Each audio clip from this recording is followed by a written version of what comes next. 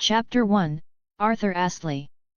Nearing 19 years old, still never had a girlfriend. That's me. L.E. Loner. Shit's rough, but, given that I'm the one who keeps to himself everywhere I go, who is really to blame? Name's Arthur Astley, by the way, cool name, I know. I'm a guy with way too many hobbies: video games, anime, boxing, reading, basketball, shit, there's hardly any time for all of them. Especially since I started working this year in some dusty warehouse. Physical labor, while retard-proof, is quite straining. Why am I here, lifting random shit, something even robots could do? Well, I didn't want to pursue my talents in economics at uni and end up 1k in debt due to student loans. Real life sucks, it really does. The good thing is I finally got some money now, though. I can buy the things I want from time to time without having to rely on anyone else. I tend to work too hard, while everyone else around me is chatting to their colleagues and having a laugh for the whole day. I'm out here busting my ass, for what? In the end, I don't get any more pay than the rest of them. I'm just wasting my energy. Despite knowing this, I still give it my all. That's how I was raised by my dad. If I had a talent, it would be mindless physical labor. Ah, it's the end of the shift, thank fuck. Picking up my backpack, I don't waste much time getting out and hopping on the next bus I needed to get home. Shit's full, so I end up standing to the side, squashed almost. It was the late afternoon of a Saturday, so this was to be expected. Though, as I stood there, listening to my YouTube music playlist, yes, fuck Spotify, the couple next to me started going a bit crazy. The girl beside me hugs some guy, who I assume is her boyfriend, and keeps spamming kisses like she's a Pokemon and it's her only move. The guy was kinda chilling, making me want to roll my eyes. Get a room, wonkers. Eventually, he reciprocated her kisses, and I felt violated, in a way. It wasn't that she was so peng that I was jealous of the guy, okay, I was jealous in a different way, but it wasn't because of her looks. The truth was that I wanted that kind of intimacy, too. I wanted a girl who treated me nice. Someone I could cuddle, kiss, and share the warmth with. I just wanted to be happy, really. Was it too much to ask? Alas, nothing falls out of the sky for an average guy. I once had real dreams and aspirations, but I never did go the extra mile for them, I just wanted the rewards instantly. It was easy to dream, but taking all those tiny steps to the mountaintop wasn't.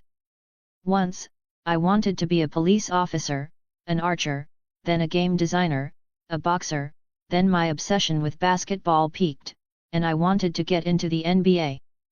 When you're born 5'7" and striving to get into a league of giants, it's just not likely, is it? Was that my excuse? Something that I never had any control over? I mean, I used to practice almost every day and I still sucked, there really was no hope for me. After a horrendous journey home full of packed trains and buses, where the hell did the fear over COVID-19 go, I finally got home. Dropped that backpack onto the ground, took off my shoes and work pants and just laid down on my apartment bed. I was tired as all hell, honestly. Those 12-hour shifts ain't ever been easy. Living alone didn't make my feeling of isolation any better. Despite all the lectures and irritating moments, I did miss my family. A notification popped up. Lakers vs Celtics tip-off, Lakers looking to snap 10-game losing streak for third win of the season. Bum-ass team. I rolled my eyes and just went to sleep. Hello mate. I open my eyes, and see this shiny as fuck guy. By shiny, I mean fucking blinding. For a few moments, I thought that I had gone blind forever. Mortal skill issues. Suddenly, I regained my sight and could perfectly see him. He had a massive build, long silver hair and purple eyes. He looked like a weird mix between peak Robert Baratheon's shape, the mountain's height and Rhaegar Targaryen's beautiful appearance. This man could pull any chick he wanted, no doubt, even his slight smile was charming. Wait, that's House Targaryen's sigil, isn't it? I stared at his clothing in confusion. It was something you'd see Daemon Targaryen from the House of the Dragon wearing. Then I looked at my clothing, a suit? Why am I in an office? How the fuck did I get here? You have one too many questions, little prospect. The man chuckled, sipping Coca-Cola. I'm a busy man, so let's keep this short. He pushed a sheet of paper towards me. This has to be some weird dream. Within reason, I slapped myself. Oh, it's hardly a dream. Given that you have no true aspirations. I thought, why not entertain me? I have aspirations. Working as a glorified slave for that useless paper? You're cleverer than that. But, you don't like taking risks, do you? That's why you would have never gone anywhere in life. Alone, broke and depressed, a life where all of your so-called pleasures are simply distractions such as those video games, TV shows and that pointless game where they put a ball in a hoop. Your entire existence, from beginning to end, is worthless. Tisk, tisk, tisk, truly, such a waste of your talents. What talents? I questioned, raising an eyebrow. My ass just got cooked so hard, but, he was right. What the hell was I doing with my life? Nothing, really. I began to wonder, what was he proposing? Let's find out. The silver man smiled, lightly tapping on the sheet with a dagger. Go on, I did give you a pen. What's this even about? If you read the damn thing, you would know. Regardless. I'm going out on a date with one of my wives. You have all the time in the multiverse, so don't rush your answers, Arthur Astley. I blinked and he vanished. Immediately after, I stood up from my chair and inspected the room properly. Turns out, this office was at the top of a skyscraper. However, when I tried to get out in any way, I couldn't. There didn't seem to be anyone else with me. I had no choice but to turn to the paper on the table. Prospect 69, I welcome you to my prospect program. In due time, all will be known to you. However, for now, you will have to keep your curiosity to yourself. As you may have realized, you are not where you used to be, nor will you be returning anytime soon. However, if you perform adequately in your second life that is to come, you may be gifted with the opportunity to do so. Before we begin, answer a few questions for me. I already know the answers you are going to give, but I believe that everything would make sense more to you if you answered them as well. No need for long answers, short sentences are good enough. It's the thought that counts most. 1.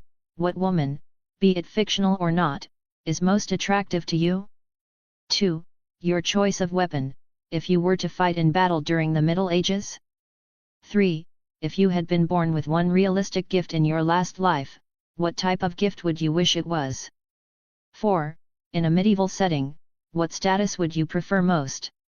Rank the following from 1 to 5. King, Prince, Knight, Freeman, Slave. 5.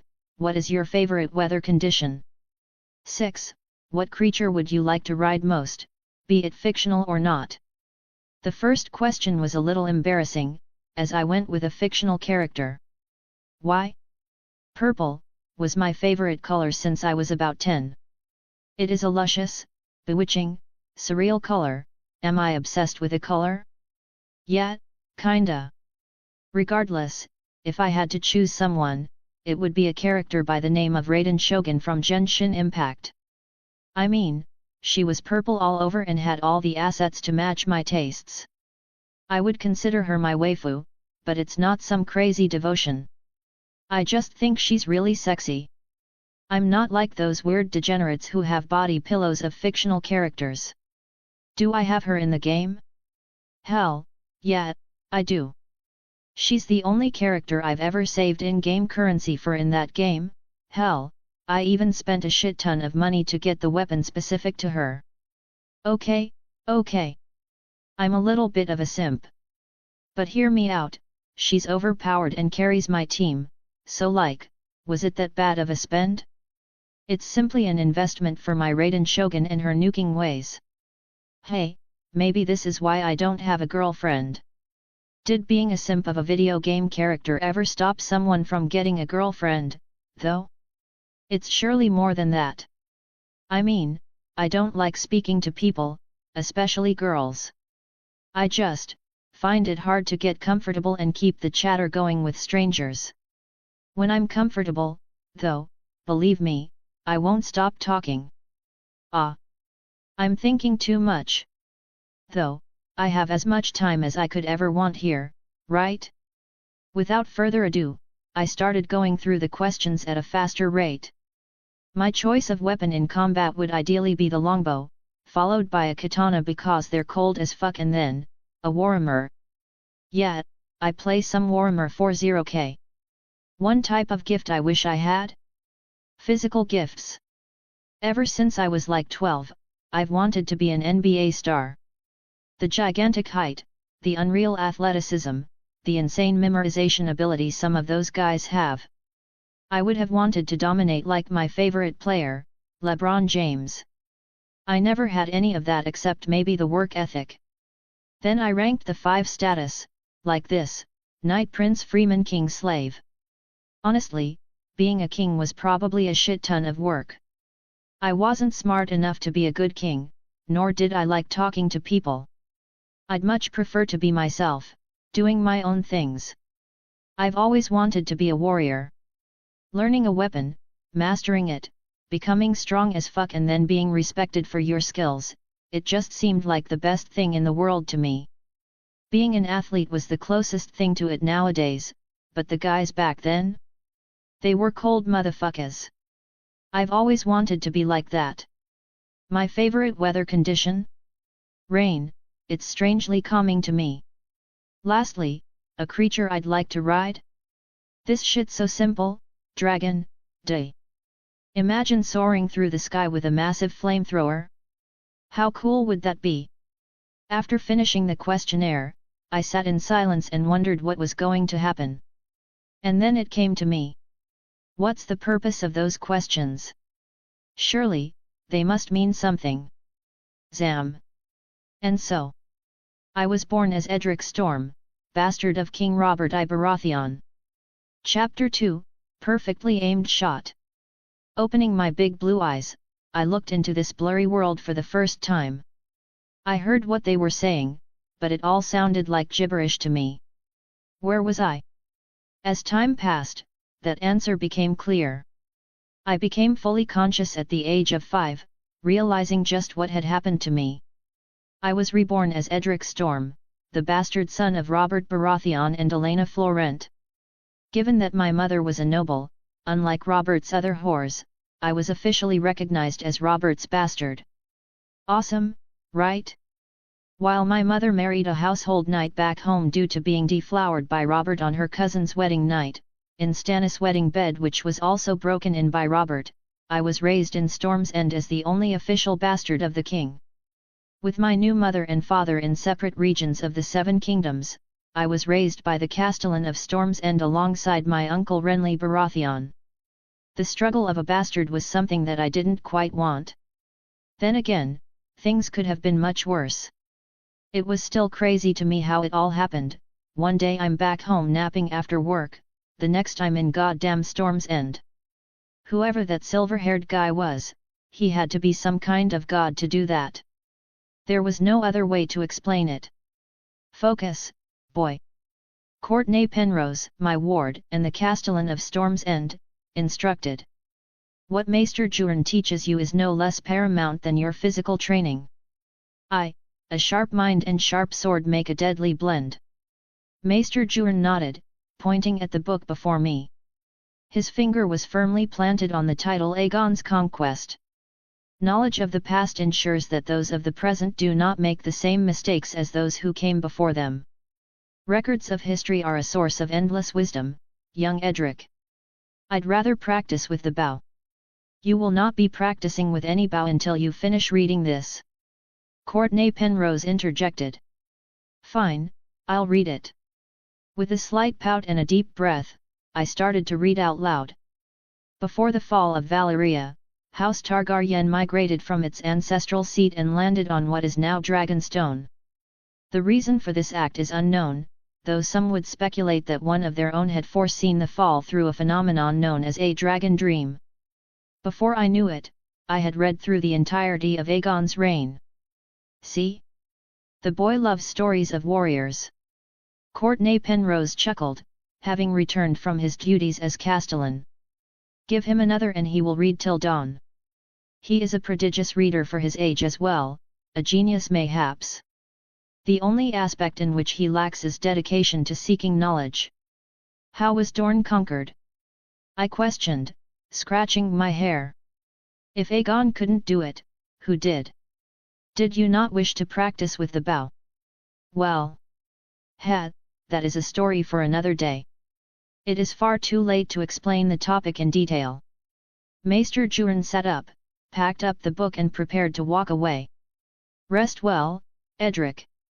Perhaps Sir Courtney might even find some time for you to practice. I sighed, shaking my head. The one time I'm interested in the books, he walks away? A clever trick. Courtney Penrose remarked with a warm smile. Now you are excited for next time. Humph. Come, you were eager for practice, last I heard. Are you not? I am, obviously. All right, then. Keep up. Courtney Penrose tapped my shoulder and walked on, leading me out of the library and into the vast halls. There were House Baratheon banners at every corner, alongside the house's words, "Ours is the fury." Despite being officially acknowledged, I was not legitimized by any accounts and could not use either of my house's true banners. Though, I could wear reversed color versions, something I learned from Maester Jurin. It was getting dark but I was determined to get some reps in at the practice yard. The sky is clouded tonight, be quick, Edric, unless you would wish to return soaked in rain. You would be soaked, too, I replied, shrugging my shoulders as I went over to grab the smallest bow around and took some arrows with me. True enough, I would. All right. Steadying my feet, I take a look at the human-like dummy of hay. Raising my bow with my left hand, I load the arrow with my left. A well-paced breath later, I fire straight for the head. Bzzzt. The arrow barely scraped the dummy's left elbow. Well, if he had one, it would have. Mayhaps 5 yards is too far for you. Courtney Penrose jabbed. Regardless, most boys start at 7 or 8 years of age. You are still too young and your time would be better utilized in other things, dash. I don't want to hear that. I interrupted and tightened my grip on the bow. I can do this. I know I can. Very well. Courtney Penrose chuckled slightly in amusement. You truly are Robert's son in both blood and spirit. Bzzzt. Went over the head. Bzzzt. Scraped the shoulder. Bzzzt. After countless attempts, I felt genuinely pissed off. How hard could this shit be? It felt like I had been at it for ages and still sucked. You are easily angered, boy. Channel your fury, focus it, and you will find better results. Courtney Penrose lectured, keenly observing my results. You've shown that you have the strength to hit your target. However, when you use your strength, you specifically tend to sacrifice accuracy. You will need the best of both to hit the head. All right, one last time. I focused up again and adjusted my angle from the previous time, ensuring that I didn't get the same result. Then, with all the strength my little body had, pulled the string back. Something didn't feel right, so I pulled back and tried again. All right, this is the time. 5-year-old baby boy or not, I can do this shit. I felt a fiery breeze erupt from within as I pulled back, and fired. Whoosh, thud.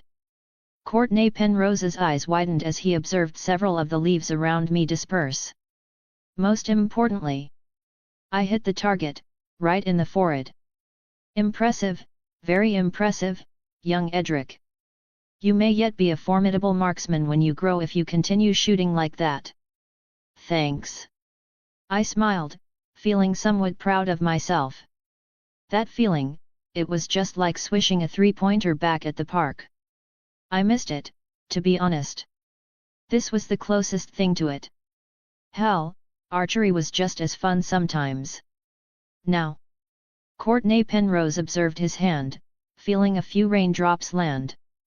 You took too long, it has begun to rain. I'm not getting soaked, you are. I dropped everything and ran straight to the castle. I knew how Storm's End weather could be, very shit, very much like England. Before it started to rain cats and dogs, I wanted to be out of there. Insolent boy. He chuckled, trying to run after me. Bzzzt. Boom. Purple lightning struck. Courtney Penrose held his arm over his eyes, avoiding the blinding light. Then, as it faded, there was a clear crater in the ground, causing panic to erupt in his heart. He hastily sprinted forwards, only to see Edric Storm right out of the radius. It didn't seem like he was directly struck, taking the rear of the damage.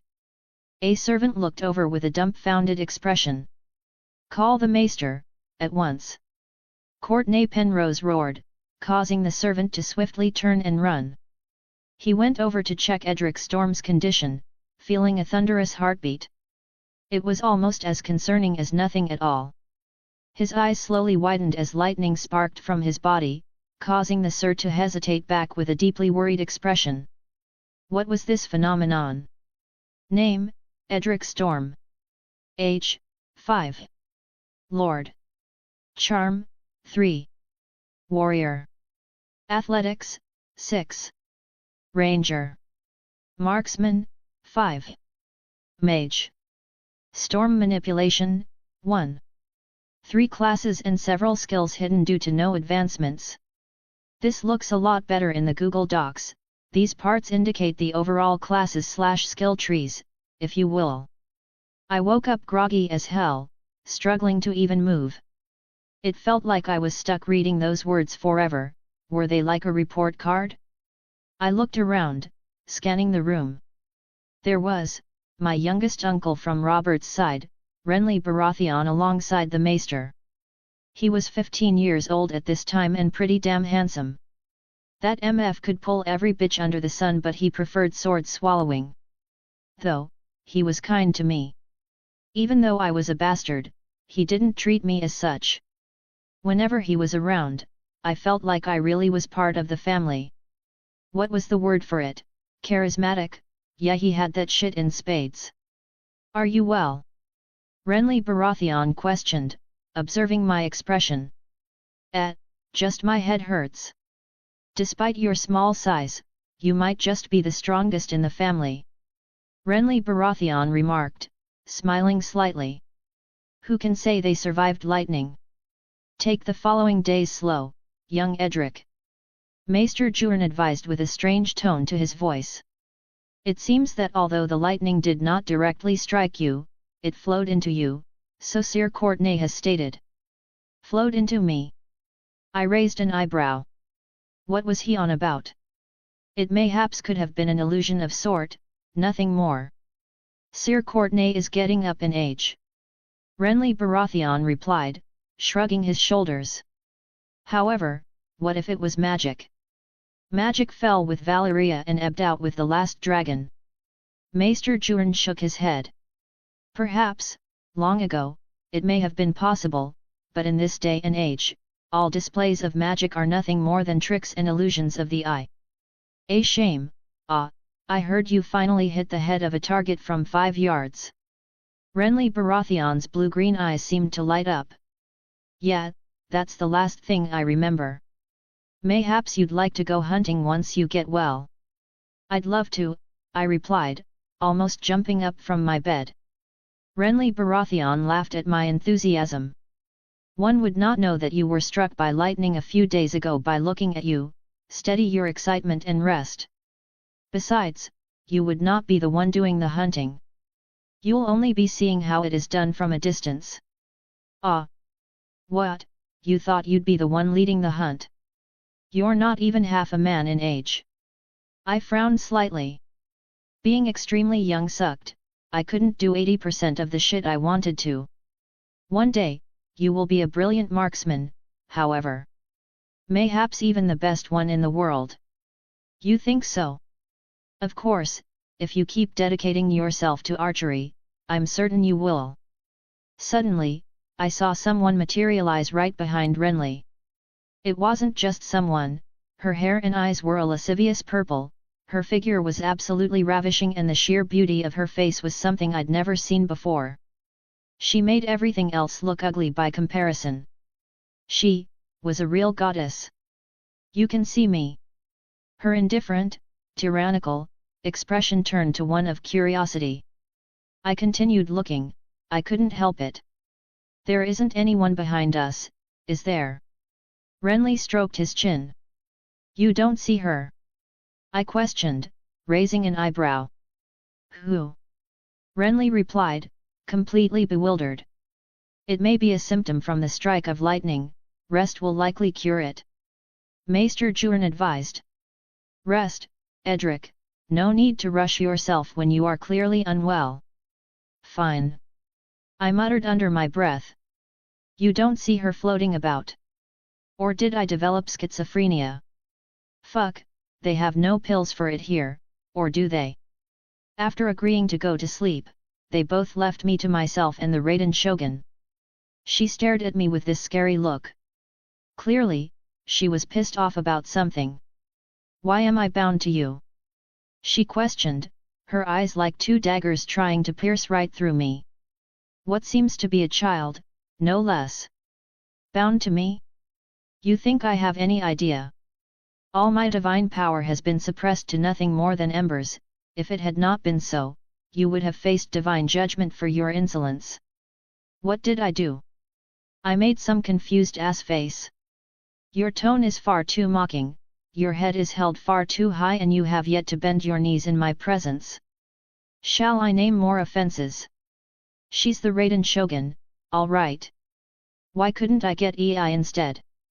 Even if this was all an illusion, she would be way more fun to be around. Nah, I'm good. My uncle was right. I'm going to sleep and when I wake up, you'll be gone. Humph, you think you have power over me? How presumptuous for a child. Shut up and let me sleep. I throw my head straight into the pillow and close my eyes. I was wrong, she didn't go away. We kind of ignored each other the entire time.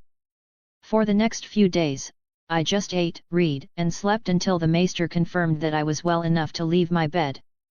Courtenay Penrose was especially busy today, so I was trained by the Master of Arms instead. Though, we hardly had the same relationship. It felt like sometimes Sir Davis was against me and sometimes for me. Like, he tended to switch up whenever. Today there was a more open session and for my first fight, I was out up against a 10-year-old highborn. His goofy self was called Arthur, bitch-ass MF stole my OG name, and the only reason he was here was that his father was some lord. Lord was being generous, however. His surname wasn't even worth knowing. Tudbury or something. I think his sigil was a brown turtle. Why does it sound like I despise him? Well, it's because he's a complete and utter cunt. Simple as. Ever since I could remember, he took the bastard title and used it against me whenever he could. Don't know what I did to get on his bad side, nor did I really care. Bastard wants to play, hey. He whispered to me, smiling ever so slightly. We both knew this was a grim mismatch that my 5-year-old body couldn't quite overcome. Regardless, I grabbed my practice sword and kept my composure. I still had some pride in not running away. After a nod, the Master of Arms signaled the beginning of the bout. Arthur came swinging, quickly overwhelming my defense and getting me down to the floor in less than 20 seconds. It was embarrassing, but there was barely anything I could do about it. That was unfair, I spoke out, feeling pissed off. How is he letting me fight someone double my age? In battle, we do not choose our opponents. We face them directly. the Master-at-Arms stated, almost as if the beating was a lesson. Regardless, you only spoke out your disapproval after the bout started. Go fight the mountain and tell me that. Facing your opponents directly. I countered, frowning ever so slightly. Oh wait, you wouldn't, would you? That's what I thought. Sharp tongue for a little bastard. He muttered, chuckling to himself. Pardon. You may go again. We face our opponents directly, Edric Storm. Arthur grinned. It was that stupid grin that set me off every time. The mention of my surname didn't help. This time, he took his time kicking my ass. A hit to the arms, to the leg, shoulder, chest. I couldn't do shit against someone twice my age. It was blatantly unfair and no one gave a damn. You look like you're about to cry, where is your whore mother to accommodate you? Ah, she's getting done in by some night. Maybe more? One man might not quite be enough after your fat father was in there. Who taught this kid to talk like that? Genuinely, shit parenting. His ass was whispering the entire time, making sure that no one else heard. He was a coward, at the end of the day. You think you're tough shit, huh? To his surprise, I threw the practice sword straight at him. He blocked with great difficulty, all the while I ran straight to the weapon rack. Where, that's foul play. Arthur complained when he saw me grab my bow and swiftly load an arrow. This is a sword skill lesson, not archery. In battle, we do not choose our opponents. However, refusing to adapt to better increase your chances of victory, is that not foolishness? Come get me if you can, cunt face. Sir Darius. Go on, face him. You let him turn his back and outrun you. The Master of Arms shook his head. Sure, it's not as if he can hit his target anyway. Arthur paced forward towards me, strafing from side to side to throw off my accuracy. I took a deep breath as he neared and kept my arrow still. He kept drawing closer and closer, but I didn't let go yet. Just as he was close enough for a swing, I fired. It was too easy. Shoo, thump. Ow. Arthur Tudbury bent down, screaming like a little girl. Both of his hands fell to grab at his groin, where an arrow had perfectly struck. His sword clattered onto the ground and he eventually fell onto the ground, rolling in pain. If you're going to disrespect me, don't be a coward about it. I looked down at him, stomping on his face. Cunt. Enough. Sir Davis stepped in, stopping me from doing any more damage. I looked around and realized that everyone present liked me even less. Even though I only paid what was due. I was an outcast, no matter what. These were little lords and ladies, legitimate children of noble houses. I was a boy who barely knew his mother or father. Barely was an understatement, too. I haven't seen either in years.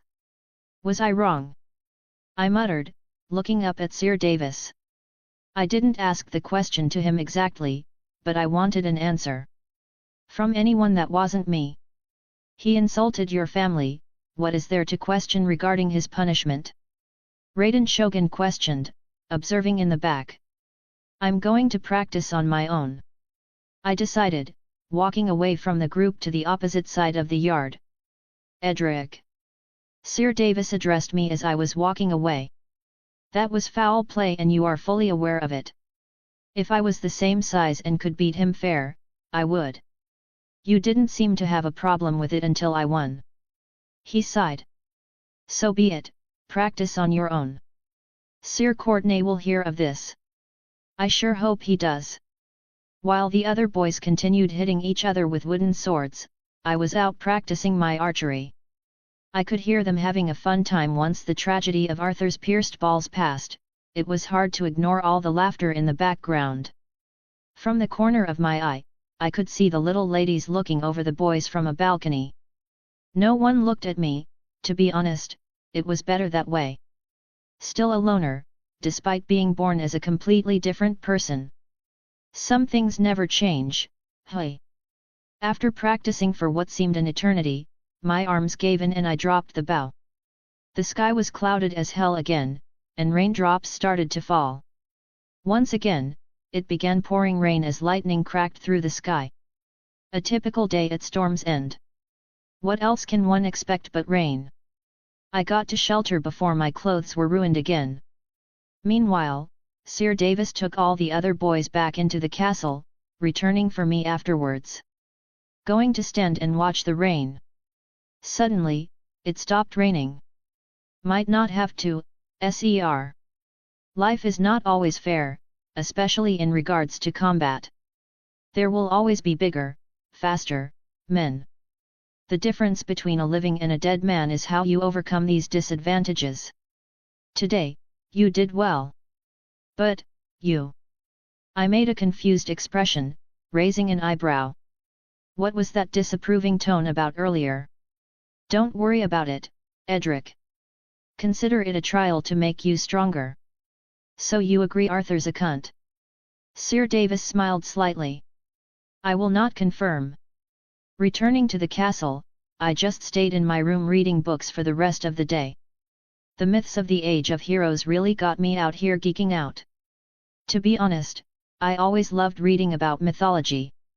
The only books I banged out in the school library were books like the Percy Jackson series, so it's not that surprising. Eventually, Courtney Penrose came over to catch up. You shot him there. Courtney Penrose laughed, shaking his head. You are a ruthless boy. Still, everyone likes me even less now. I sighed, lowering my head slightly. It doesn't really matter to me, but... Do you ever wonder why no one approaches you, apart from your heritage? Well... You're the least approachable boy in Storm's End, I can say that much for certain. You might not think it, but making friends is important for your future. Here, at court, especially. Renly and I will not be raising you forever, Edric. One day, you will have to find your own place in this world. What's the point in trying if I'll just be brushed aside? I questioned. How have you decided on the result already before seeing it play out? Look at your father and your uncle, they make friends wherever they go. You have it in you to do the same, you simply don't try. Is it genuine if I have to try? In time, it will come naturally to you. The hardest step towards friendship is the introduction. Once that ground is covered, it becomes smooth sailing. I really don't care. Promise me you will try. Do I have to? Or you won't be touching a bow? Fine. After a sigh, I agreed. I'll try. Good. In the middle of the night. You know, you need to stop staring at me like that. Makes it hard to sleep. I glanced at the Raiden Shogun. I know, I'm an exceptionally handsome young lad, but you need to keep your eyes to yourself. A child shouldn't be talking like that. She frowned slightly. I'm a special boy, haven't you heard? She turned her eyes away, floating in silence. I can sleep, at last. Can't wait to make some friends tomorrow. Chapter 3, Lord's Progress. I slept pretty well, too well, actually. Courtney Penrose practically had to drag me out of bed. Earlier, I was having a weird dream where the Night King and his army T-pose marched into the wall. Afterwards, the colossal titan fell out of the sky and kicked the Night King into outer space. Then it turns out Jon Snow was the titan shifter behind it all. Super Mario appears and expresses his fury over not being paid back Jon Snow's debt in coins, proceeding to light him up with an AK-47. Then he goes to Daenerys and calls her his queen.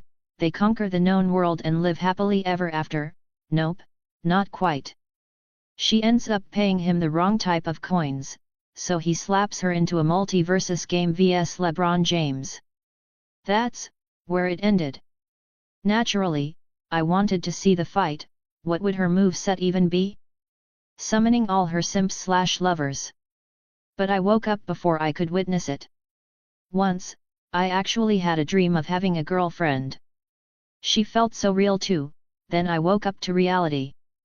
Made me realize just how desperate I was. Though, don't people usually act out in desperation? In my case, I didn't do anything about it. It was the usual day, starting with early morning archery practice. A majority of people were still sleeping, which allowed me to practice in peace. Courtney Penrose was a welcome observer. That is good enough. Now go and break your fast with the rest. Sure. I was directed to sit next to Arthur Tudbury, which was just brilliant. That man ate his food rapidly while giving angry glances from time to time. I knew damn well he'd find a way to get back at me. After a sigh, I turned to him. Sorry about the other day. Sorry? You wish to apologize to me? Trust me, I really don't. I'd shoot you in the nuts again if I could. You know, we don't have to keep fighting. Don't know what you have against me, but it's not that serious. I was just defending myself the entire time, and you know it. It is so easy to stand tall when you're the one who embarrassed me, isn't it? Arthur Tudbury countered, gazing to the other side of the hall. I joined him and realized that he was being laughed at. Even sitting on this side of the table is insulting. Shows how close you all really were. The moment you're down, they laugh at you like they do to me. I remarked, shrugging my shoulders. Even if you get back at me, it wouldn't change much. I suggest you watch your back, Edric. Hear me out. Listen to a bastard. He scoffed, standing up. You don't belong here. I sighed, watching him walk away. I tried. Some things just aren't meant to be, I guess. I tried starting up conversations with a multitude of people my physical age who seemed even slightly approachable. Asked a girl for one of her fruits and she pointed me to some rotten ones. You'd think that my Baratheon charms would have done something. Respectfully, no. Then there was a kid who just got smacked up, so I came over to help him in the aftermath, but he just brushed me aside.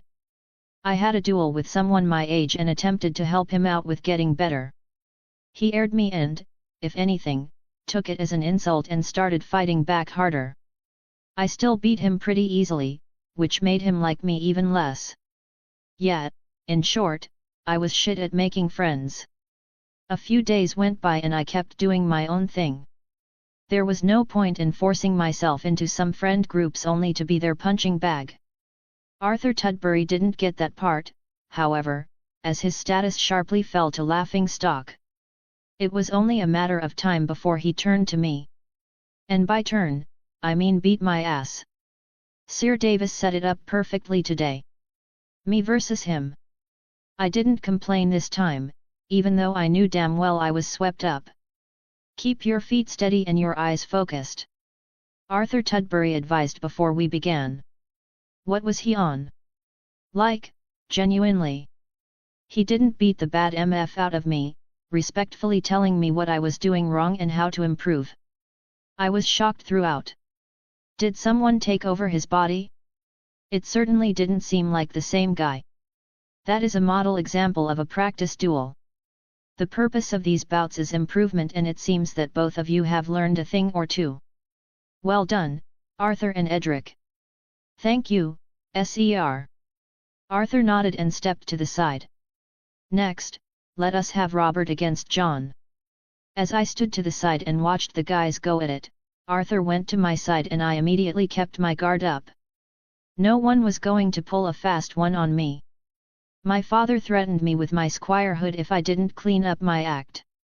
Arthur Tudbury sighed, shaking his head. So, would you put a good word forward to Sir Courtney for me? That's my guy. I couldn't help but smile. If you're acting like this, I don't see why not. I see. So, you want to be a knight too? I wasn't good at small talk, but shit, why not? This man is on a tight-ass leash. Like my father and his father before him. Arthur nodded. You see, I was named after the Sword of the Morning, the finest swordsman to ever live. How could I not be a knight, at the very least? Names don't make a warrior. The person does. I stated, shrugging my shoulder. Elsewise, I ought to be a Storm King of some sort. Arthur raised an eyebrow. Bastards have never been kings here, though. You'd be wrong, I smirked slightly, recalling one of the more interesting Storm Kings. There was a Storm King called Raiden Storm. His brother's wife crowned him. Really? MHM. He also had 22 wives and 99 sons. Arthur Tudbury's jaw dropped. 22 wives, 99 sons. Yet, he was active. A warrior in the field and the bedchamber. Arthur chuckled. Sure seems so. Did he also sleep with his brother's wife? If the songs sing true, he did. In the end, Arthur wasn't that much different from the average young boy. The good thing is I wasn't exactly the most mature 19-year-old back on Earth, nor did I feel like acting one. Maturity was boring, most of the time.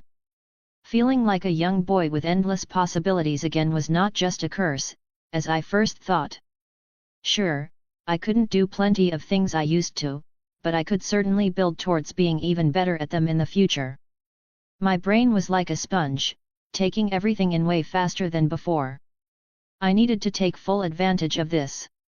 Name, Edric Storm. Age, 6. Lord. Charm, 12. Warrior.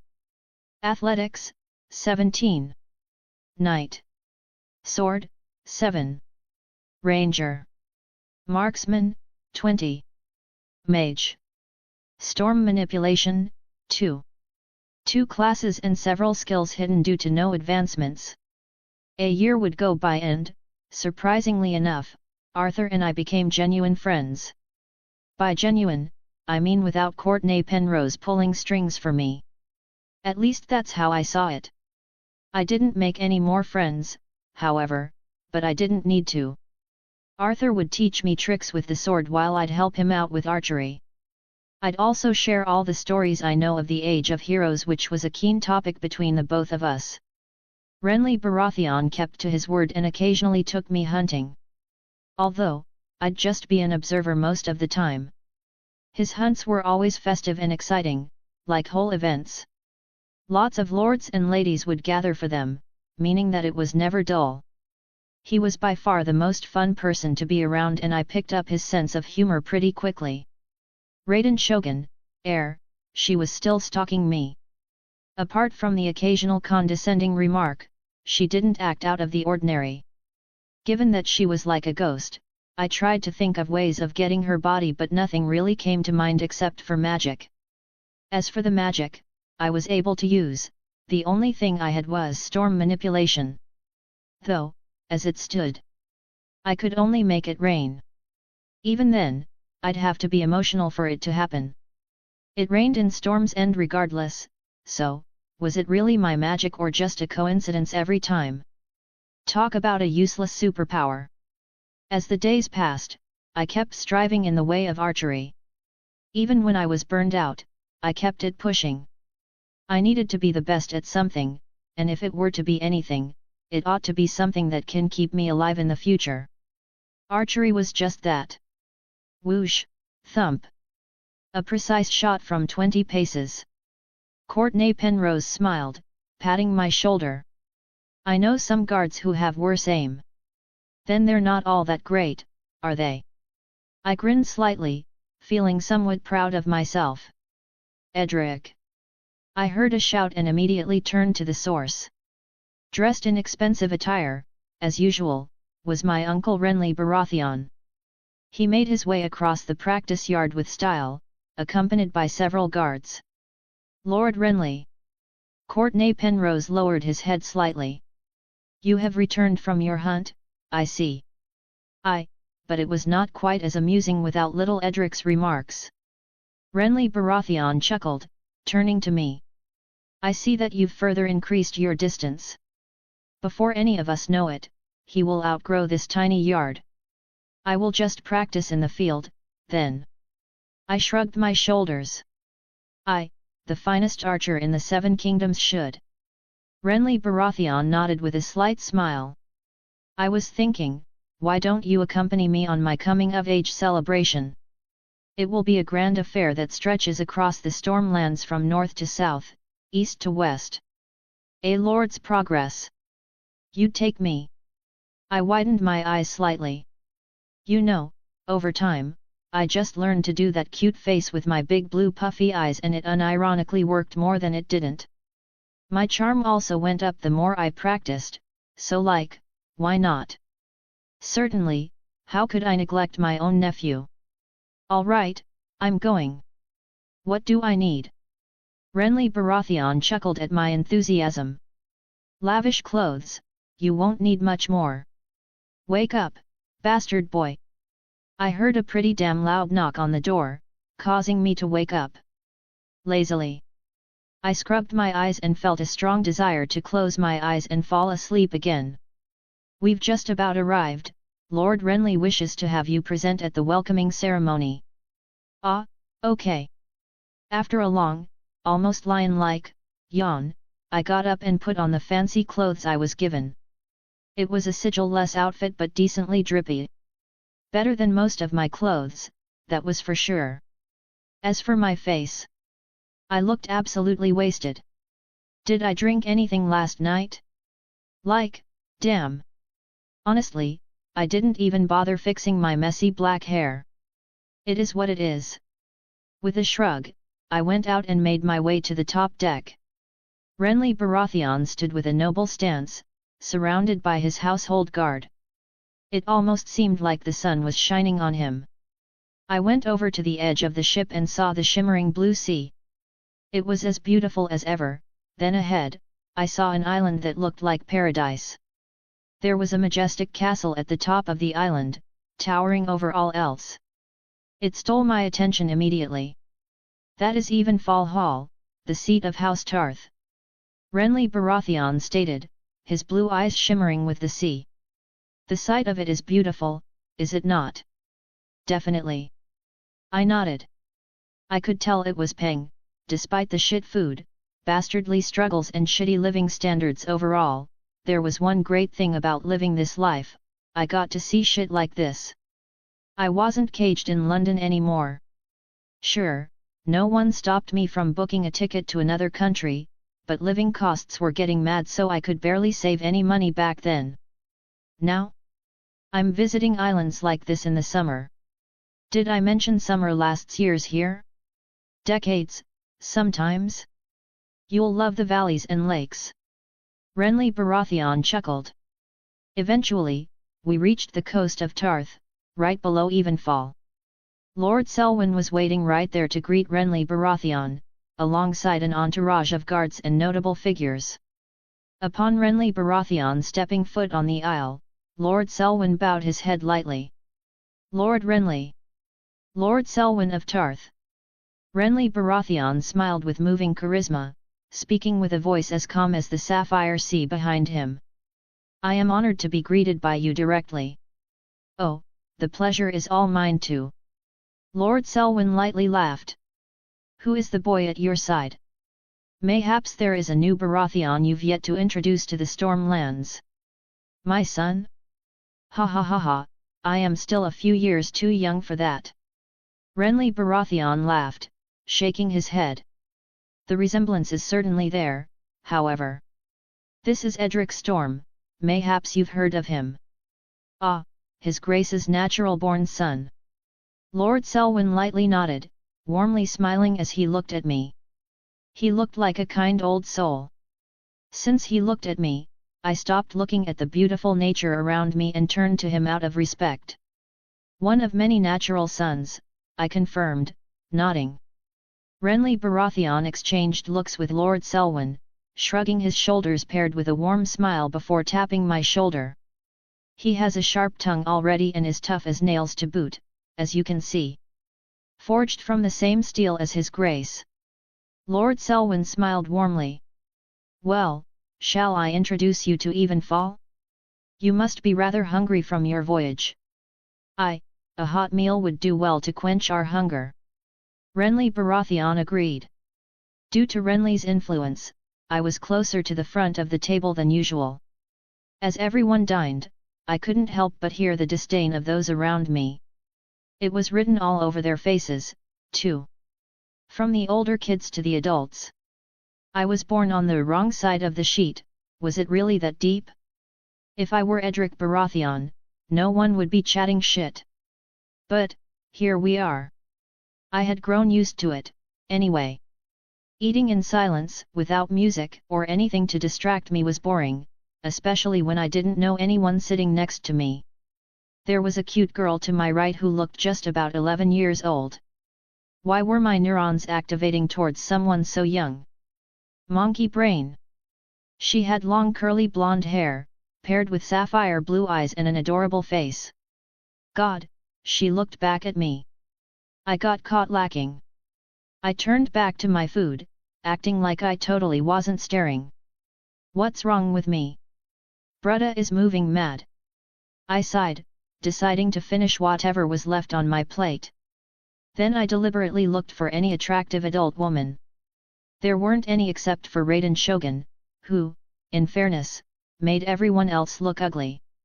Though, there was a girl that was especially, and terribly hideous. She kind of looked like Brienne of Tarth but a teenager and 3 times uglier. Isn't she sitting a bit close to Lord Selwyn? After a quick deduction, I realized that she was, in fact, Brienne. I also realized that I'm a cunt for judging appearances. Not the prettiest flower in the garden. Raiden Shogun observed, noticing where I was looking. She has a strong will, however, and the body to carry it. If visions existed in this world, she could have attained one later in her life. Regardless, she would have made a fine warrior in my service. Such a pity I cannot recruit her. Is she scouting Brienne like that? No way. After a minute or so of staring into space, I couldn't keep my boredom any longer. A man like me always had to be moving. I just couldn't sit still. I had to do something. Why not chat to the girl on my right? Shit, I need to work on my charm anyways. What's the worst she can say to me? So, how is it living here, on Tarth? She kept eating her food with a steady, graceful pace that was borderline slow, stopping as I spoke. She glanced at me before turning back and continuing as if nothing happened. The worst she can say is nothing, goddamn. Now my confidence is done out and the social anxiety is kicking in. Being a gentleman, I was inclined to just keep to myself, but another side of me hated being ignored. Must be nice, from the looks of it. I've lived basically my entire life on Storm's End where rain is common. It's not all that cold in the summer, though, even with the strong winds. She continued to air me. It's fine, totally fine. I comforted myself with a sniffle and moved on. It didn't help that the guy on the left was chuckling, so I stood up and decided to go out for a walk. However, right as I did that, Lord Selwyn sat up from his seat. A dance should liven the spirits, Lord Renly. Why, indeed. Renly Baratheon clapped his hands. The first lady to approach me may share a dance with the Lord of Storm's End. Suddenly, there was a rush of girls moving through the hall almost like a horde of charging bulls. It was almost comical. I wasn't surprised that he was popular even here. While Renly had his partner immediately, I was still scratching my hair. The cute girl was still there, so I raised my voice slightly. Care to dance with me? I offered my hand. Aren't you too stubborn? She slapped it away with a look of disgust. You should be seated at the end of the table, if not outside the hall, bastard. The noble clothing is wasted on you. Why were these kids so mean to me? Nat, I ain't going out sad. This girl is way too full of herself. And your comely appearance is wasted on a heart of venom, I replied, smiling slightly. Such a pity. I will not waste your precious time further, your grace. With a courteous bow, I walked away. From my peripheral vision, I could sense a raised eyebrow and even a bit of surprise. As I kept it pushing, another girl blocked my way. I'd dance with you, if you'd like. Hey! I blinked with surprise and looked over her a second time. A girl several years older than me, by the looks of it. She wasn't anything too spectacular. Not ugly or pretty, just decent. She had a sweet and uplifting smile on her face, however. What the hell made her so happy? A nice doll for Christmas. Sure. I shrugged my shoulders. My dancing skills weren't nearly as refined as my archery, sadly. Though, through all my stumbling, we had a surprisingly good dance with plenty of laughs. Meanwhile, Renly Baratheon was the first man to entertain Brienne of Tarth with courtesy. "You're too clumsy." The girl laughed, in a nice way. "Never said I was a good dancer."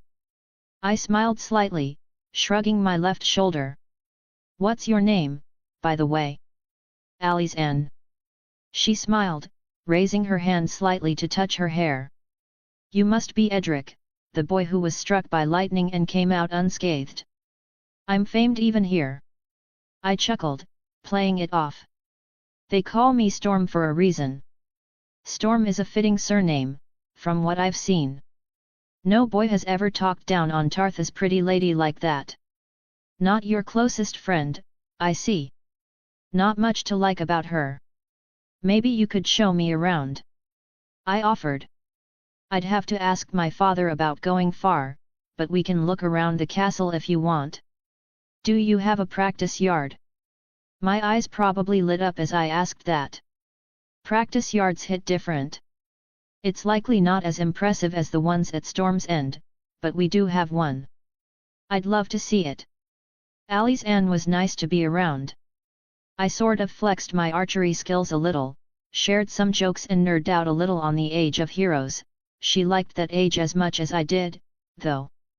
Strangely, sadly but happily, she was like the first girl I could ever vibe with for a whole day without getting socially awkward. It was a major achievement for me, to say the least. "Hurry up, Edric."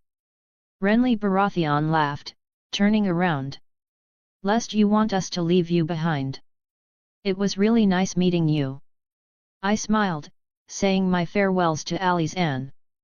"Next time, I'll show you the most beautiful lake in the world," she promised. "That's ambitious." I chuckled, raising an eyebrow. "Is it really? My uncle might have shown me it already." "You haven't seen it, it's on the other side of Tarth." "Oh, all right." I nodded with a smile on my face. "If there's a next time, I'll ask you to show me it." "Well, I have to go. Farewell, Edric." "See you, Alice-Anne." I ran down to Renly's side, where the ship was docked and a cluster of people stood before it. "You found yourself a lady." Renly Baratheon made an amused expression. "No. I didn't." I shook my head. "Just a friend."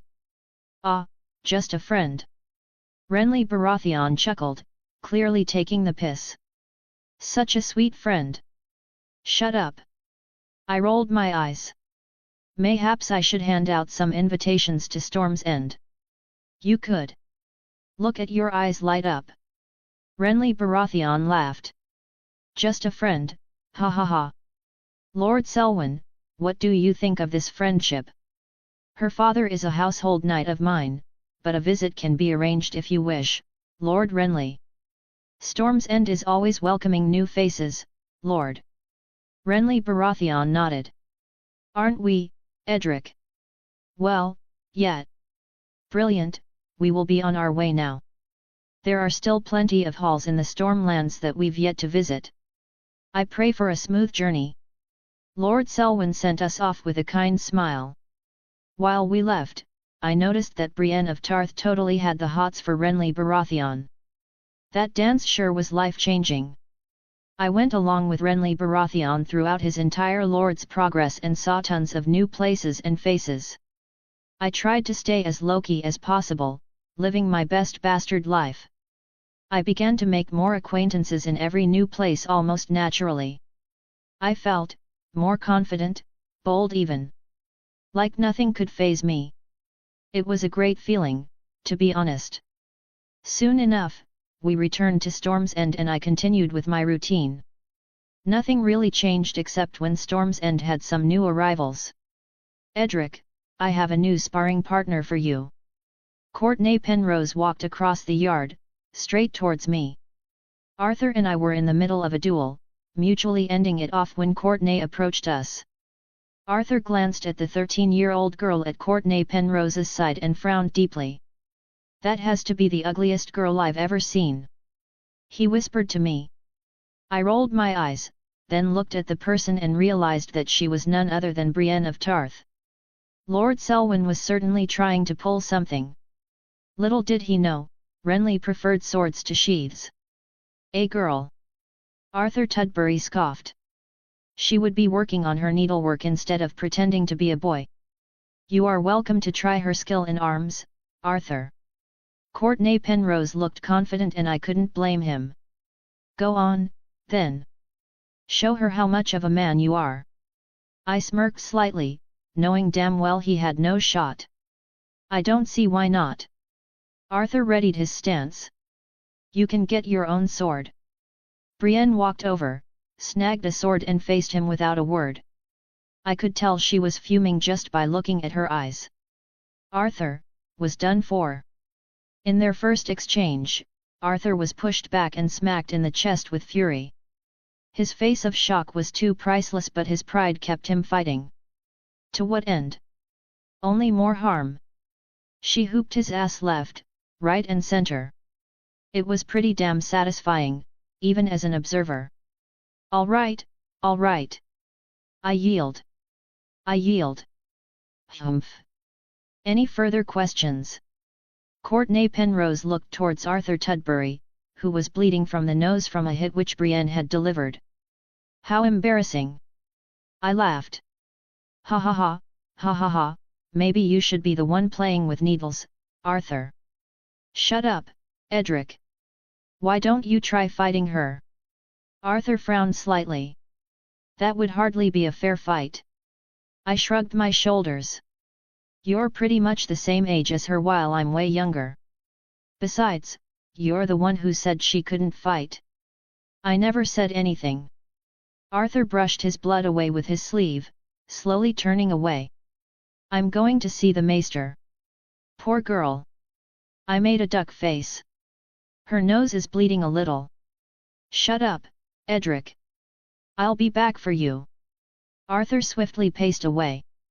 Sure thing. I glanced at Brienne and shrugged. Arthur is a proud cunt, you'll get used to it. Also, welcome to Storm's End. It's not nearly as beautiful as Tarth, but we get rain almost daily. Depending on your preferences, that could be a good thing. Brienne's blue eyes turned to me as she nodded. Thank you. For what? I raised an eyebrow. Welcoming me.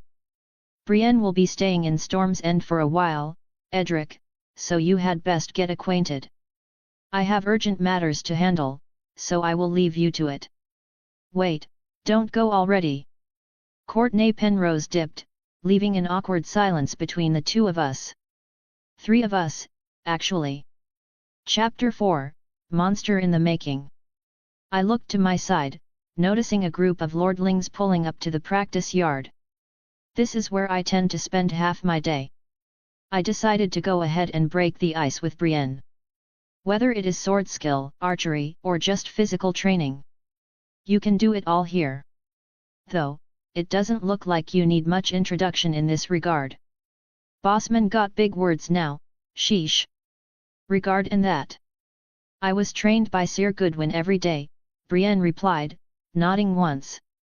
How often does Lord Renly come to observe? Whenever he feels like it. I shrugged my shoulders. Since you're a lady, you'll probably be seeing a lot of him. I wouldn't be in a rush. I see. So, you want to do some archery? Archery? Why not continue with the sword? Brienne questioned as she towered over me. I mean, given how you smashed up Arthur, I wouldn't even put up a fight. Practice isn't about winning. It's about improving with each attempt. Brienne lectured, almost like a teacher. That's pretty insightful. I slowly nodded. But that doesn't change the fact that you're twice my size. One strong hit and Brud is done. Sir Goodwin taught me that. Regardless, you can rest assured that I will not harm you too much. Brienne nodded, aiming her sword at me. Shall we begin? Okay. I smiled with a clear lack of confidence. Let's do it. I'm fucked. I am so fucked. Hugh. Brienne, without any sort of warning, charged forward and slashed vertically. I stepped back as fast as I could. Whoosh! Her combination of strength and speed caused a distinct sound of the wind being cut. Was she trying to cause me brain damage?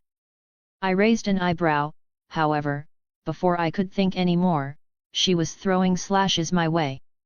Doing my best Muhammad Ali impression, I dodged all the blows, just barely. She kept at it, hitting like a mad woman on a quest for vengeance. And yet, the only thing she was cutting was air. Then I got too cocky and tripped up. Tap! She got me. You have steady feet, Brienne remarked, drawing her practice sword away from my chest.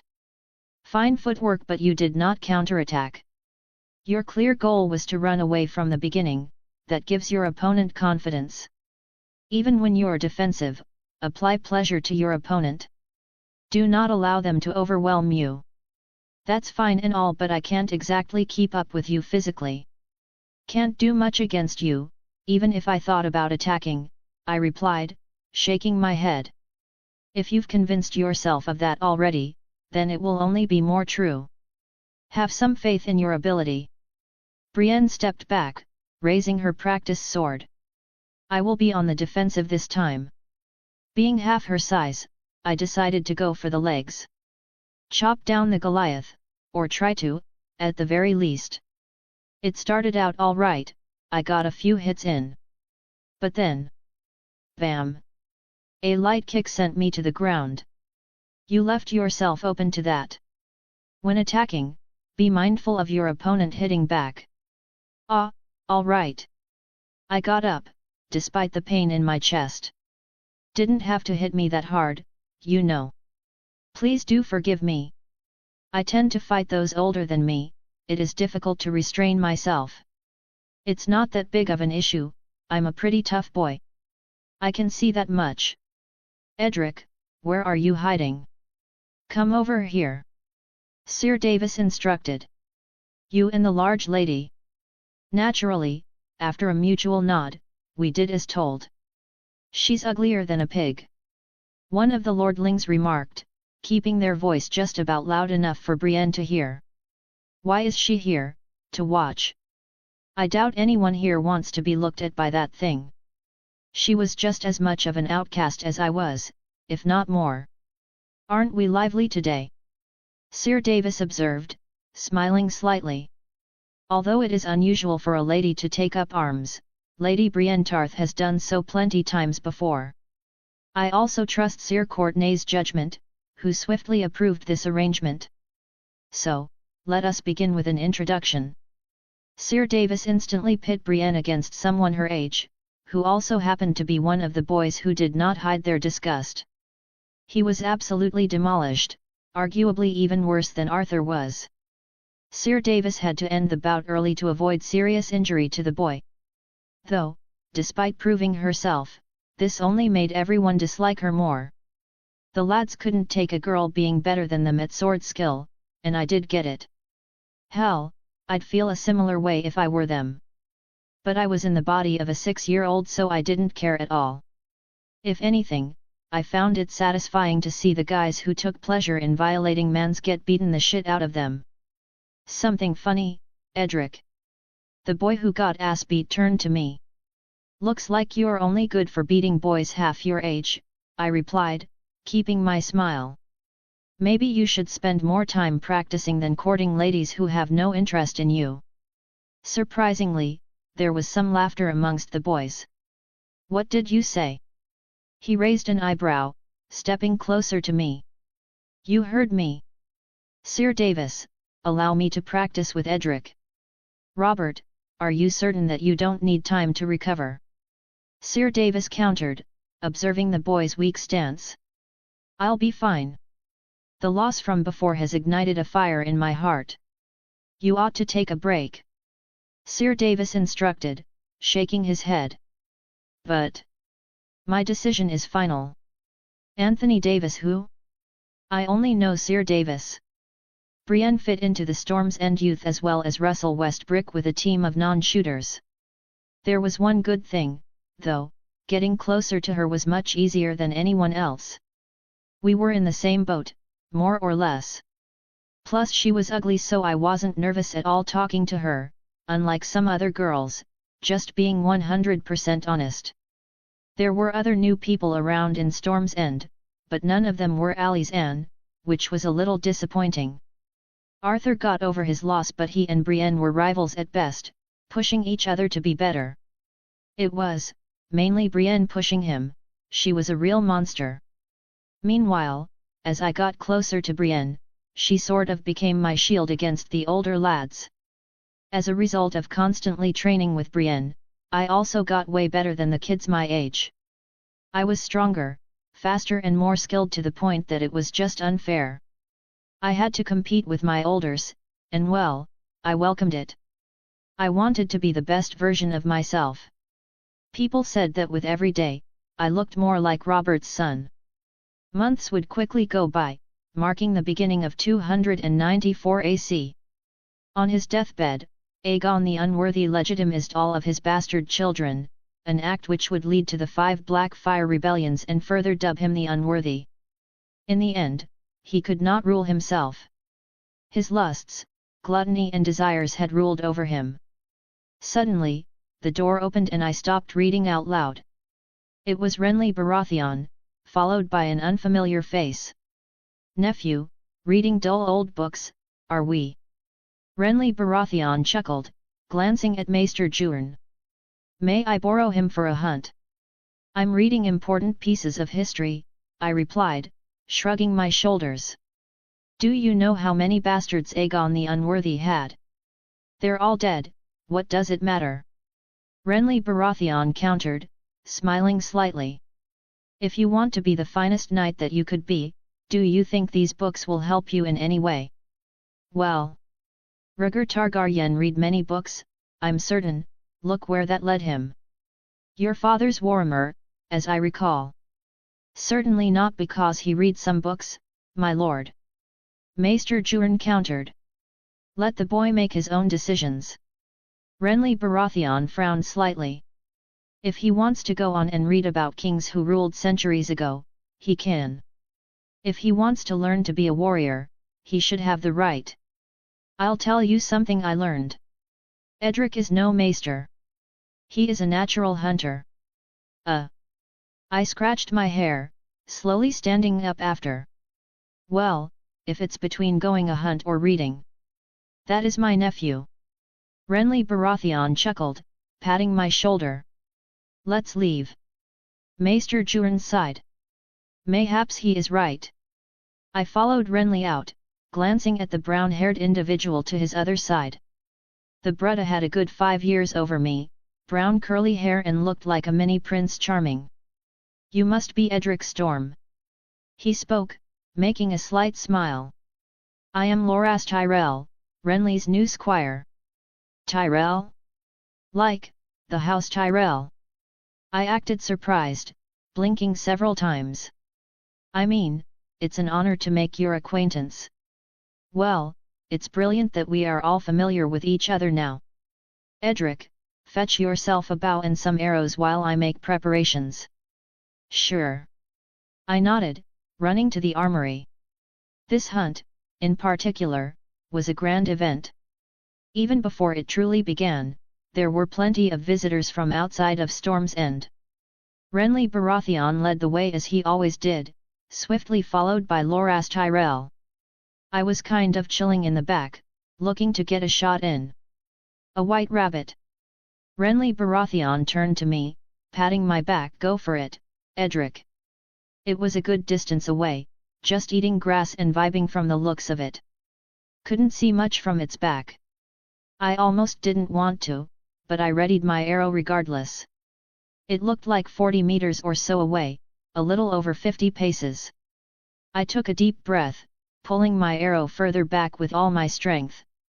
Then, right as I reached the end, I let go. Whoosh! Pierce! It went right through its lower back, stopping it from moving for a little while. Then it sparked awake and tried to hop away, but its body barely responded. I walked closer to it, closing the distance. Watching it slowly die was a little depressing. Finish it! Renly Baratheon drew his dagger and offered it, smiling rather happily. Your first kill, Rabbit Slayer. I chuckled, shaking my head. I almost forgot about the rabbit as I grabbed the shank and looked down. It's just a rabbit. I stabbed it right through, ending its pain. Keep the knife, Rabbit Slayer. Renly Baratheon chuckled. You've earned it. That was a fine shot. Loras Tyrell added. He looked pretty surprised. Edric the Rabbit Slayer became the talk of the hunt thereafter. Renly had that kind of effect. Honestly, it had a nicer ring to it than the bastard. After a day of hunting, there was a mini feast. If Renly wasn't living his life lavishly, he wasn't Renly. It was a lively night in the tents while I kept practicing my archery. Was I a boring person for doing such a dull thing when all these festivities were going on? Maybe.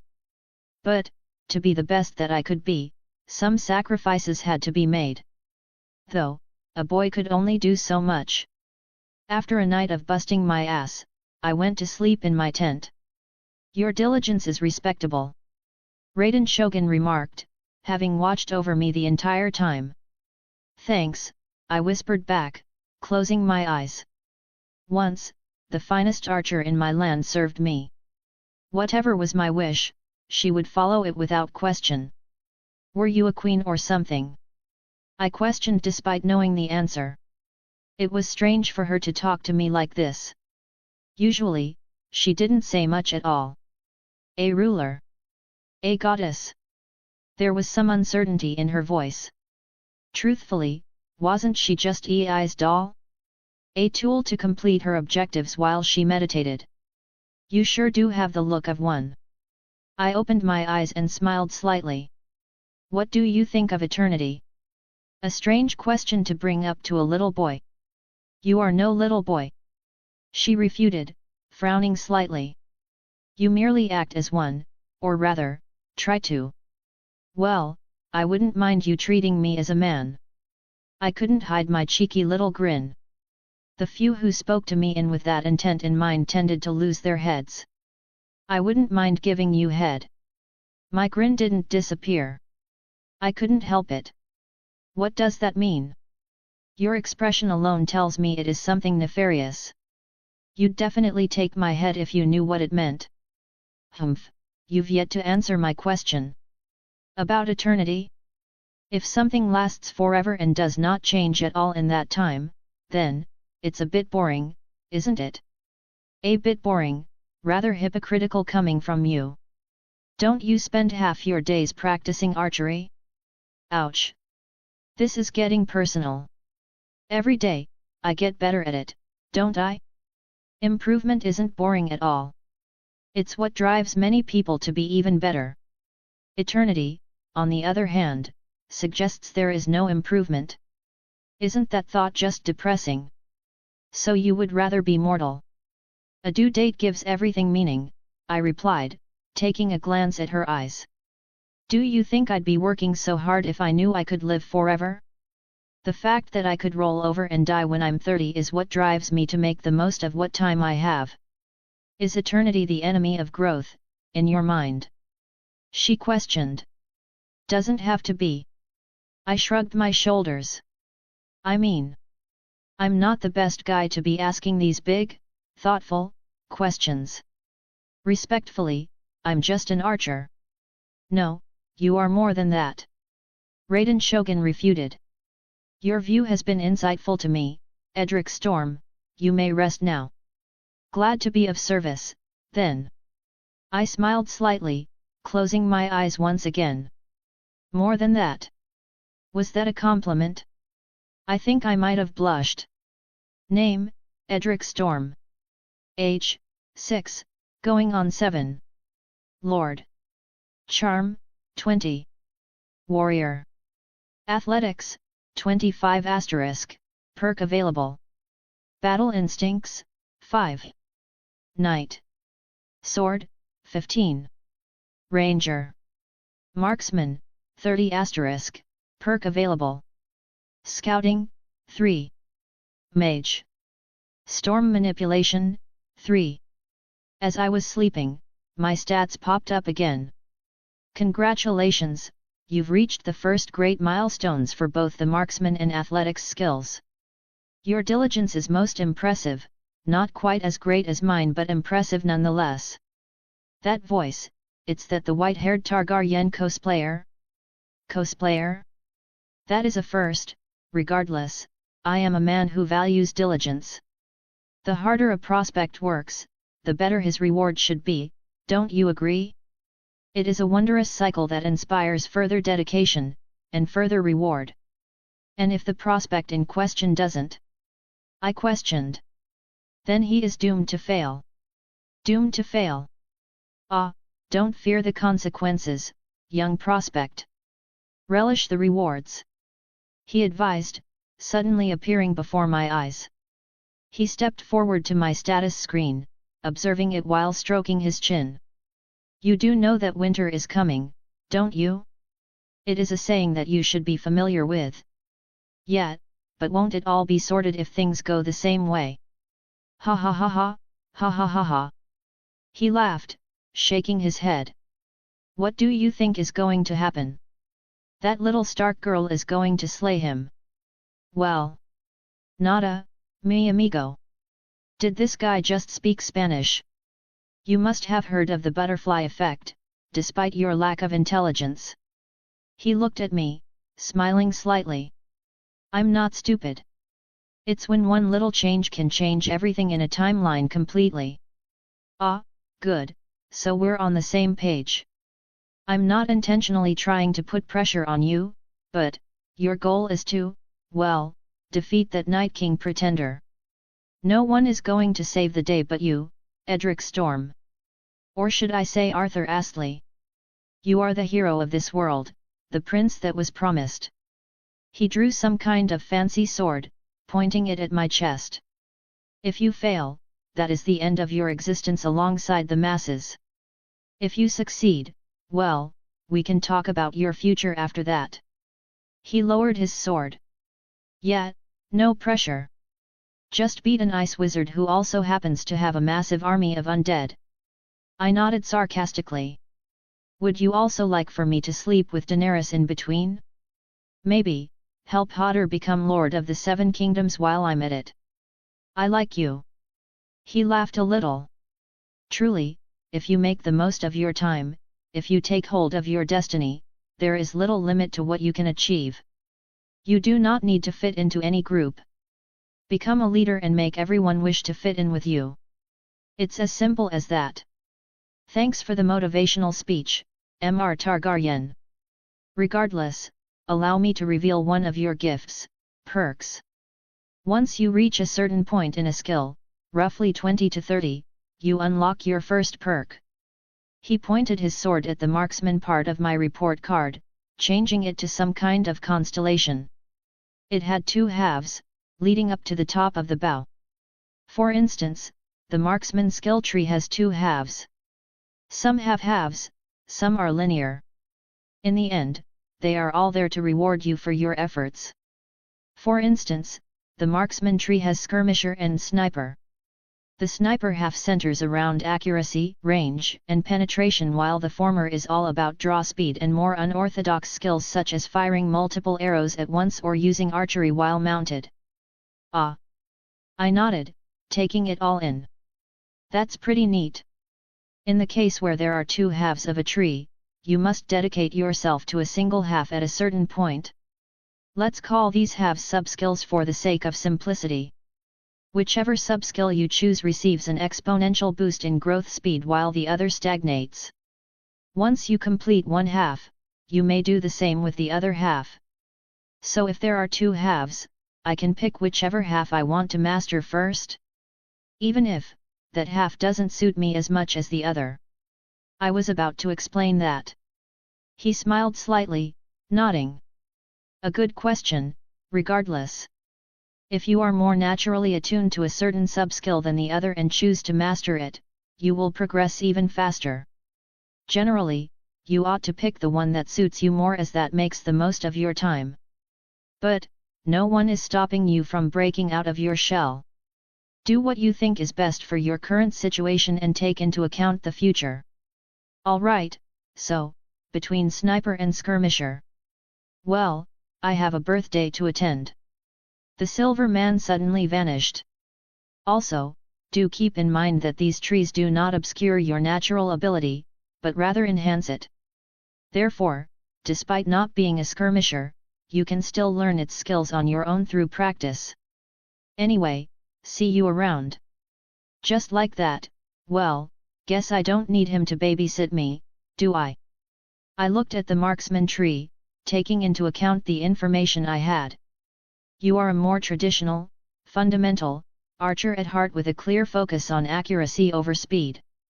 Therefore, your growth with the sniper discipline would be faster than that of the skirmisher discipline by roughly 33.53%. I proceeded to read the first perks of each one that I could see.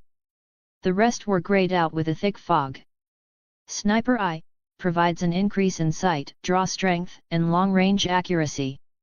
Skirmisher Eye provides a clear increase in draw speed. Well, shit. I'm going with Sniper then. After picking Sniper Eye, the Skirmisher Eye perk had a cost of 110. Clearly, I'd have to finish the sniper side of things before I could even touch the skirmisher. Fair enough.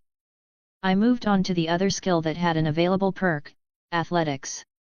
Like the marksman skill, it had two separate sub-skills. I proceeded to read through the extra information provided. The Titan sub-skill focuses on size, power, strength, endurance, and overall physical dominance, while the champion sub-skill favors stamina, speed, dexterity, agility, quickness, and overall athleticism. Ooh, they both sound cool as shit. According to your physical genetics, you are more naturally attuned to the Titan sub-skill. Even your mindset suits the Titan sub-skill, as you would rather dominate your opponents over outspeeding/tiring them out. Overall, your progression would roughly be 70% faster with the Titan sub-skill as your discipline. That's all I had to read. With a tap of my finger, I unlocked Titan Eye. Titan Eye, your natural height is increased, alongside your strength and power. The next day, I got up early, as usual. My clothes were feeling a little bit tighter than the day before, but, apart from that, everything was more or less the same. Everyone was pretty much done out because of excessive drinking and feasting from the night before. Since there wasn't much else to do, I pulled up to my practice area. It was a very improvised practice area, to say the least. I put it together using the resources at my disposal. That is to say, I used a tree that weirdly looked like a person with branches for arms. You should be careful with that knife. Raiden Shogun spoke as I drew it. Thanks for the reminder, mother. I almost rolled my eyes. Man's a big man. I've been using knives for ages. Chopping vegetables and that. Hey, so, why don't we talk more often? I proposed, shrugging my shoulders. You look so bored all the time. Do I? Maybe it's just your natural expression. Now that I think about it, I've never seen you be happy. What is there to be happy about? She frowned slightly. You do have a point. I glanced at my dagger, watching its blade reflect the sun's light. It was pretty and shiny. Renly's knife, so no wonder. There was a fancy black stag engraved on its silver guard too. Being without a body must suck. Alas, nothing can be done. She sighed, looking into the vast blue sky. For once, it wasn't dark and rainy in these lands. You're not from here, are you? I used to be a dude called Arthur Astley. That name sounds, Noble. She remarked. Who did you live as, a farmer? A retainer? A physical worker? Warehouse worker? I chuckled, raising an eyebrow. You don't know what that means, I'm guessing. You don't seem too keen on who you were. Yeah, I wasn't. Every day was the same slog, every day, I worked for faces I did not know. For an organization that did not care about me. So long as I worked, they were happy. I was a glorified slave. I hated it. A slave. Raiden Shogun nodded, acknowledging the fact. What is the goal of existence, do you think? The goal of existing is to survive, deep down in every mortal creature's instincts. Beyond that, people should live as they want. That is freedom, that is the true beauty of living. Doing what you want. The doing what you want part mystified her. For a warehouse worker, you have great insight. She remarked, pausing. After a while, she spoke again. And yet, how is one to live like this? I am a ghost, that has lost its reason for existing. The land and master which I once served is no more. Find a reason. I smiled slightly, wanting to see her happy. The simp tendencies didn't go anywhere. I was deeply fond of her still. How? I'll get you a body, I promise. I threw the dagger and hit a bullseye on the target. I'll find a way, even if I have to walk through hell and back. After that, you'll surely find a reason for existing. You might even find it before that. Anything is possible, right, Mr. Targaryen? Is this a pledge of loyalty? She questioned, her eyes lighting up slightly.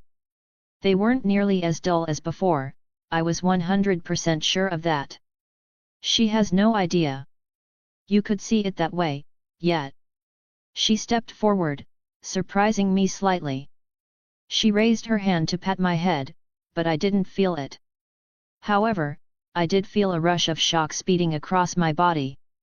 As my sole retainer, you alone will carry my blessing.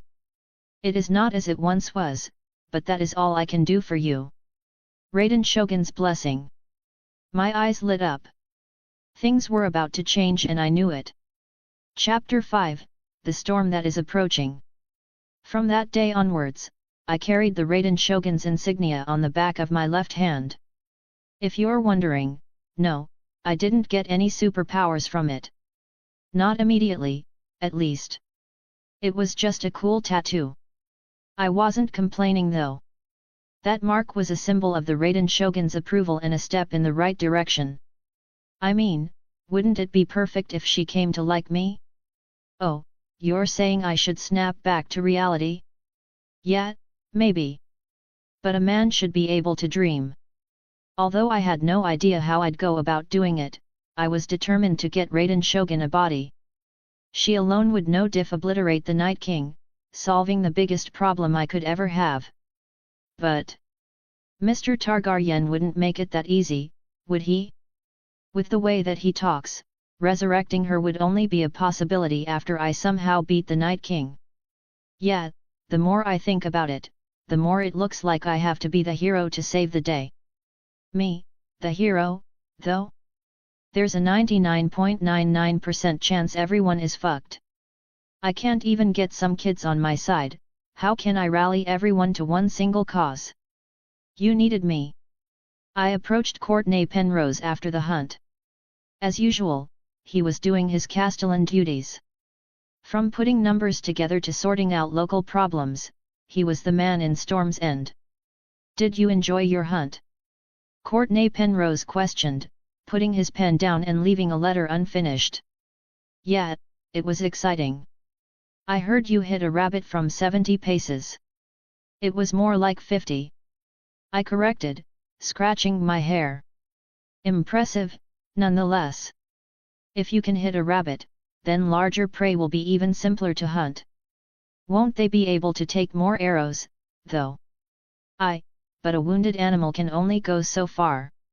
It will tire in due time while leaving a trail of blood that you can follow. Regardless.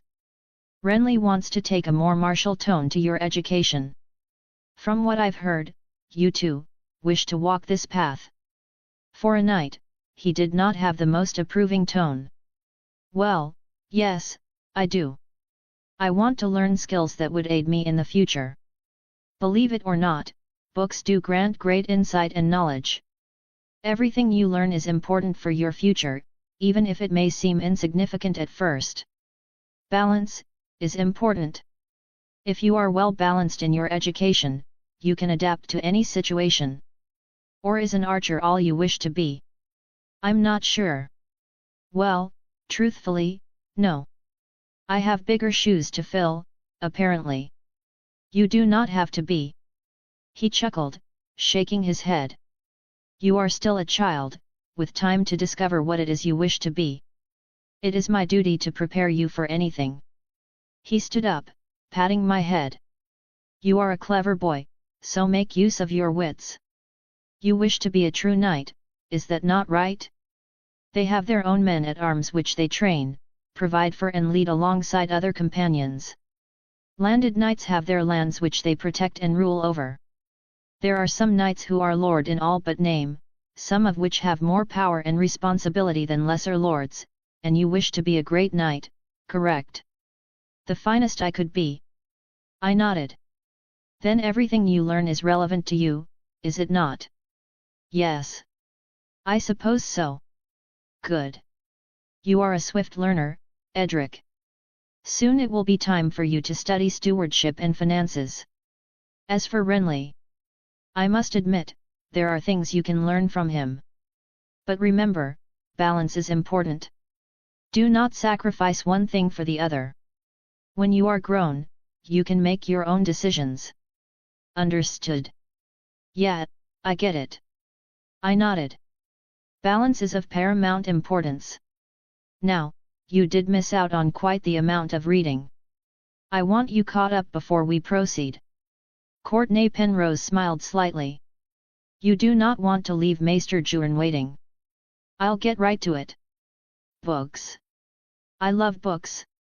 Ever since then, I put more trust in Courtney Penrose's methods. I also began to work even harder at everything I did.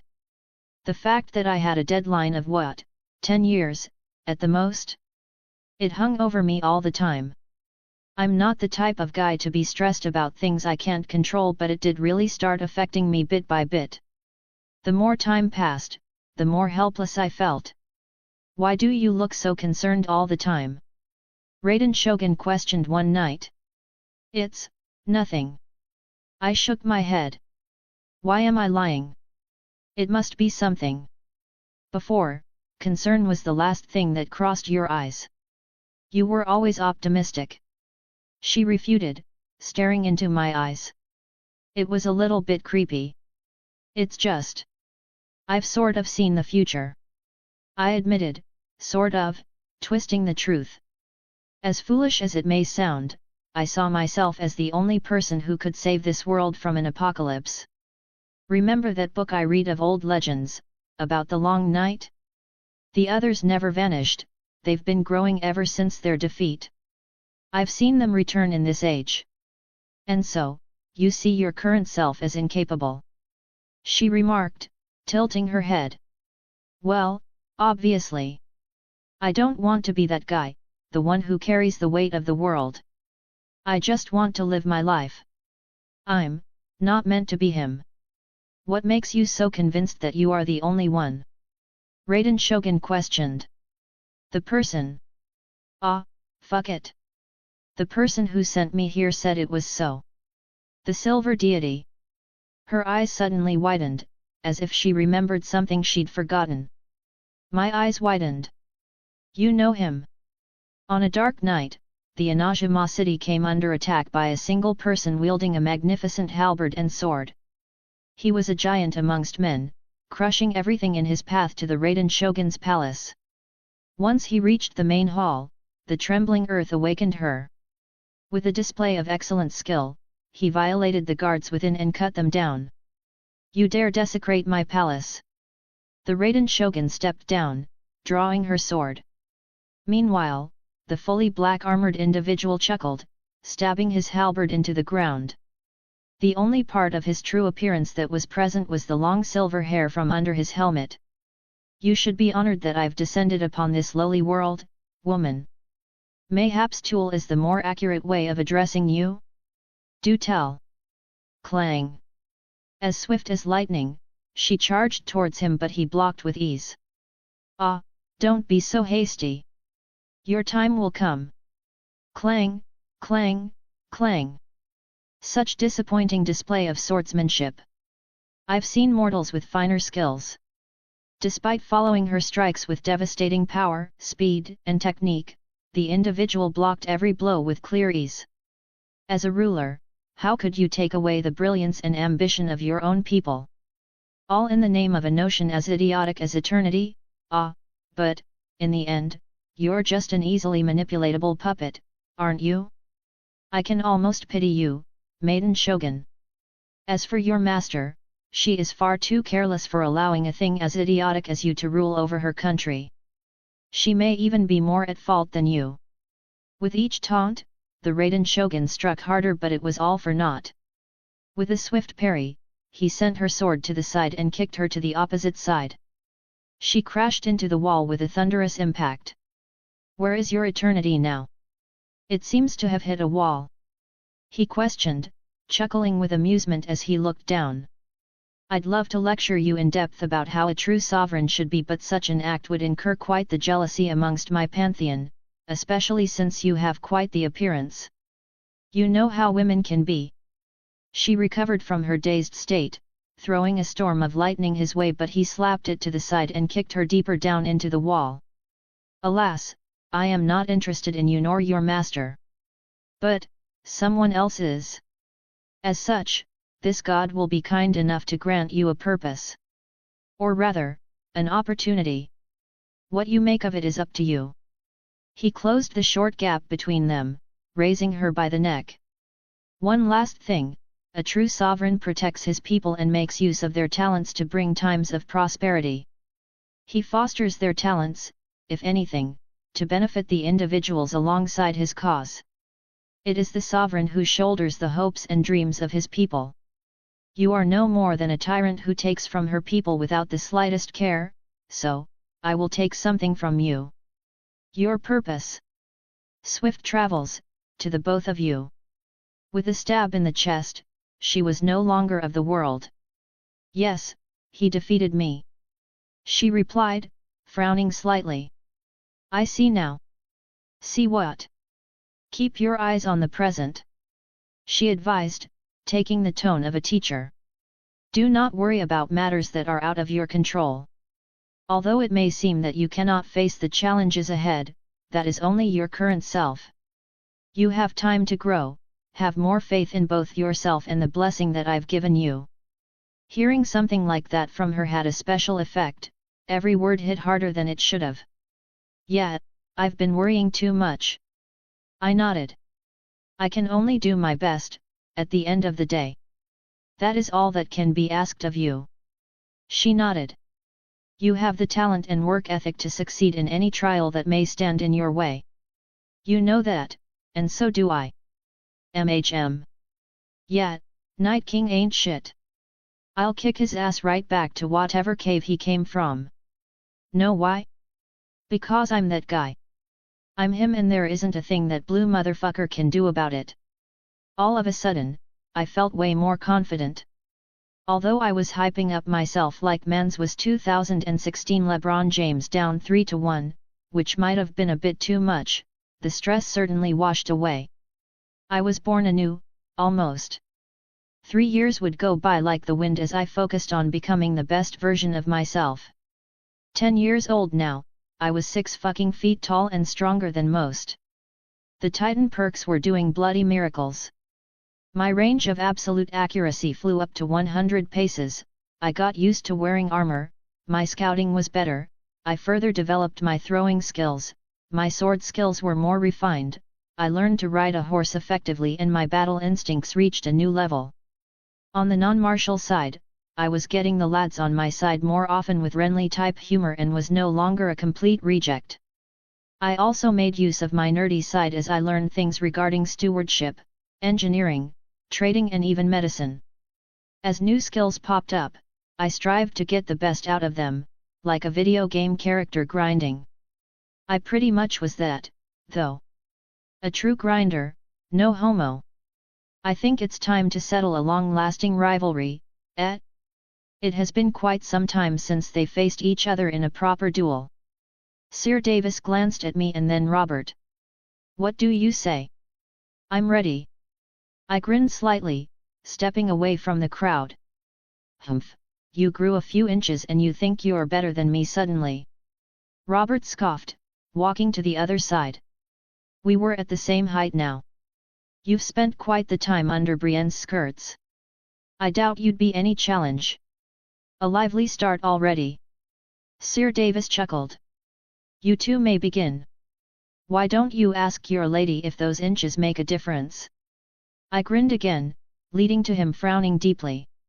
Several people laughed, presumably at him. He was pissed thereafter, charging straight at me. I saw right through him. He was as predictable as a brick. Stepping to the side, I gave him a powerful hit to the chest while he recovered from his own momentum. Where are you going? My taunt worked as I intended, making him rush with less thought. Less thought and more speed led to more mistakes on his part. Meanwhile, my defense remained impenetrable. I blocked and parried everything to the side, countering at each opportunity. Thump! Thump! With each hit, Robert lost his confidence and I began to thrash on him more. With a swift parry, I pushed him to the side with my strength and he striped on a rock, falling over. Ah! Edric Storm wins this bout. Sir Davis acknowledged with a nod. I stepped closer to the fallen Robert, offering my hand. No hard feelings, you're good but you let your feelings get in the way. He frowned, looking to the side before taking my hand. Thank you. You're not so bad yourself. Would you like to run the gauntlet, Edric? Sir Davis offered, smiling as he does whenever he puts me through something difficult. The gauntlet. Arthur Tudbury, it's your turn to go against Edric. Oh. I'm no Robert. Arthur Tudbury grinned, drawing his practice sword against me. He's too sloppy. I've seen you lose to him, though, I replied, shrugging my shoulders. Are you sure you're that much better? I'll show you, Edric. Clang. Getting into Arthur's head was more difficult, he was naturally more relaxed and any attempt towards insulting him would end up as a battle of banter. In the end, it was a true spar to determine who was better. He was stronger than Robert, matching me in that aspect. He was also more technically sound, if anything, I was outmatched. As we sparred on, we matched SWAT for SWAT. I had to surprise him to win. As such, as we crossed swords, I let go of one hand and drew my dagger, pointing its blade at his neck. That was quick. Arthur Tudbury remarked, blinking in surprise. But cheating, too. I thought it was swords only. A dagger is just a smaller sword. I smiled, sheathing the dagger. Ain't that right, Sir Davis? For someone who wishes to be a fine knight, you do have a way of being dishonorable in combat. Sir Davis stated, shaking his head with a smile. There is honor in victory. I replied, shrugging my shoulders. John, step forward. You will face Edric as well. After 3 more duels, I was sweating like crazy and on a 5-duel winning streak. The only mercy Sir Davis gave me was not making Loras Tyrell or Brienne fight me. But then that mercy also came to an end. Brienne, will you be the one to put down Edric the Arrogant? Sir Davis questioned. Look at him, he has won 5 duels and he thinks he's the best on the field. I'll see what I can do. Brienne stepped forward, smiling slightly. Please, don't. I knew Brienne was still better than me. As if getting my ass beat by her every day wasn't telling enough, she was huge now.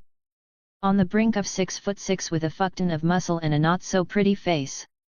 Now that was a recipe for a warrior woman, and another loss for me. She came in all calm, waiting for me to strike. Now as a counter-striker, that's the type of fighter I hated most. We ended up staring at each other for a while. My gravest apologies, I cannot bear to hit a lady, I remarked, making a jest out of it. Brienne almost rolled her eyes before charging forwards. Then you will lose. Her grimace was the key to when she struck. Jaime Lannister wasn't capping. I was able to block the first blow, feeling a powerful force push me backwards. I swear she wasn't that strong before.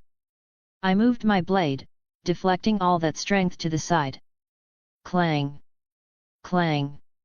She struck so hard, my practice sword began to give way.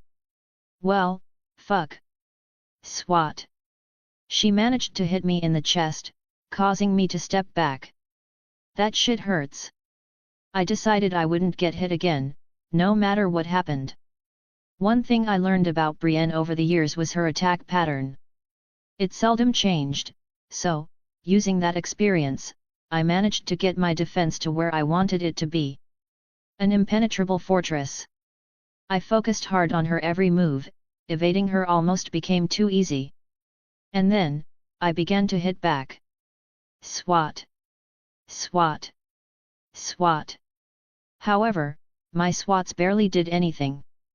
Then, Brienne switched it up and absolutely bullied me to the ground. Yet, I didn't keep my positive momentum for very long. An impressive attempt. Sir Davis clapped. Very impressive, Edric Storm. It is clear that you are becoming one of the finer swordsmen in this lot. Thank you, Ser. I smiled, nodding in acknowledgement. Loras, would you kindly give us a performance? Sir Davis glanced at Loras Tyrell, who was observing from the side. Being Renly's squire, he didn't see himself needing to attend these sessions most of the time. Instead, he observed. Against who? Brienne, of course. She is the undefeated Lord of the Hill. I suppose I can. He shrugged, moving closer to the yard in graceful fashion and getting a practice sword. Suddenly, the ladies watching from above got all excited. Of course, it was all for the flower boy. Was I jealous? Maybe, a little bit. All this attraction was wasted on a guy who wasn't straight, you know? Brienne was the only girl completely unaffected by his charms. Though, I scarcely doubt Loras Tyrell gave a damn. They faced each other before long, and suddenly, the atmosphere changed. This wasn't boys playing with practice swords anymore. They were serious fighters. I'd rather use live steel, if you permit, Loras suggested. We're not children. What does live steel do, boy? Do you intend to cut Brienne or beat her in a test of skill? Sir Davis questioned. These tests are meant to imitate true battle. How will we be able to use steel effectively if we've never practiced with it? Loras Tyrell refuted, shaking his head. I do not question your experience, however, in this regard, I do hope you agree with me. Very well. Live steel it is. Sir Davis sighed. Get some armor beforehand, however. Now we have to wait longer because you want to be all fancy and use real weapons, I remarked, glancing at Loras Tyrell. He chuckled. Didn't you say you wanted to see a real duel earlier, Edric? Now is your opportunity. Well, I guess so. Eventually, they both were ready in full plate armor. Now, having practically eaten countless books, I knew plate armor was pretty much immune to the slashing potential of most swords, apart from Valyrian steel. Except for the gaps and joints, you would have trouble doing much damage. So, they were pretty much back to square one. Practice duels.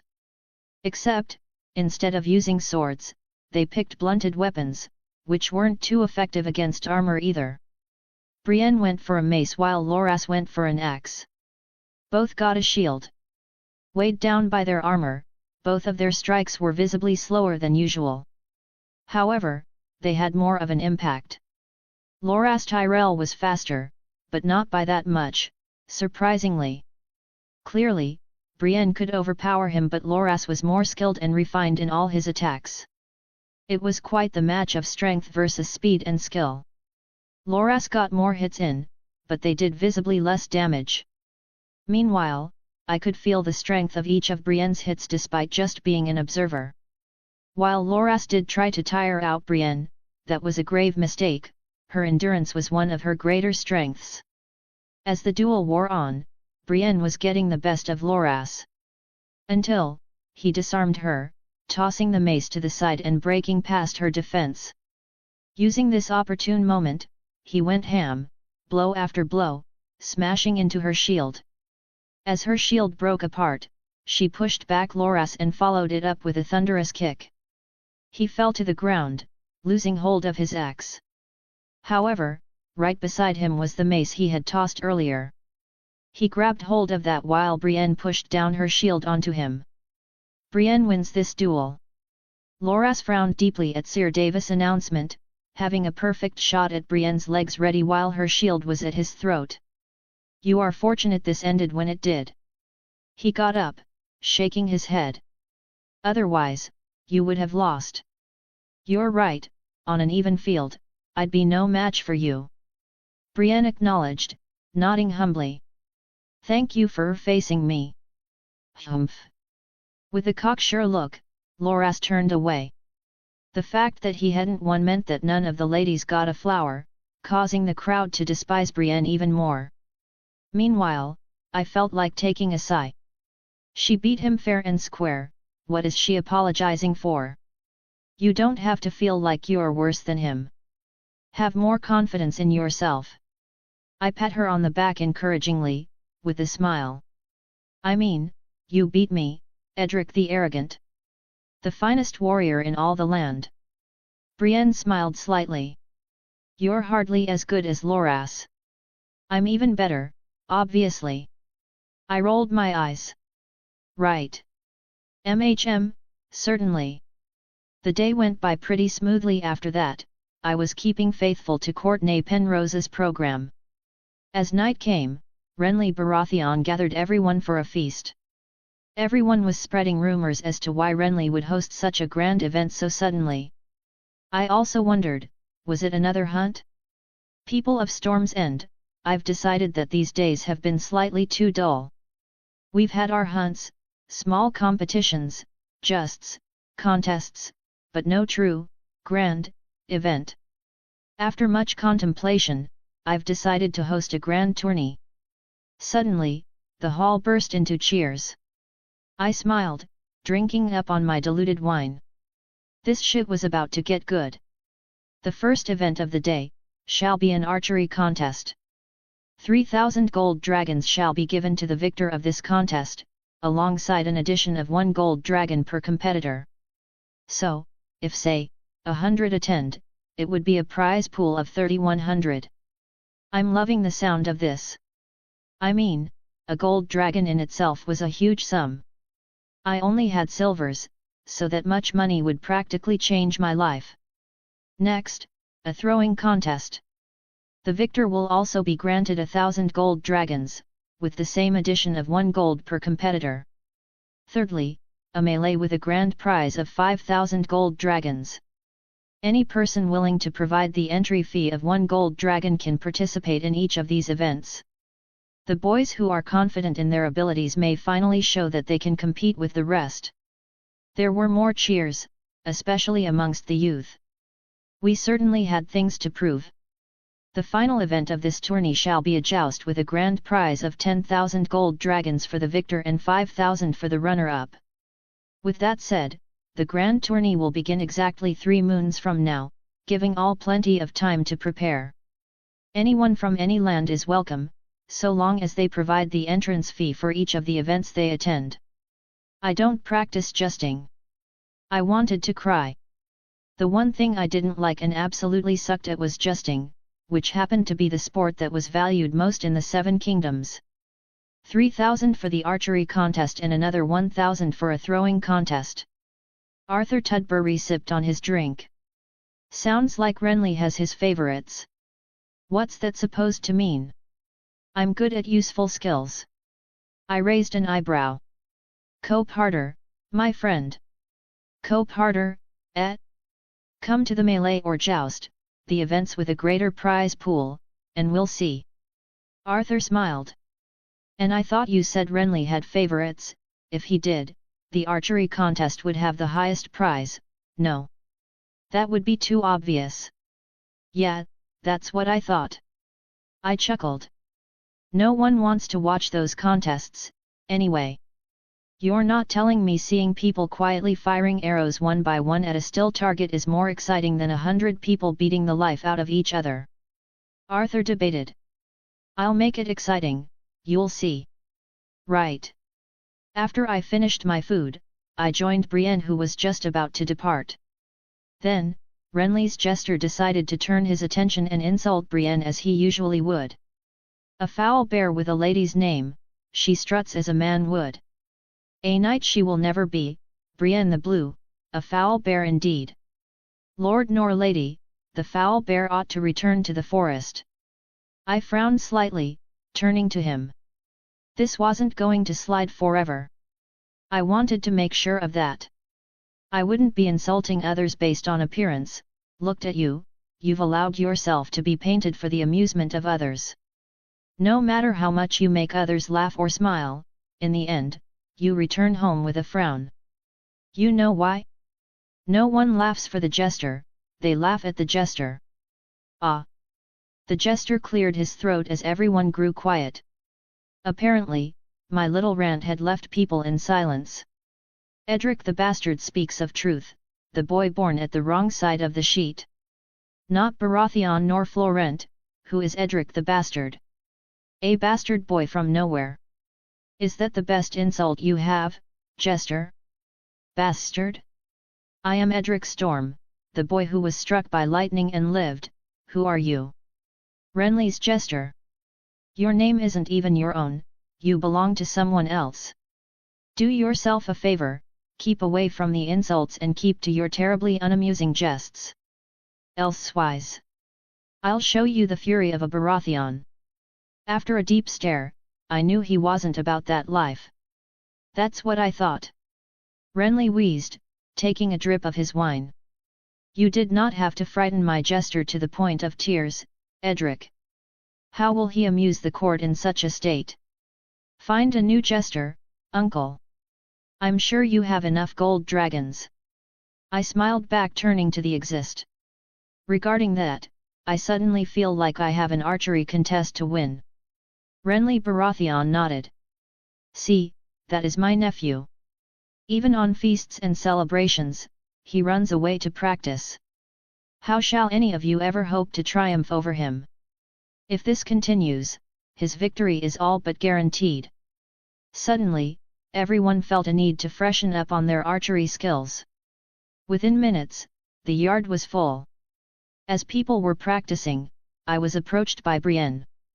You didn't have to make a scene of it all, I was used to the jester's words. Brienne stated, lowering her eyes. They were much of the same. Stop lying to yourself. I shook my head. Besides, I won't stand by as one of my friends is openly berated. Do you know how many times you've guarded me? I've long since lost count, but I do know one thing. When you need someone to stand up for you, and I'm there, I'll always do it. It doesn't matter if I have to make a scene or not. I'm used to it, for that matter. It is the same as you being called a bastard, you've openly accepted it. He didn't say the truth, however. You're not a bear, you're a lady of Tarth. I'm certain my eyes can tell the difference.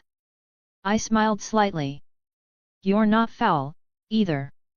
Behind those beautiful blue eyes is an honorable and pure knight with a noble heart. There are things that matter more than appearance, even for ladies. I pointed at my heart. This matters more, and you have it in spades. Brienne's blue eyes widened, she seemed almost flustered.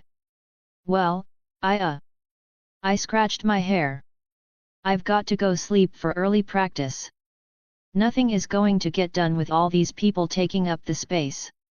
Good night. Good night. Edric.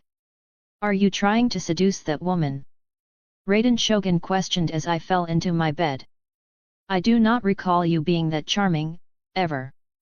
You have strange tastes, Edric Storm. No. I don't like her in that way. I just want her to be confident in who she is. Despite your wild appearance, you are amongst the more attractive boys. You should be more careful with your choice of words. You're calling me attractive, It seems that the almighty goddess is falling for the charms of her handsome retainer, Stop dreaming. She interrupted, shaking her head. I am merely supporting you in your quest to recover my body, nothing more. Nothing more. I nodded, grinning slightly. Right. I don't know where you find the confidence to talk to me in such a way. With the ladies at court, you shy away and keep to yourself. Shouldn't you fear me more? There's some sense of security in you being stuck with me, you know? No matter what I say, you can't leave me. Oh, so that is why. Amusing. So, when I recover my body, what do you think that I'd do to you? Give me a nice kiss on the lips for all of my efforts, of course. I smiled, shrugging my shoulder. She scoffed, although it might have been a chuckle. Well, neither is possible if you can't do it. Are you saying you would? My eyes lit up. It doesn't matter if you can't find a method to do it, does it? I took off the glove covering my left hand, showing her insignia. This ain't for show. A promise is a promise. Then you should feel more motivated. Oh, I'm all fired up. I grinned. I don't think I'll be able to sleep. Would you want me to sing a lullaby for you? She offered, clearly taking the piss. No, I'll be fine. Geez, is she picking up my humor? Name, Edric Storm. Age, 10. Lord. Charm, 35 *. Leadership, 10. Steward, 15. Warrior. Athletics, 57, Titan 2, height further increased, alongside a clear amplification in strength and power. Battle instincts, 22. Knight. Sword, 50, sword skill 2, handling with swords increased, alongside speed of strikes. Riding, 12. Armor, 20. Ranger. Marksman, 67, Sniper 2. Scouting, 15. Throwing, 35, Throwing eye, greater accuracy on throws. Smith. Engineering, 10. Stranger. Roguery, 3. Trade, 7. Medicine, 5. Mage. Storm Manipulation, 10. A perk for Charm. Sweet. I tapped on the Charm skill and a tree popped up. Charm has two paths, one the diplomat and the other the romantic. While the diplomat specializes in easing tensions, gathering people to his side and making meaningful friendships, the romantic focuses his charms on those of the other gender, love interests, in particular. While it may seem the diplomat is more viable in most situations, the romantic is more critically capable of achieving his goal. According to your personality, you suit the romantic more and would progress roughly 30% faster with this sub-skill. Fuck, this is hard. Diplomat would definitely be something I should be going with, given my goals. But, at the same time, it progresses slower. And being a romantic. I mean, shit, what if I can seduce the Raiden Shogun herself? Decisions. Is it set at 30%, or is it more of a fluid number? So like, if I become more of a diplomat, it'll progress faster and be more fitting. Yes. Okay. I blinked.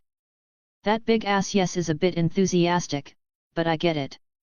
My old self would have definitely gone with romantic, but shit, I am in no rush for a girlfriend right now.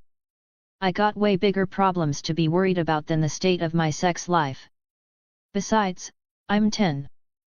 Fuck it. Diplomat it is. Besides, I can max out the charm skill fully later. A wise choice. Diplomat I unlocked. You have improved persuasion skills, being capable of swaying more people to your side with words alone. While I was looking forward to competing in the archery contest and getting my money up, I didn't realize just how large this event was going to be. Lords, knights, merchants, from across all kingdoms in Westeros gathered to attend and bear witness to the spectacle that was to come. Even foreigners from distant lands arrived, ranging from the Summer Isles to the extremely distant empire of Yeti. Honestly, I didn't know if this was canon or not, but it felt like an original event. An event which my existence had created. Then the largest group of all arrived, a royal entourage. For once, someone else is hosting a tourney, ah ha ha ha. Well done, little brother, well done. His Grace, Robert Baratheon, the first of his name himself, had arrived with a thrilled laugh and red face. He was drunk as shit already and the tourney was a moon away. Chapter 6, Reunion. Leaving the ship first was Robert Baratheon, who was already in a jolly mood. His wife, Cersei Lannister, and their 3 children followed, alongside the King's Guard. The Baratheon Lannister banners were all over the massive ship. One thing that was hard to miss about the banner was the fact that the lion's tail crossed into the stag's side. Edric Storm, being ever so observant, noticed this detail rather quickly. However, his attention soon turned to the Kingslayer. Magnificent and regal, he had the appearance of a king. He fit the Prince Charming cliché perfectly, except he wasn't celebrated as one would usually be.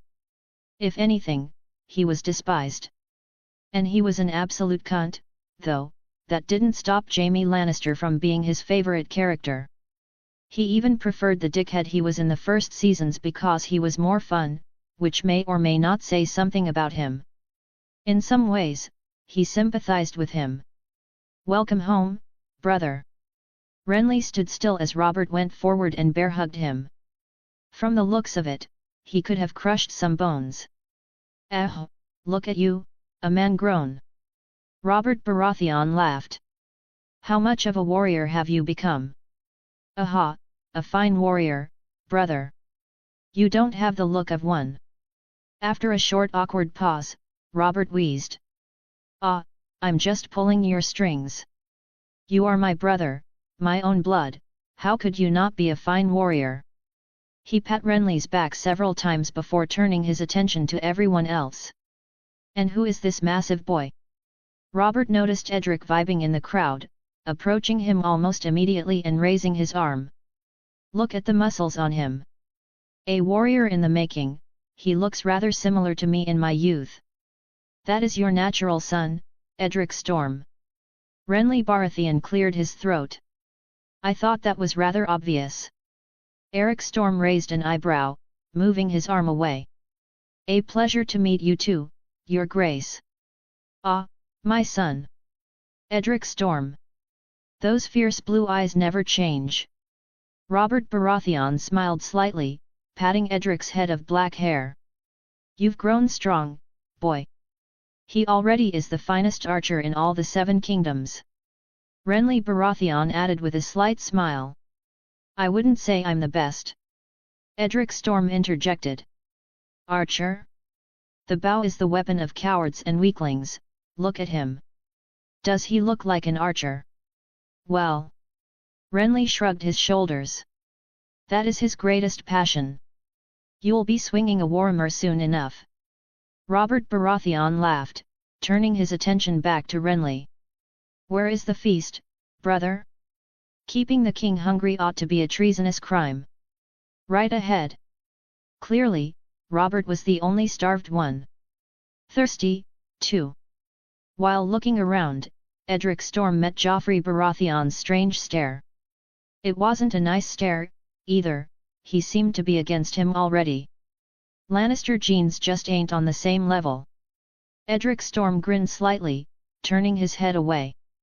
Joffrey Baratheon frowned and moved ahead behind his father. Even Cersei Lannister gave Edric Storm a disapproving stare. My greatest sin is coming into this world, hey. Though, surprisingly enough, not all Lannisters hated him. Myrcella Lannister took a long look at the rather staggering youth. Then, realizing that he was her half-brother, turned away. "What are you staring at?" Jaime Lannister inquired, raising an eyebrow. He noticed Edric's tendency to observe every little thing. "The finest knight in the Seven Kingdoms." Edric Storm answered without hesitation. Jaime Lannister gave a slightly surprised look before turning back to his duties. "Given all the guests, I was relegated further down the table. The bad thing is I was on the other side of the royals, especially Joffrey Baratheon. That man had something out for me. Was he jealous of my build or what? As I ate, he kept turning to me every once a while. Eventually, he did stop. I thought that was the end of it, but it was only the beginning. Fine day on Storm's End. Before standing up and leaving, I noticed who I was sitting next to. It looked like she was talking to me. I thought I recognized her from ages ago. Was it that blonde chick who violated me in Evenfall Hall? She looked way more mature than before, deceivingly so. These medieval girls grew up pretty damn quick," says the 6-feet-tall 10-year-old. Even more surprisingly, she spoke to me first. Yet, I stood up and dipped. Girls were so weird, there's no way I was going to entertain someone like her. Mans had way better things to do, especially with the tourney coming up. I went straight for the practice yard. Fortunately, I was alone and had it all to myself since the royals took all the attention. I grabbed a bow, plenty of arrows and a bag of throwing weapons. The first thing I practiced was my archery, practicing from 100 paces away. That was damn near the length of the whole yard. Renly might have been right. My range was getting too high for this place. I got warmed up with 100 shots, 80 of which hit the target. 70 were precise shots, landing exactly where I wanted. Though, it was only a matter of discipline. My first shots were unrefined and my later ones were inconsistent. If I was focused for all of my shots, I was confident that I would have made almost all of them. Finding you here isn't too surprising. Ali's Anne. I turned to the source of the voice and came to see a rather familiar face. She has grown up, too, and I felt strangely nervous. Long-time reunions always kept me on edge. What if things weren't the same? It's undeniable that time leads to change. Are you certain that you don't have giant's blood? Goodness, you've grown tall. Ali's Anne remarked, sizing Mans up. You were 6 the last time we met, so you're 10 now. Yeah, just about. I needed new clothes every couple of months due to constantly growing. I could imagine that would be rather tiresome. You don't even know. I chuckled. Never mind me, you've grown beautiful. I wasn't before. She pouted slightly. No one is perfect. So, how much better are you with the bow? Far better. I smiled slightly, pointing at the target. Those arrows are all from 100 paces. From here. Her brown eyes widened in surprise. Did you think I was standing here for no reason? I don't believe you. Well. I loaded an arrow, focused up and fired. Straight in the head of the dummy. You must have the warrior's blessing to be this good at your age. Ali's Anne stated, observing in awe. Those 3,000 gold dragons may as well be yours. I'd rather not grow complacent and throw that amount of gold away. What would you do with the winner's purse if you got it, anyway? Honestly? I don't have anything I need to buy immediately. I'd save most of it, no doubt. Saving it for when you truly need it is clever. Though, most people hardly have the patience. Once gold enters their hands, they have to spend it. Ali's Anne remarked. If there's one thing I'd want, it would be a banner. Every knight has one, after all. A banner? She questioned, stroking her chin. How about, if you win, I'll make it for you. You're able to make a banner. You're not the only one who is dedicated to a craft. Although it may not be as grand as being a great archer, my needlework is amongst the best in Evenfall Hall. Seeing her confident smile, I didn't see a reason to question her abilities. Sure. I'll make sure to win then. Practice on, Sir Edric. She giggled, turning away. Don't worry, I'm only leaving for a short while to get a book. Who said that I needed your company? I shrugged, smiling slightly. I've been doing just fine on my own. Don't act like you don't dearly miss me. After a night of practicing, I went to sleep and woke up the following morning to do just the same. I wanted to do everything I could to secure the bag from the archery and throwing contests. I didn't really have much of a shot at the melee or joust, so I had to win the other two. Besides, this was the perfect opportunity to distinguish myself. If I did that, being knighted in the future would be far easier. Eventually, the lordlings gathered for the routine practice sessions. We have several special guests with us today, Sir Davis announced, moving his arm to the side. Renly Baratheon led the way, followed by the fat King Robert Baratheon, who had a glass of wine in hand. Despite being very overweight and walking like he's drunk all the time, there was no doubt that he was still supremely strong. He was stronger than his younger brother, without a doubt. Walking practically right beneath his feet was his son, Joffrey Baratheon. He was tall for his age and wore luxurious clothing which bore the split stag lion sigil. The more I looked at him, the more girlish he seemed. How could people genuinely believe that Jaime's children were Robert's? It looked so obvious. Why don't we see if the trueborn is better than the bastard, after all? Renly Baratheon suggested, grinning slightly. Joff is a year older, no less. Ha ha ha ha ha, do you have me for a blind fool? Edric would simply overpower Joffrey. Robert Baratheon laughed, stroking his beard. Joffrey is his mother's boy, pretty but no warrior. You and me, bastard. Live steal. Joffrey Baratheon insisted with a deep frown. Robert Baratheon keeps making this worse for me. Live steal? I'd get hanged for hurting the precious crown prince. I shook my head. Practice swords only. What's wrong? Are you afraid of getting hurt? Joffrey Baratheon grinned, looking down on me. Even if you are a bastard, you ought to have some of our father's courage. Did you even hear me? I'm not afraid of getting hurt. I'm afraid of hurting you. You shouldn't be. A baseborn like you wouldn't even be able to touch me. This confrontation is growing rather fierce. Renly Baratheon chuckled. You will be using blunted sparring weapons at the most. Sir Davis instructed, frowning at both Joffrey Baratheon and I.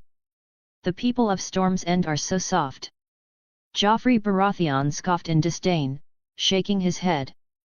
Very well, blunted sparring weapons it is. That's fine with me.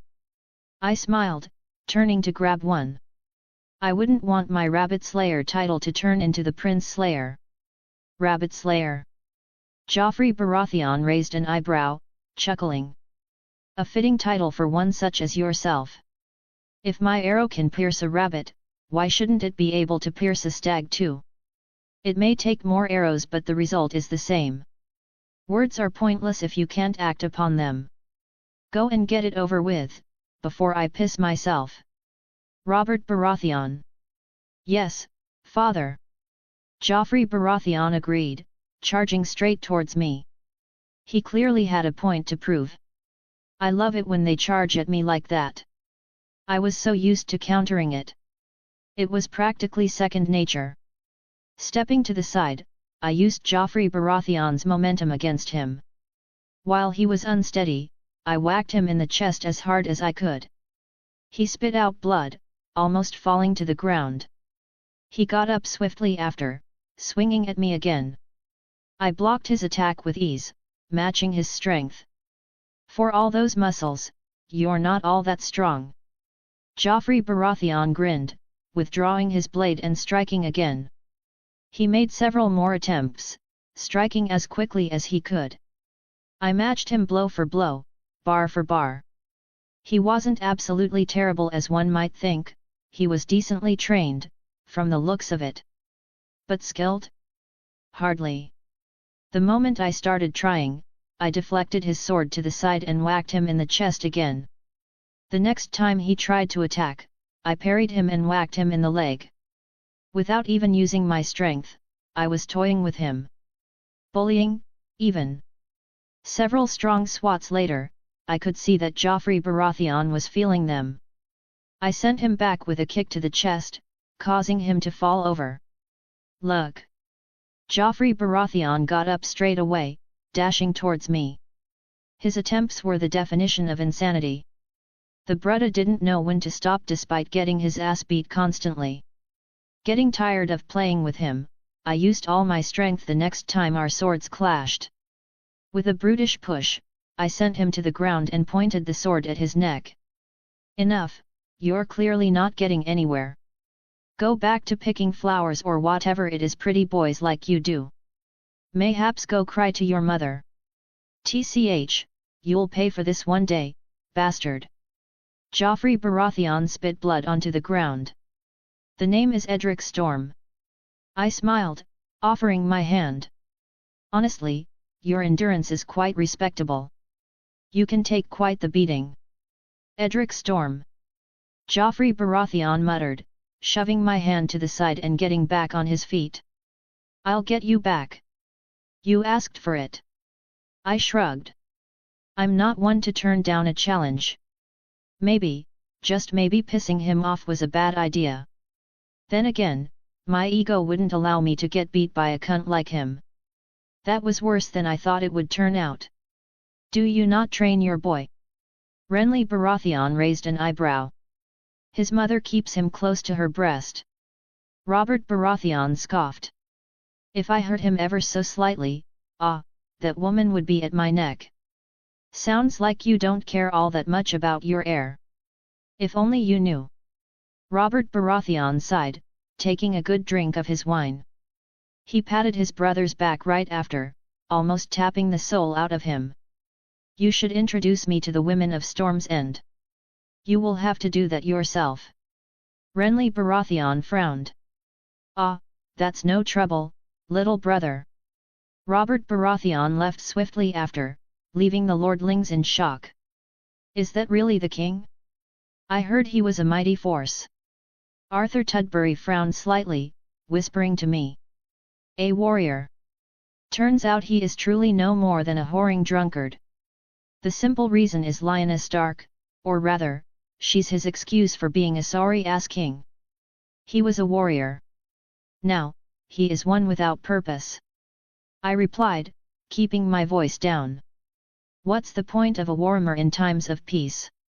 You keep your skills sharp every waking hour, there's really no excuse. Look at the people around him, though. I'd be miserable too if my wife was Cersei and my son Joffrey. I countered. Her grace is beautiful, surely it can't be that horrid? I don't see why the king can't be faithful to his wife. Beautiful on the outside, maybe. On the inside? I'm certain he knows better than you. Or mayhaps his grace is the one at fault. Arthur questioned. It's the man's duty to set a positive precedent for his marriage as the one with all the power. They're probably both at fault. You shouldn't be so nosy in other people's marriages. I replied, shrugging my shoulders. Not our matters of concern. Unless you want to elope with the queen and be her knight in shining armor. Of course not. Arthur shook his head. All right, enough bickering. Sir Davis instructed, his loud voice almost resembling the ferocity of a war cry. Let's get some duels going. Yes, Sir Davis. I don't believe embarrassing the crown prince like that was the brightest idea you've had. Alice Ann stated, standing by my side on the top of Storm's End's Soul Tower. You were watching. I raised an eyebrow. I'm sure I would have seen you. No, I wasn't, but the crown prince getting humiliated by his bastard half-brother is the talk of Storm's End. It's difficult to miss the gossip. Ladies love to gossip. I chuckled, rolling my eyes. So, what do they say about me? That I'm a fiend for beating the golden prince off his high horse. Oh no, you're rather popular. She refuted, shaking her head. Especially the ones who favor martial ability, they adore you. They call you bold, wild, brave, and strong, among other things. I don't recall receiving any signs of affection. Are you trying to make me feel better about myself? Most ladies are rather discreet in the ways they give signs. I hate those types of games. It's all part of the fun. She smiled, her brown hair swaying with the wind. Under the moonlight, she seemed even more beautiful. Part of being a knight is showing courtesy, especially to ladies. There's little point in showing that type of courtesy to someone you're not interested in, it's rather misleading and a waste of time. So, are you interested in me? She tilted her head slightly. That's rather sudden. I blushed slightly, looking to the side. Can't put me on the spot like that. I mean, I do like being around you more than all the other ladies. You were never the best with words. Alice Ann smiled, turning away. I'm going to rest. You should too, it's rather late. Why are you staring at me like that? Just as I was about to go to sleep, Raiden Shogun loomed over me with a disapproving look. That girl is rather bold. Are you jealous that she's making moves before you? I raised an eyebrow, smiling slightly. You have a clear vulnerability to women given your lack of attention. As she was the first girl you opened up to, this applies even more so. You're saying this like Alice Ann is a terrible person. I frowned slightly. She's a sweet girl, if anything. Mortal life is ever so fleeting, and love is no more than a distraction which only ends in heartbreak. Raiden Shogun replied, keeping her indifferent expression. Above all else, don't forget your goal. What if I loved a goddess? I asked, looking back at her. Her purple eyes were the definition of wondrous. She's not mortal, and those feelings would bring greater dedication towards completing said goal. You're welcome to worship me, truly, you wouldn't be the first. Her expression changed slightly. Was it a tiny smile? You always alter words to make them seem less significant. You're still the most beautiful person in my heart, Raiden Shogun. You shouldn't grow too attached to me, regardless. I am not meant to have such feelings. And who decided that? I raised an eyebrow. Your master? I've not seen her around anywhere. You're free to feel however you want. You don't have to be devoid of all emotion. I mean, I've seen you do little expressions. You're just shy about it. Over time, it should be more natural. Perhaps. She remarked, not adding anything else. Rest, Edric Storm. You've long since tired yourself out. Man is a bit tired. I yawned. Once he fell asleep, Raiden Shogun observed her chest, her heart specifically. Is it truly possible for me to have such emotions? Chapter 7, Hot Commodity. I had this weird dream earlier where I ate a lot of good food, good food. Yeah well, I woke up today with drool all over my sheets. Embarrassing, I know. But, after living the medieval life, I'd probably kill to have the same luxuries I used to have. In modern times, even slaves like me lived like kings in comparison. Video games, TV shows, air conditioning, cars, planes, food, everything was so easily accessible. But this new life of mine had some of its own benefits, even if they were far and few in between. For one, I felt like everything I did had a purpose. I was growing every day. Could I say that about past me? No. I was a bot. Even then, I knew it but didn't do a thing about it. Was I content? Yes, thinking back on it, why wouldn't I be? Having had all those luxuries, how could I ever be content now? I know how. It's the one thing I ever wanted. I glanced at Raiden Shogun, who stared back at me with a confused look. "What are you thinking about?" "Nothing." I grinned slightly, turning away. "All I want for Christmas is a warm cuddle." Christmas, imagine having a family to celebrate it with. Better yet, imagine having Christmas. The more I practiced, the more attention I drew. From wanderers to the royal family, I had plenty of people watching me shoot the bow. It was a little nerve-wracking and piss-taking, but I acknowledged that the crowd would be a key part of the contest. It's the same as in the NBA and shooting free throws.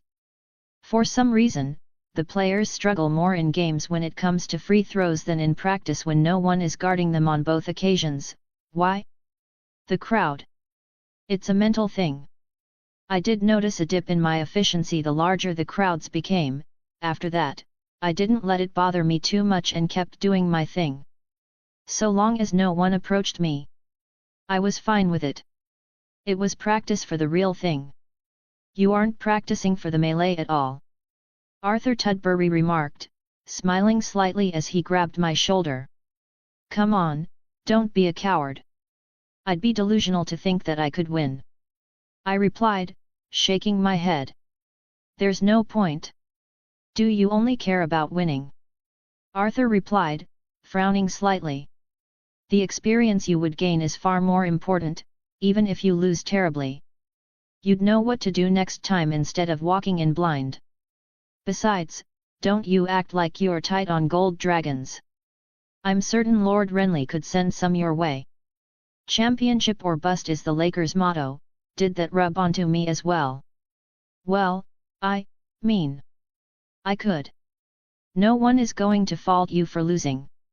If anything, you have nothing to lose and everything to gain. As I see it, there's no finer opportunity to polish your skills with real experience." "I'll think about it." I shrugged my shoulders. "I better see you on that field, Edric. Don't be running away from the heat now." "I'm not running away from anyone," I refuted, turning back. Sure. He chuckled. "You're welcome to spar me anytime."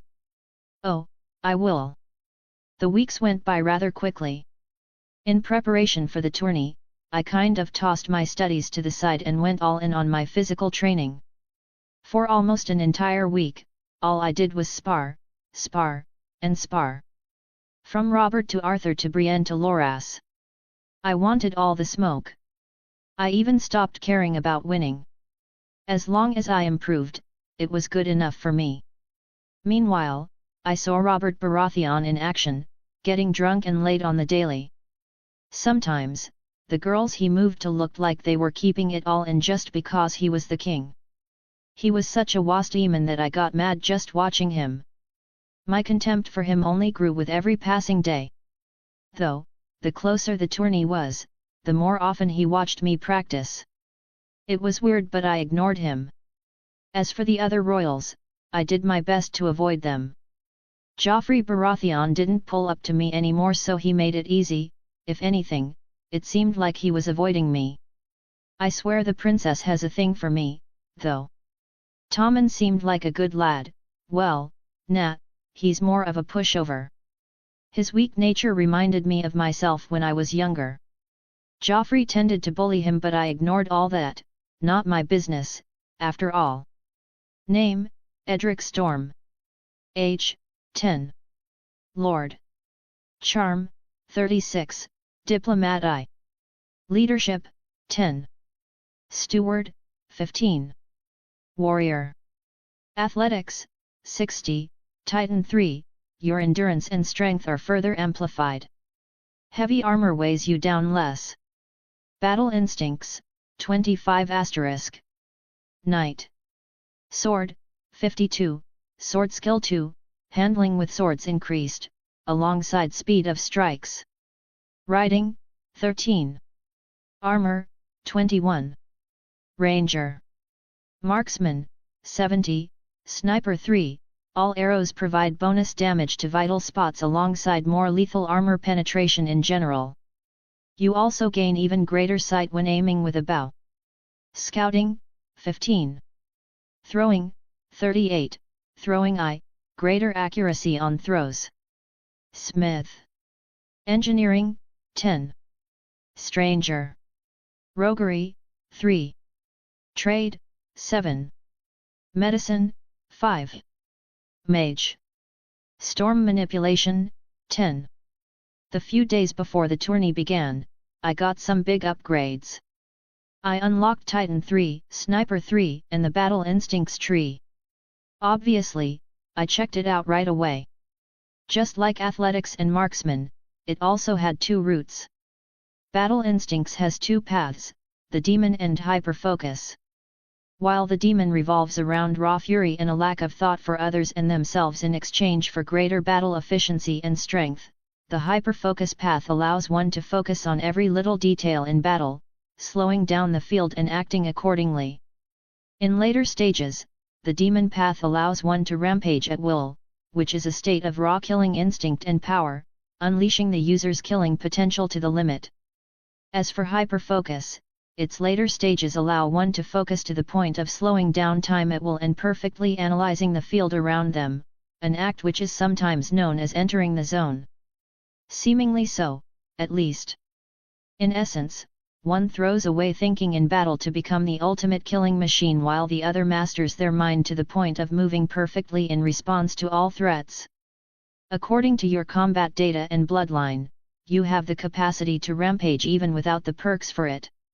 However, you tend to use your focus in battle more than raw instincts to win.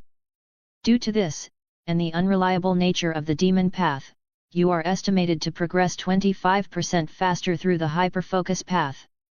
Man said slowing down time at will. And I would progress faster? No brainer. Without hesitation, I chose the Hyperfocus path. As cool as the Demon sounded, it also sounded like it could backfire and lead to one killing the people on their side. At least, it gave that impression. Still, eventually, I'd be able to master them both anyway. Hyperfocus just seemed more beneficial in more scenarios. Unlocked, Hyperfocus I, increases one's focus in battle. Right before the tourney officially began, I realized I had absolutely no money. Obviously, I already had it all planned out. I knew Renly Baratheon or Sir Courtenay Penrose could slide me a few gold dragons. However, as I was out looking for them, I had to bump into the king who was stumbling across the corridor. Ah, boy, why are you in such a hurry? Robert Baratheon laughed, gulping his wine down like it was a whole chug jug and he was on 1 HP. I have some equipment to buy. I replied simply, walking past him. Come here. He gestured towards himself. For a moment, I considered just belining it and dashing away. But I was also curious, so I stopped and turned back to see him taking something out of his fancy fur coat. It was a nice little pouch, and it jiggled with coins. I raised an eyebrow as I looked at him. He came closer and I sort of froze, leading to him embracing me. His hold was as strong as a bear's. I thought man was gonna have some broken bones for a moment. His breath stank of wine, too. Honestly, I hate drunk people. Like I abhor them to the max. That's why I barely drink. Bastard born or not, it does not matter to me. You are still my blood, my son. You have a true warrior's spirit, I've seen it. Go get the finest equipment gold can buy and show them all who you are in the tournament. I couldn't believe it as he handed the pouch into my hand. Robert had the capacity to be a caring father. Thank you. I replied, still in shock as I turned away and was pretty damn quick to get away. I will. For some reason, I felt like I had a bigger chip on my shoulder. Did I really care what Robert Baratheon thought of me? No. I really shouldn't. But his faith in my abilities made me expect more from myself. Then I checked the pouch and started counting. 50 gold dragons. What the fuck? I had more money than knights with life savings, just like that. Shit, never mind equipment for the tourney, I'd have plenty to buy armor as I grew bigger in the future.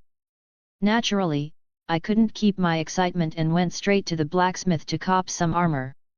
Although my size was bigger than some adults, I managed to find a full set of heavy plate armor that fit me almost perfectly. Though I knew that I'd have to get more tailor-made sets in the future. If I was 6 feet now, what the hell was I going to be at 18? Then I went on to buy a fine castle-forged steel blade, which was damn near the best you could get without it being Valyrian steel. I considered getting a warhammer but hesitated, knowing damn well I had never wielded one. It was a bit too late to whip out something like that.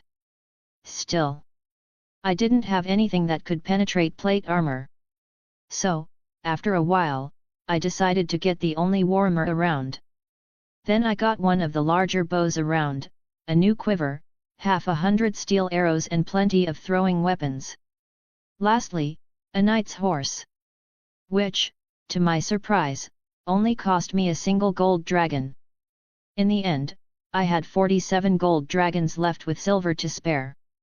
The next thing on my mind was, how the fuck would I spend my tourney money? Like, I have everything I need. Fortunately, no one tried to steal my gold. Honestly, I wouldn't either. In the mirror, I saw a very unfriendly 10-year-old. Not even 10, I looked closer to 18 in physical stature. I don't know what kind of super soldier serum the system had given me, but it was certainly effective.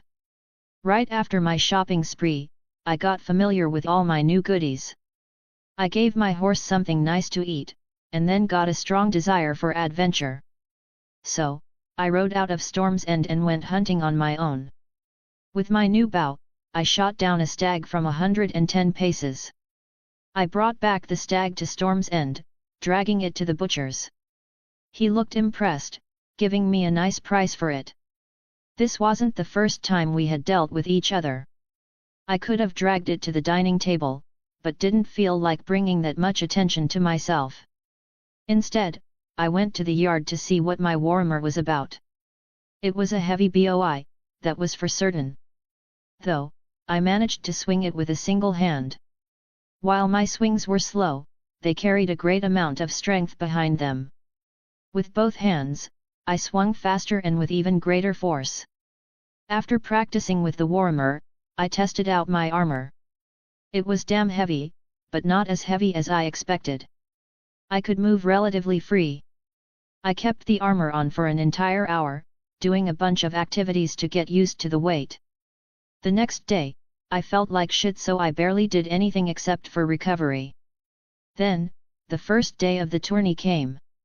With the very first event being the archery contest, I got some morning reps in before joining the group of awaiting competitors after handing away a gold dragon. There were people from everywhere, the Seven Kingdoms, Summer Islands, and even some Asian-looking folk from UTI. The competing Summer Icelanders. I was wary of them most. Their islands had golden heart trees of which their wood was famed to have made the finest bows, except for Dragonbone, of course. Every one of the Summer Icelanders had a golden heart bow, which wasn't reassuring. At the same time, they as a people were known for their archery. Those bows, they look so fine. I thought to myself. They're also effective in both range and penetration, man. I really want one. One of the fancier Summer Icelanders noticed my jealous look, scoffing arrogantly. He also happened to have the prettiest bow by far. Keep dreaming of wielding a golden heart bow, boy. If I win the archery contest, would I be worthy of one? I questioned, smiling slightly. You win. He laughed, shaking his head. You have big dreams, boy. I've won a dozen archery contests in the Summer Isles, this will be no different. Bet, so you think you're gonna win, hey? I brought out my pouch of gold. 45 gold dragons if you win, the bow on your back if I win. What if neither wins? Then nothing is given up, obviously. I shrugged my shoulders. What do you say? Easy gold. He laughed. A boy like you will crumble at the sight of the crowd. Sounds like you're new around here. I replied, grinning slightly. You'll see. Our little beef got a little attention, leading to a few conversations. Surprisingly, I wasn't the complete underdog. There were several people who acknowledged my ability and even said that I would likely win the bet. However, in archery contests, every arrow counted. You miss one and you're done. It was like the joust. You could be better than everyone else, but that alone doesn't guarantee that you'd win. There was some luck to it, too. I needed to clutch up like King James in Game 6 against the Boston Celtics. Every shot counts. I took a deep breath as the archery contest began.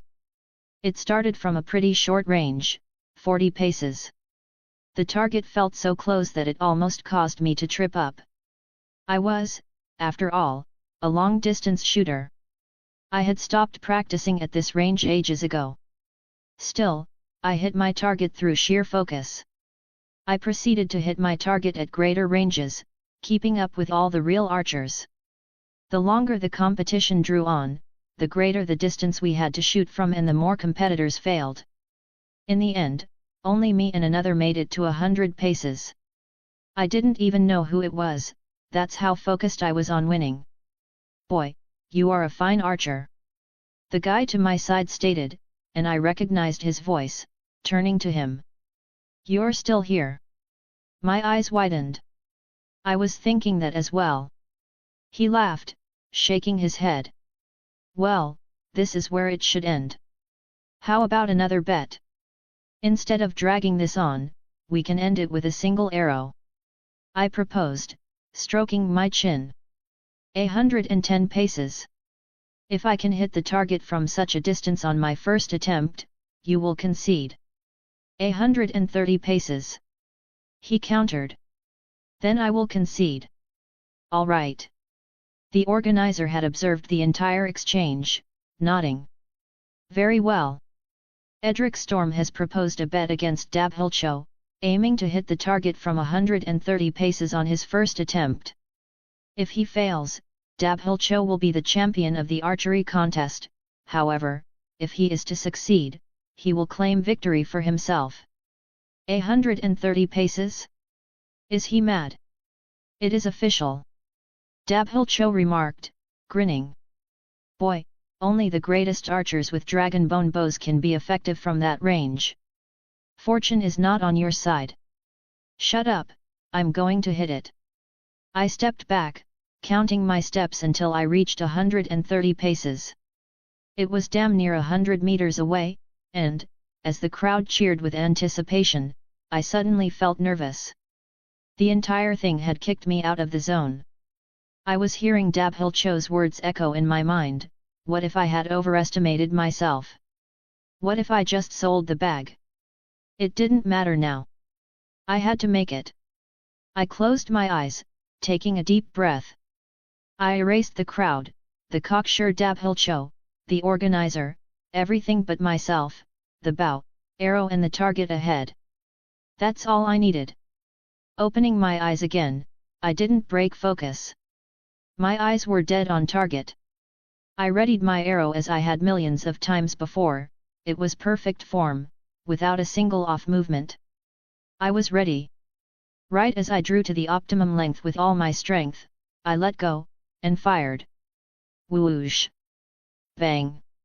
The arrow crashed against the target, piercing right through the target's center and falling down to the ground several meters away. I had done it. I won the archery contest. Woo-hoo-hoo-hoo-hoo-hoo-hoo-hoo-hoo-hoo-hoo. The crowd broke into a roar of cheers as they had witnessed the impossible become possible.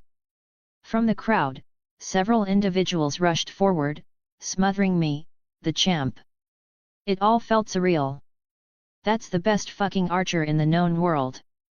Arthur Tudbury rushed me first, almost tackling me to the ground. Calm down. I chuckled. It's not that big of a deal. I always knew you were good, but that good? 130 paces is a distance for a madman. Robert added, smiling. I always knew you would emerge as the champion. Brienne started with a smile.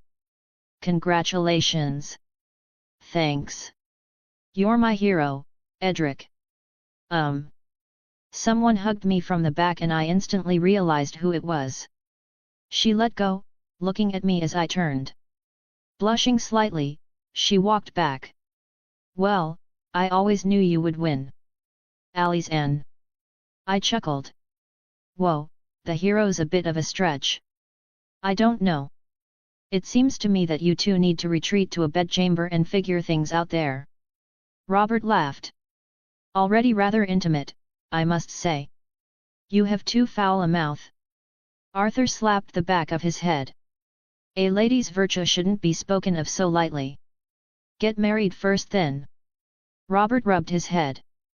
Also, try that again and I'll crack your shell, you damned turtle. Married? Who's the little one here? Arthur chuckled, looking down on Robert as he stepped up to him.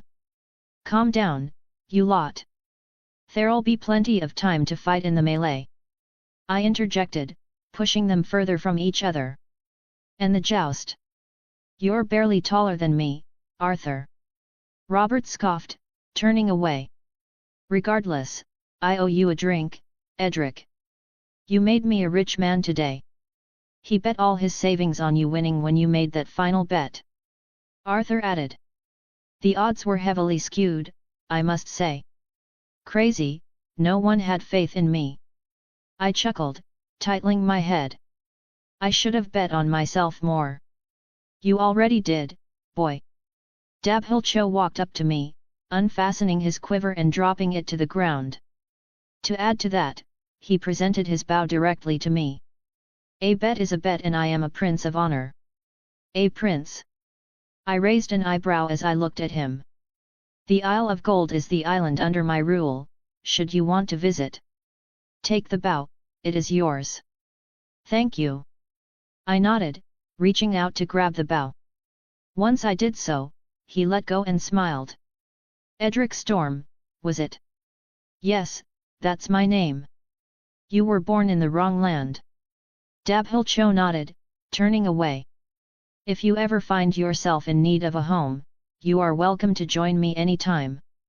An archer like you would be widely respected in my home and paid even more handsomely for every battle attended. I'll keep that in mind. I smiled, nodding. Never say no to connections, even if they might seem useless in the present. My mother always told me that. You can't be seriously considering it, the Summer Isles is a savage land plentiful in infighting and lust. Arthur frowned, observing my expression. You have no idea how precious golden heartwood is to them, him keeping his word is something I didn't expect. I remarked, looking at my new bow. Shit was clean as fuck. Besides, who knows? I could be homeless in the future. That's funny. Ali's Anne chuckled, shaking her head. After this, not a single lord would turn you away from their gates. You could join any household guard you wish and eventually transition to a knight. You're well on your way to becoming a knight. Arthur nodded, agreeing with Ali's Anne. Why throw that away to fight for some prince in the Summer Isles? I didn't say yes to anything, but I didn't say no either. I countered, shrugging my shoulders. My goal is to become a landed knight, anyway. No, my real goal is to save the fucking world from an ice wizard and his horde of dead shit. That's my nephew. Renly Baratheon came up, patting my head. Brilliantly done, you've secured the 3,000 gold dragons, dear nephew. Renly came closer, whispering in my ear. Which I intended for you, regardless. You did well to earn it. What if I lost? I raised an eyebrow. I knew you would not. Simple as. Renly chuckled, stepping back. Again, congratulations. Thank you. I smiled, scanning the crowd. In this context, despite being a bastard, I was the hometown hero. There seemed to be a sense of pride in me winning over all the foreigners. Robert Baratheon, most of all, was the loudest of the bunch. Meanwhile, Joffrey Baratheon sat silently, seething. He must be bitter knowing his father celebrated him more than me. My son is the best archer in the world. Robert Baratheon slammed down his cup, suddenly becoming a fan of archery. Didn't he once say the bow was a coward's weapon? What happened to that? On to the second event. I stopped occupying the tourney grounds, waiting for them to change the field to suit the next event, the throwing contest. I had signed up for this one as well, looking to snag another 1,000. I wasn't as confident in my throwing skills as I was in my archery. Alas, it was going to be an insightful experience even if I lost, as Arthur had told me previously regarding the melee. As I prepared for the throwing contest, I instantly noticed one man that was just different from the rest. He was a decently tall, lean yet muscular man with an eye patch covering his cut eye. Both of his hands had long ass nails on some Wolverine shit. Was it really that hard to cut them? He was playing with daggers as he waited for the contest to begin, throwing them in the air. Later, he began juggling between 3, and then 4, and then 5. This man should be a bloody jester. What are you looking at, boy? He stopped juggling, sheathing his daggers with a swiftness one after the other. He was inhuman in his speed and efficiency. That was an impressive display of skill, I admitted, nodding. Why, thank you. He smiled, showing his sharp, dirty teeth. He had some ugly smile, not going to lie. You have a look of courage about you. Impressive for a green boy. Thanks. I saw you in the archery competition, you had the confidence of a god. The man remarked, grinning. But I don't see that here. Not as good at throwing, are you? I'll admit. I'm not. Maybe you could teach me a thing or two. I shrugged my shoulders. For 100 gold dragons? If you win, of course. 100? You have too much money, boy. He laughed. Even I would not go so low to swindle you. I mean, if you won, you'd have 1,000 and some, right? If I offered a low amount, you'd just laugh at me. Gold dragons are gold dragons. It is not every day there is a throwing contest with such a luxurious prize. Even better, that pesky contract with those merchants ended just as I heard of it. A stroke of good fortune. Your contract? I raised an eyebrow.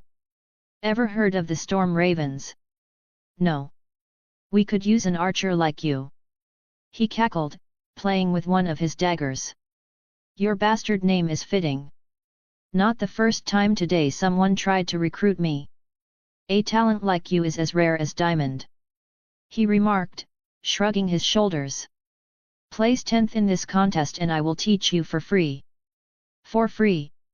No strings attached. He promised. Honestly, he had a distrustful face. Then again, it's probably hard to look trustworthy with an ugly face like his. You're becoming quite the prize. Raiden Shogun observed, floating about elegantly. I just went up in my price, yes sir. Right after, the throwing contest began. The crazy long-nailed MF I was talking to started popping off. He didn't just throw one thing per round, no, he flexed and hit the target in the exact same spot 3 times in a row.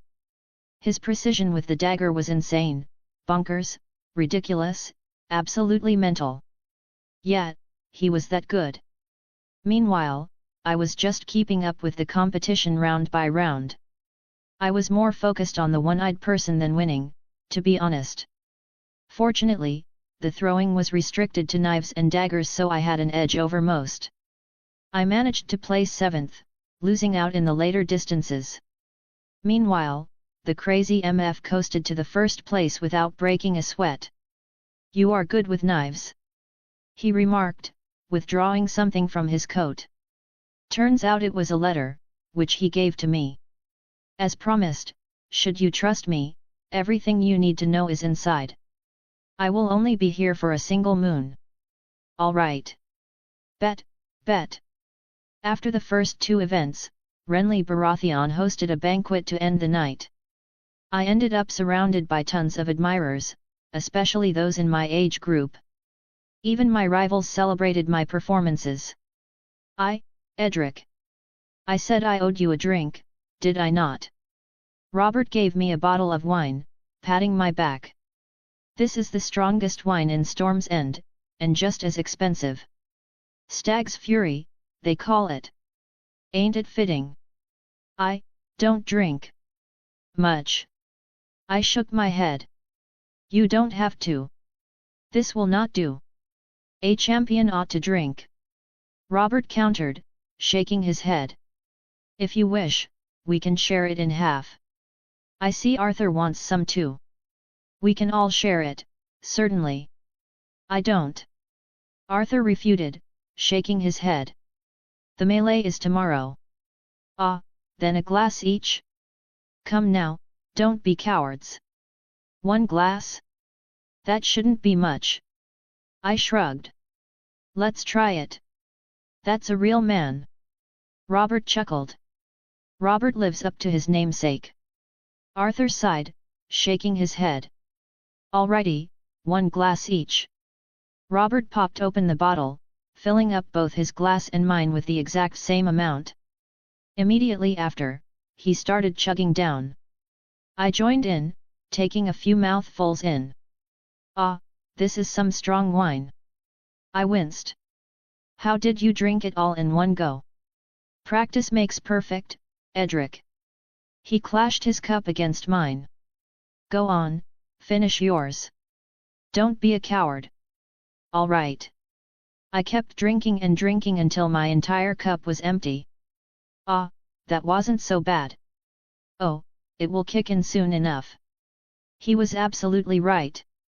It was the first time in my life that I genuinely didn't care what anyone thought about me. Free as a bird, I started dancing, singing, laughing, and making friends without even trying. For the first time, I had a whole group around me and didn't feel like my energy was being drained away by entertaining everyone. If anything, I felt more energetic the more people I had around me. The last thing I recall from that night was taking some blonde girl's hand and taking her for a little spin. Then I got in a fight with Robert, stumbled into a win, and man, what happened next?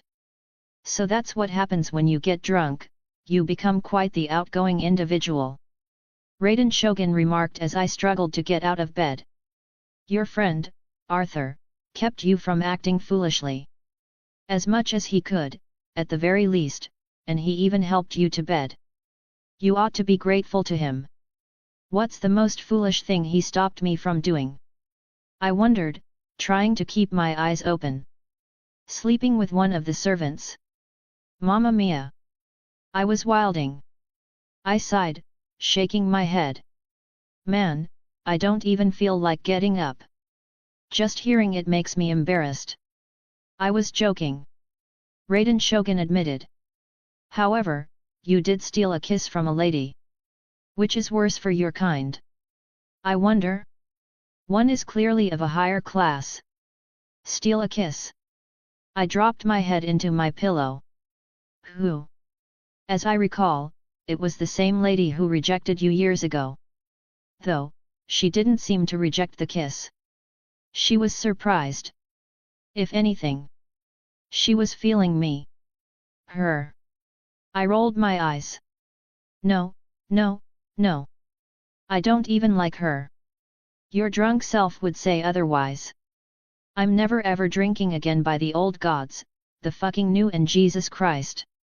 I sighed, storming out of my bed. Fuck me. How do I get out of this one? There were so many people in that hall. Chapter 8, A Brilliant Experience.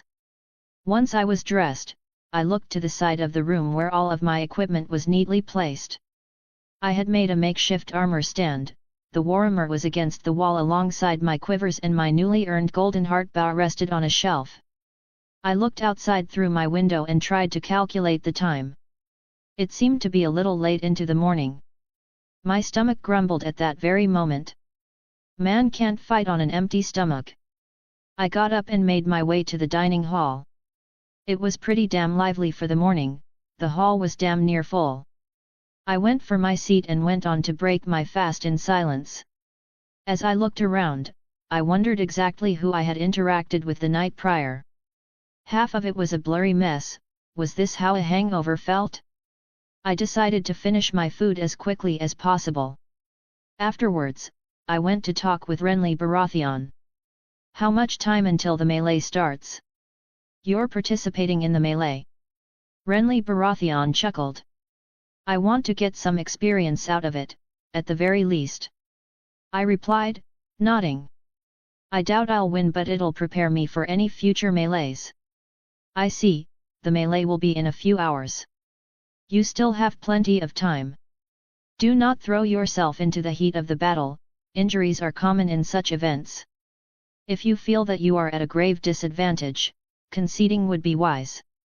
I'll keep that in mind, uncle. After reading about several tourneys previously, I had a good idea of how a melee worked. Everyone would start mounted in a massive free-for-all, taking their weapons of choice. Depending on the host, these weapons could either be blunted or the real thing. In this case, we were using the real thing. Once dismounted, combatants could continue fighting until they were killed, beaten to unconsciousness, or simply gave up. I decided to take everything at my disposal: bow, sword, throwing weapons, and war armor. The good thing is that I had bought a war saddle alongside my horse, giving me plenty of room to place my weapons. Though, the more I thought about it, the more I realized that I always practiced on the ground. Mounted combat, yeah, I was going to have to adapt quickly. Given that I had a few hours, I decided to see what I could do. I took my equipment and horse to the yard. Starting with archery, I tried to shoot from horseback. With my destrier standing still, my aim didn't change much. I only had to alter it due to the greater height that I was shooting from. If anything, it was easier to aim for heads. But then, I made my horse charge onwards and a whole new world opened up. By a whole new world, I mean my aim became dog wank. Well, shit. That's a new thing to practice. Given all the movement and constantly changing distance, it was difficult to be accurate. I had to actively adjust my aim every moment to be accurate, but then I slowly discovered a trick. Predicting where to shoot. Instead of actively changing my shot, I started to have it where it would be a second or so in the future and fire at the perfect moment. Is this a form of hyperfocus? This trick took me a few hours to get a decent hang of, and, by then, the bells for the melee were already ringing. This reminds me of doing homework an hour before school. I chuckled, shaking my head. All this time, I was so focused on being the best fighter on the ground without realizing that mounted combat was just as important, if not more. Then again, I was focused on winning the archery contest. The melee didn't come to mind until later. Well, it's not like I was going to win either way.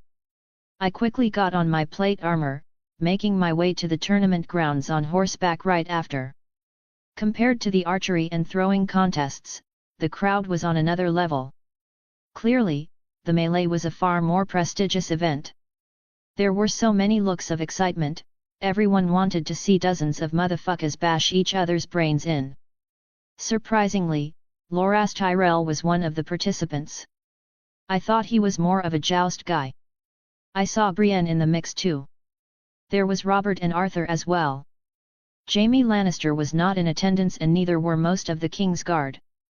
The joust was still the greater event, both in prize and prestige. I took a ride around, scanning the crowd. Still without my helmet, I hoped to see a familiar face. In a certain row, there were plenty of ladies, and there she was. We exchanged looks but she didn't smile. "Alice Ann, why do you look so upset?" I raised an eyebrow, smiling slightly. "You look far prettier when you smile." "Humph." She pouted, looking away. "Yikes, what did drunk me do?" "Edric Storm." I turned, realizing the person who addressed me was the hot blonde girl.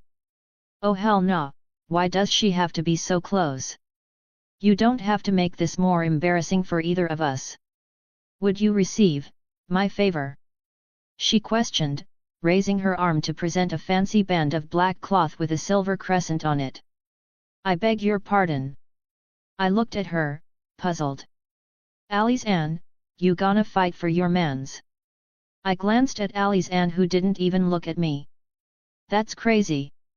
My petty self was tempted to take the favor and roll with it. I mean, the blonde girl was pretty fine. Then I saw Raiden Shogun floating to the side. How could anyone compare to her? She was the one I wanted most. She was the reason why I pushed myself to be even better. The reason why I hesitated saying yes to Alizan. If she never existed, would I have done that? No. My lady, you ought to find someone more worthy of your favor. You do yourself a grave disservice by giving it to me. I lightly grasped her hand, lowering it. I couldn't hide my grin, it was too much. After all, I am Edric Storm. The bastard of Storm's End. How could someone like me ever be worthy of such a beautiful, proper, lady's favor? She was speechless. Was I a cunt? Ma'aib. But she was a cunt to me first. I turned away and hurried my horse. You rejected that lady's favor. Arthur joined me on horseback. The previous night, you were saying that she was the love of your life. I felt like crying. I was drunk, couldn't you see that much? It takes great courage for a lady to give a contestant her favor, and to be rejected like that is truly terrible. You ought to apologize when you can. Man, you shouldn't dig your nose in matters that aren't related to you. I rolled my eyes. When we last met, she rejected me in the most cruel manner imaginable. And so, you decided to mislead her and do the same. I never meant to say whatever I did say. In the end, it's all a misunderstanding. In truth, I'd rather she avoided me. The least you could do is clear the confusion, in that case. Maybe. I admitted, nodding. Then again, I didn't feel like doing all that. Was it worthwhile to lower my head to a person like that, someone who I have no interest in? That is what a true knight would do. A true knight. I thought, considering my options. Edric. I turned to the side, noticing a familiar banner. 3 brass buckles, on a blue field. Robert. Edric Storm, I, Robert of House Buckler, will see you on the field. Listen, whatever I did the previous night, I didn't mean it. I replied, shaking my head. Don't you dare run from my challenge. Knowing Robert, it was pointless. Fine, I'll see you on the field too. I sighed, putting on my helmet. You better not concede to anyone before facing me, however. Oh, I won't. You have my word, on the honor of my house. After making his oath, he hurried his horse away. What happened to him? I wondered. You kissed his intended. Intended is putting it lightly, you know Robert, he has little luck with the ladies. She showed no interest in him. In the end, you two had a brawl over her and you were winning before being pushed apart. What a mess! I remarked. I'll have to face the consequences of my actions. Good luck. Arthur nodded, turning away. I hope we don't end up facing each other. Can't we team up, worst case scenario? I smiled slightly. That would be dishonorable. Of course, it would be. Arthur the Honorable could never do such a thing. The best I will do is avoid you. Sounds like a good strategy on your end. You wouldn't want to lose too early, would you? I chuckled. Keep dreaming. Arthur chuckled. Don't be too stubborn, Edric the Arrogant. The melee can be a deadly place. You're the second person to tell me that.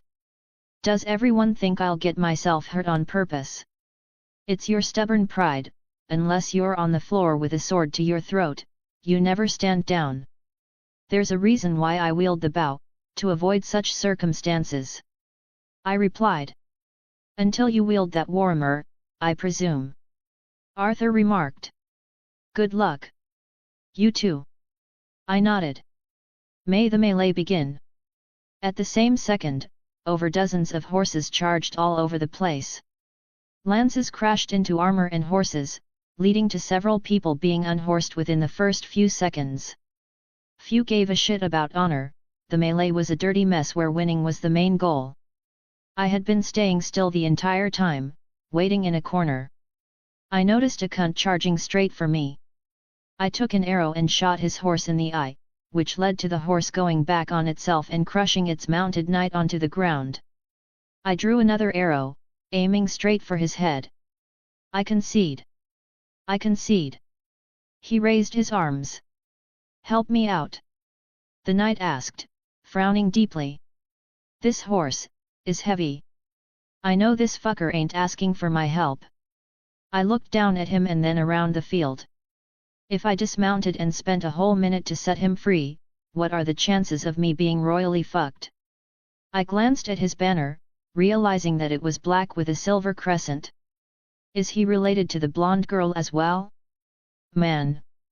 I guess I should kinda, this is long. I swiftly dismounted and sprinted to the knight. Using all the strength in my arms, I pushed alongside the knight, tossing the heavy horse to the side. Afterwards, I felt way too bloody tired. Get the fuck out of here. You have my thanks. The knight nodded. A strange boy, you have honor yet you do not.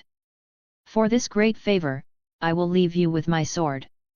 This man can't be serious. Mate, I'm in the middle of a melee, you can do that later. Ah, I see. The knight nodded. Later it is. I got onto my horse as quickly as I could, but someone else was already on my tail. 3 brass buckles, it was Robert. He was charging at me with a lance, and I didn't have enough time to load an arrow. I hurried my horse, charging slightly to the side. Yet, he managed to tilt his lance ever so slightly and thrust me off balance. My riding was still a bit lacking, so I tumbled off my horse and onto the ground. My quiver of arrows spread across the ground, but I still had my golden heart bow in hand. I swiftly got up and realized that Robert had dismounted, meeting me on the ground with a morning star in his right and a shield in his left hand. Me and you, Edric, you better not run. I wouldn't have it any other way. I grinned, accepting the challenge. I put my golden heart bow on my back, drawing the warhammer from my horse's saddle. Robert stormed forward, swinging his morning star straight for my head. Is he trying to kill me? I dashed back, countering with a two-handed strike with my warhammer which narrowingly hit the side of his chest. He stumbled back, and I took that as a cue to keep going. I raised the warhammer, aiming to smash it against his shoulder. He managed to raise his shield, blocking the blow. However, it struck like thunder, jolting his hand. I kept hammering on, smashing into his shield and keeping him on the defensive. In the end, his defense did crumble as I forced him to the ground. Concede. I lowered my warhammer onto his chest. Robert hesitated, moving his right hand. Concede. I suddenly felt an unfathomable pain in my back as something forced me down onto the ground. I collapsed onto Robert, moving the warhammer away with my last ounce of strength. That was the last I saw of the melee. In the end, I spent several days bedridden and ended up missing out on the entire joust. I only got to hear of it, apparently it was grand and competitive. In the end, Jaime Lannister had unhorsed all of his opposition and took the title of champion, naming the Queen Cersei Lannister as the Queen of Love and Beauty. Well, that wasn't suspicious at all since Kingsguard were obligated to name their queen if they won the joust. As for the melee, I had taken a speeding lance to the back which took me out for the count. Towards the end, it was Arthur Tudbury, Yohn Royce, Thuras of Myr and Loras Tyrell who had remained. After beating Flower Boy and taking some wounds, Yohn Royce faced Thuras of Myr and lost to him. As for Arthur, his horse had failed him in a clash against Thuras' flaming sword, running away. In the end, he too, fell to Thuras of Myr. That priest was going to be a rich man, but knowing him, he'd just spend it all on getting drunk. I was seething, knowing damn well I was just as capable as Arthur. I could have stayed till the end, but I was too focused on my one confrontation. My tunnel vision had led to me besting Robert but losing the melee as a whole. Also, my chest plate was now fucked thanks to the lance. The maester had no idea how I was able to recover so quickly from such a blow, and more so, without any lasting wounds. The maester presumed that it was the armor which had tanked the majority of the damage. Still, he called my case a great anomaly. That red priest, how could they allow a man like him to keep the victor's purse? He used a damned flaming sword, that has to be against the rules. Arthur complained, shaking his head. You're talking to me about dishonor. I got a lance to the back. I countered, chuckling. Never mind that, it's just as you said, the experience is what counts. We know where to improve for the next melee. How do you prepare for a flaming sword? Arthur raised an eyebrow. Get a flaming sword yourself. I jested, shrugging my shoulders. Seriously, though, get a horse that isn't afraid of a little fire. As if suicidal horses are common.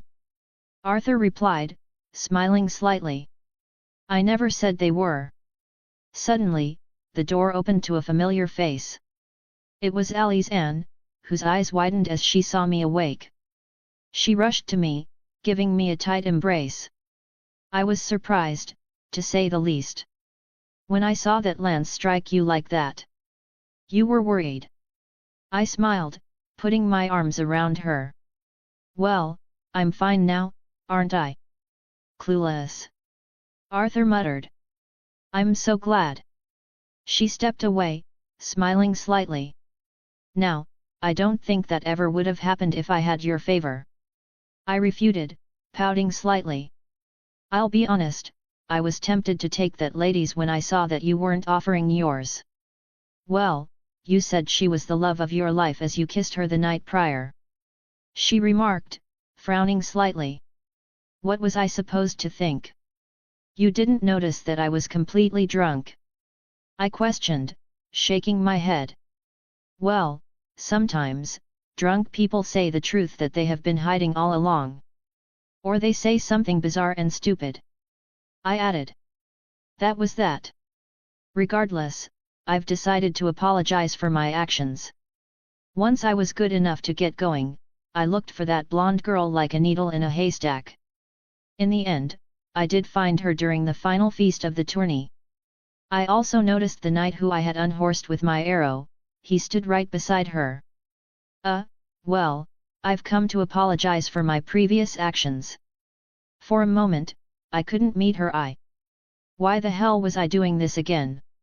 True knight bullshit? Fuck you, Arthur, really, fuck you. On that night I was drunk and acted unlike me, from my words to my actions, I didn't mean any of it. This led to the confusion at the melee which I had wished was never a thing.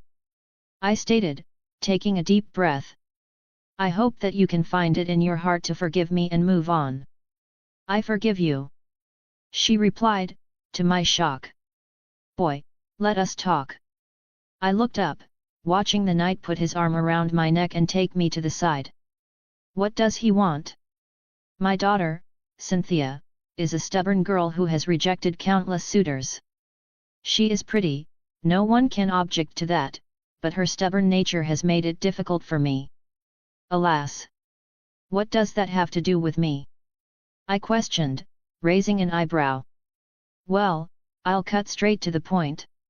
She is most interested in you. I am aware that she insulted you long ago, but it has been years since then and you were not who you are now. Given the stunt that you pulled earlier, you should take some responsibility. Take responsibility? For what? I did apologize. I shrugged. What more do you want me to do? Besides, I already have a lady in my heart. You could certainly do better than a landless bastard like me when it comes to a beautiful daughter like her. Certainly, I could set a match with a rich lord. Though, from experience, I do not want the same for my daughter. Her happiness is of paramount importance to me.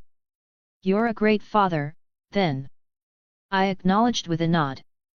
Whatever fascination Cynthia might have for me, however, is artificial. She might think I'm what she wants, but that's hardly true.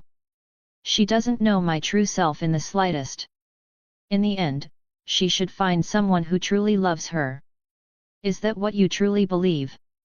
Indeed. Also, I'm sorry for shooting down your horse earlier. You can keep the sword you promised. He sighed, shaking his head. Why is the youth always so difficult? I took a deep breath after turning away. Glad that's settled.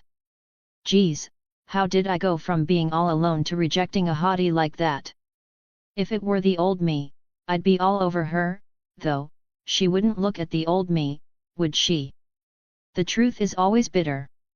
I recalled something a classmate of mine said. She tried to sound all smart by saying that, but, sometimes, the truth really was bitter. On the banquet night, Robert Baratheon's chambers were full of moans and laughter. I was just passing by, making my way to my room. Jaime Lannister stood by the door. He didn't look amused by the sounds behind him in the slightest. Sir Jaime, should I chat to him? I wondered as I kept stepping forward. Man, why not? Are you looking for squires? I asked, half-jokingly. You want to be my squire? Jaime Lannister chuckled, shaking his head. Run along, Edric Storm. If you knew how dull it would be, you would have never asked. Right, it doesn't seem like you do much, do you? I stroked my chin. Standing by the door, hearing, almost watching the king act unfaithfully to your sister.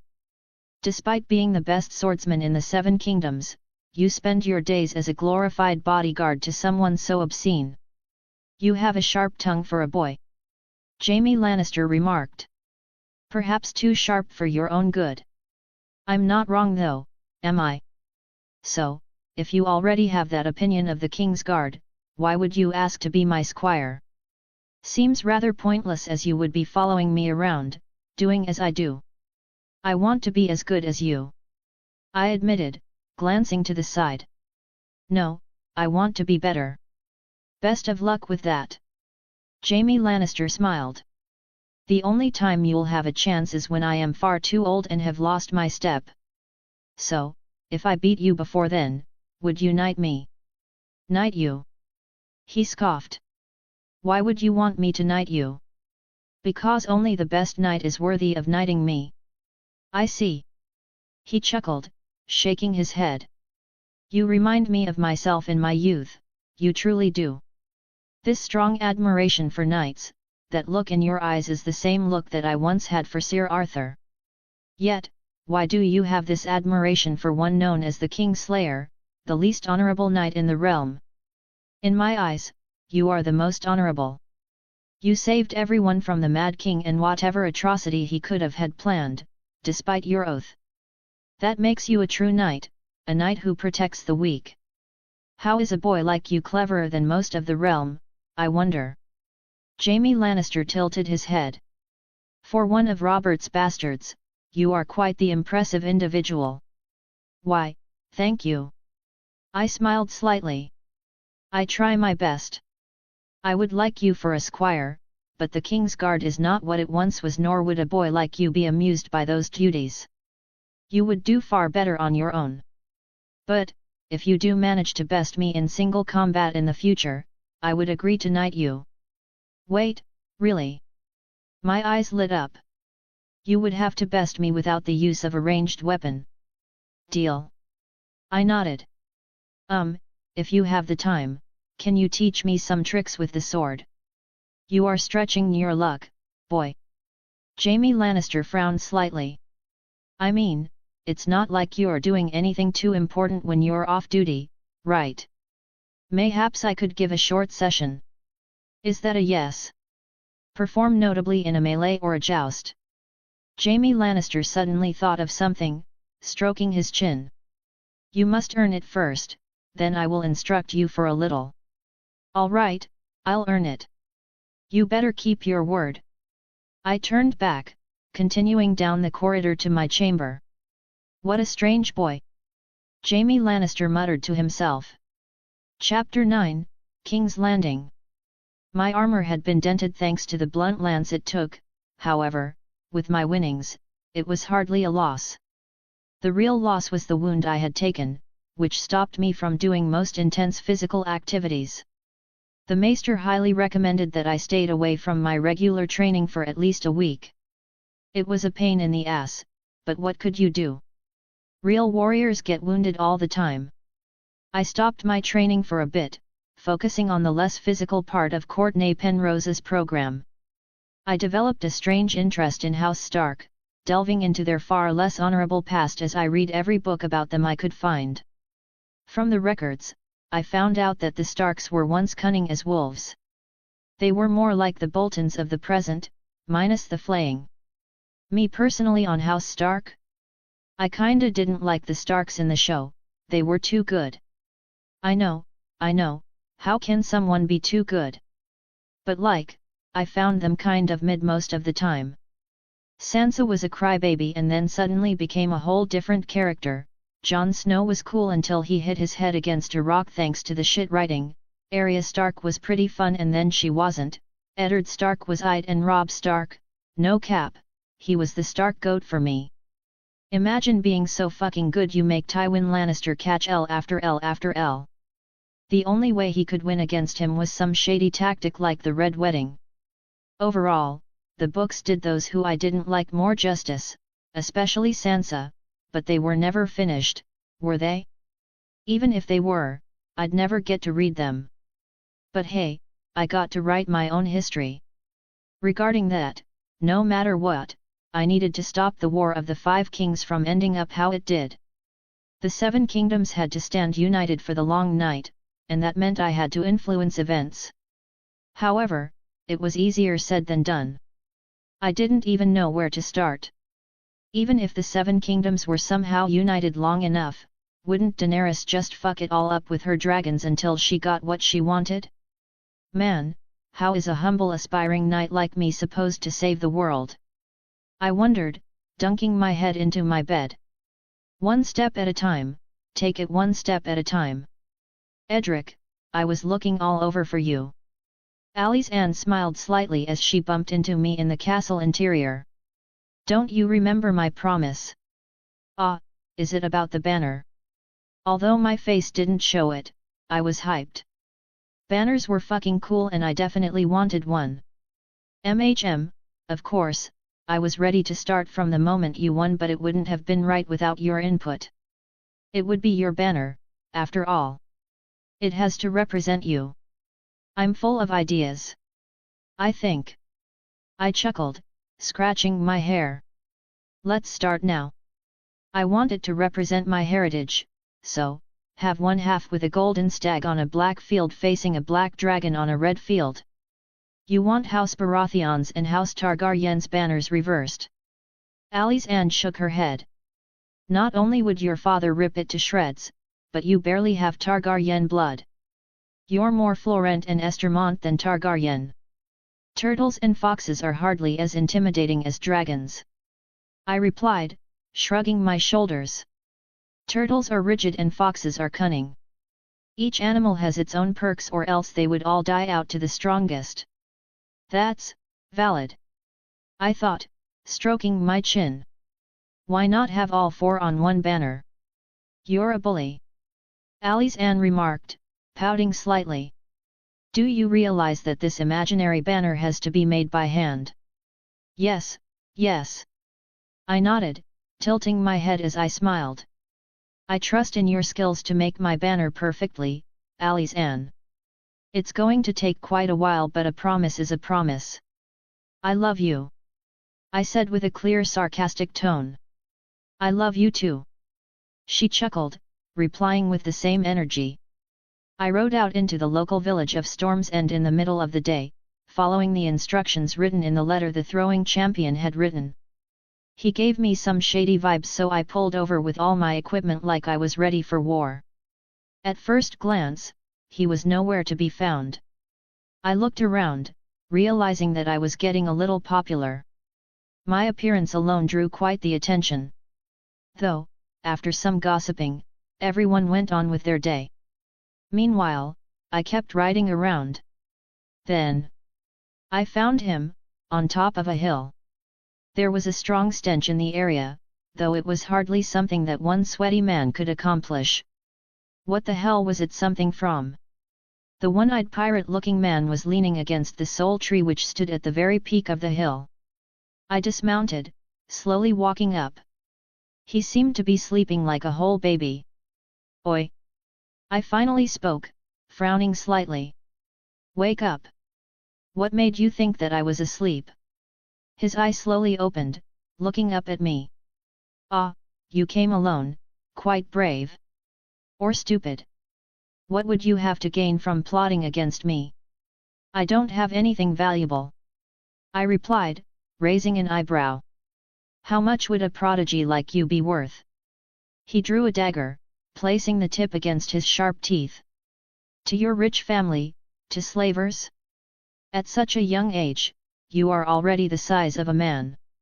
I can imagine you'd fetch quite a handsome price. So, what? You going to try kidnap me? Whoosh! I had tilted my head instinctively, glancing back at the dagger on the ground which had flashed before me, almost cutting my cheek. That was way too fast, and precise. You have good reflexes, boy. I appreciate you trying to wound me. I remarked sarcastically. First lesson, trust no one. He stood up, grinning. The greater you are and the more value you have to your name, the more people there will be looking to bring you down. Others will intend to cling to you and leech off of your success for their own benefit. As such, you should never be at complete ease. Weren't you sleeping soundly earlier? Was I? Look on the other side of the hill and tell me. He gestured down, turning. I shrugged, walking up. When I reached the top, I saw 5 armed corpses. They didn't have any fancy armor or weapons, clearly on the poorer side. However, their weapons clearly meant business. Or, used to. All 5 had clear and deep knife wounds to the head. It was a rather horrifying sight, even though the kills were so clean. That's where the terrible smell was coming from. A great amount of gold can make plenty of men desperate. And desperate men make grave errors. You didn't even bother moving. I raised an eyebrow. Aren't you afraid of the law? When they had their weapons drawn against me, do you think either parties considered the law of the land? The man chuckled, shaking his head. When in danger, you must never hesitate to be ruthless. I came here for a throwing lesson, not a life lesson. I stated. You will have both. After all, why would you want to master throwing knives? To be a jester, to win little prizes in contests? No, not at all. A fierce boy like you wants to kill better. Well, partly. I nodded, agreeing. I want to be able to fend for myself and others as best as I can. So you should want all the lessons that I have to offer, won't you? I suppose. I scratched my hair, glancing away. Yet. Third lesson, patience. Be observant, do not speak or act too soon. Striking at the opportune time is paramount in many ways. You will learn, it takes time. Now, we need a target. He smiled slightly, walking down as he grabbed one of the corpses and dragged them up to the tree. Using his knives, he nailed the corpse against the tree. Let's begin throwing, shall we? Yet. I gave him a weird look.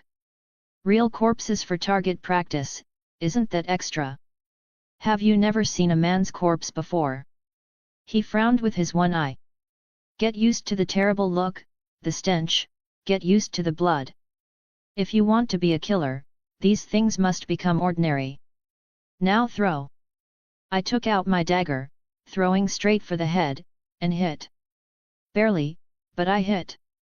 Your form is terrible. The man remarked. What is the purpose of hitting your target if the hit does nothing but tickle him? The knife is not a bloody bow. It spins like the wind.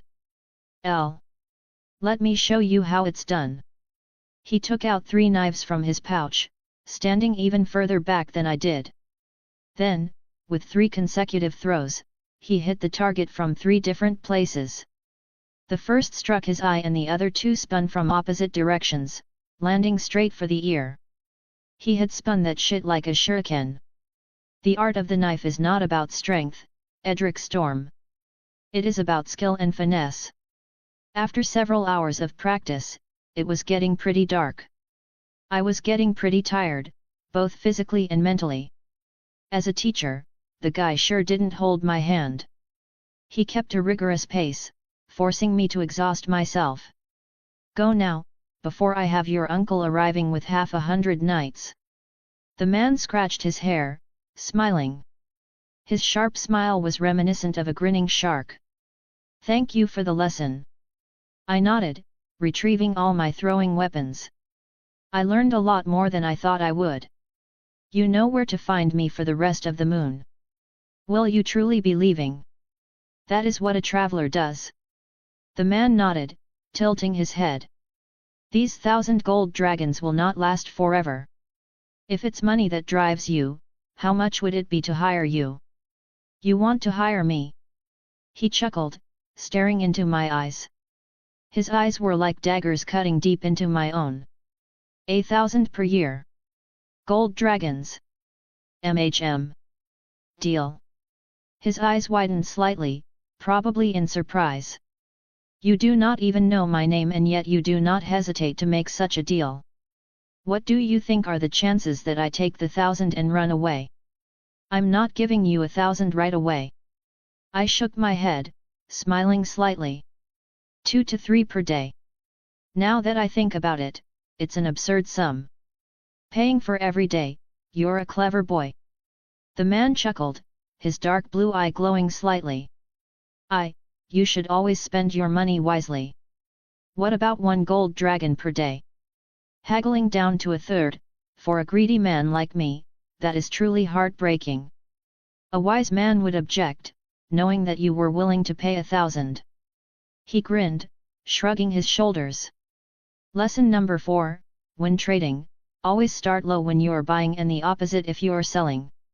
So, when a man is at his richest, his services are also the most expensive they will ever be. Until he loses his money. I replied, shrugging my shoulders. See, with me, you'd have a constant flow of gold. Right now, you're just sitting on a hill of gold slowly drifting away. And how certain are you to maintain your wealth? The man grinned slightly, stroking his chin. Because I plan to spend it to make even more gold instead of throwing it away on useless things until there's nothing left. I respect your skills, and so, I'm willing to give a gold dragon per day. Once your gold runs out, how much will you be contracted for, risking your life for whoever? How much do those storm ravens really pay? I doubt it's even half of that. Even better, I promise to have you by my side for at least 5 years, and you can walk out on that anytime. I was chatting mad shit. I didn't know the first thing about investing money. Every paycheck I had, I spent on things I needed and then the rest of it on stupid shit. Even so, I truly believed that this guy was worth the money. Not only would he aid me with my skills but he would be a great bodyguard. You have a way with words. The man remarked, nodding slightly. I agree to your offer. I may have jumped the gun a little, but I was 1000% certain this guy was the real deal. I mean, he dominated the throwing contest and killed 5 men on his own. If I had someone like that around, my chances of being caught lacking by anyone was much lower. Explaining why I had blood all over me was a little difficult as I used the excuse of hunting. Everyone thought I was a good boy, so no one really brought up further questions. Soon enough, the royal family bid their farewell and began the journey back to King's Landing. I was around, albeit considerably further back. From the looks of it, Joffrey Baratheon genuinely abhorred my existence as did Cersei Lannister. Unsurprising. Then, Renly Baratheon turned back, walking up to me. I raised an eyebrow. What was this about? I will be departing for King's Landing as well, Edric. Renly Baratheon stated, smiling as he pat my shoulder. You're the lord of the castle now, don't make a mess of it, Why? King's Landing? I questioned, frowning slightly. Storm's End might have shit weather, but at least it doesn't smell like it. Greater duties await me in the capital. I've been dodging them for too long. Courtney Penrose will continue to be the Castellan, so you shouldn't have a difficult time finishing your training. It is unfortunate that you do not have the Lannister golden hair and emerald eyes, et. I can't come to King's Landing. I raised an eyebrow. I mean, it probably wouldn't be the best idea. You would not be welcome there as you are here. But, if you truly wanted to, I would do my best to vouch for you. You are my favorite nephew, after all. How could I allow you to be turned away? Renly Baratheon smiled, turning away. It will be farewell for now, Edric. I hope that you have achieved your goal of being a great knight the next time we cross paths. It was rather bittersweet to see him walk away. He was like an older, cool, brother that I never had before. I will. After that, I made sure Alice Ann had everything she needed to complete my banner before continuing with my training. She also asked for extra gold because of some family problems. Being a good friend, I didn't question it at that point in time and gave her a handout. I then managed to get my bodyguard and teacher into Storm's End, eventually learning that his name was Dorian. His second name, however, he never spoke of. Since winning the archery contest in such dramatic fashion, I became a whole celebrity amongst the youth. The ladies vied for my attention and all aspiring archers looked up to me. I tried to keep to myself, but the more I strayed away, the more persistent people seemed to become. In the end, I accepted my new reality and used it as an opportunity to build my charm and leadership. Interacting with people was important for both, after all.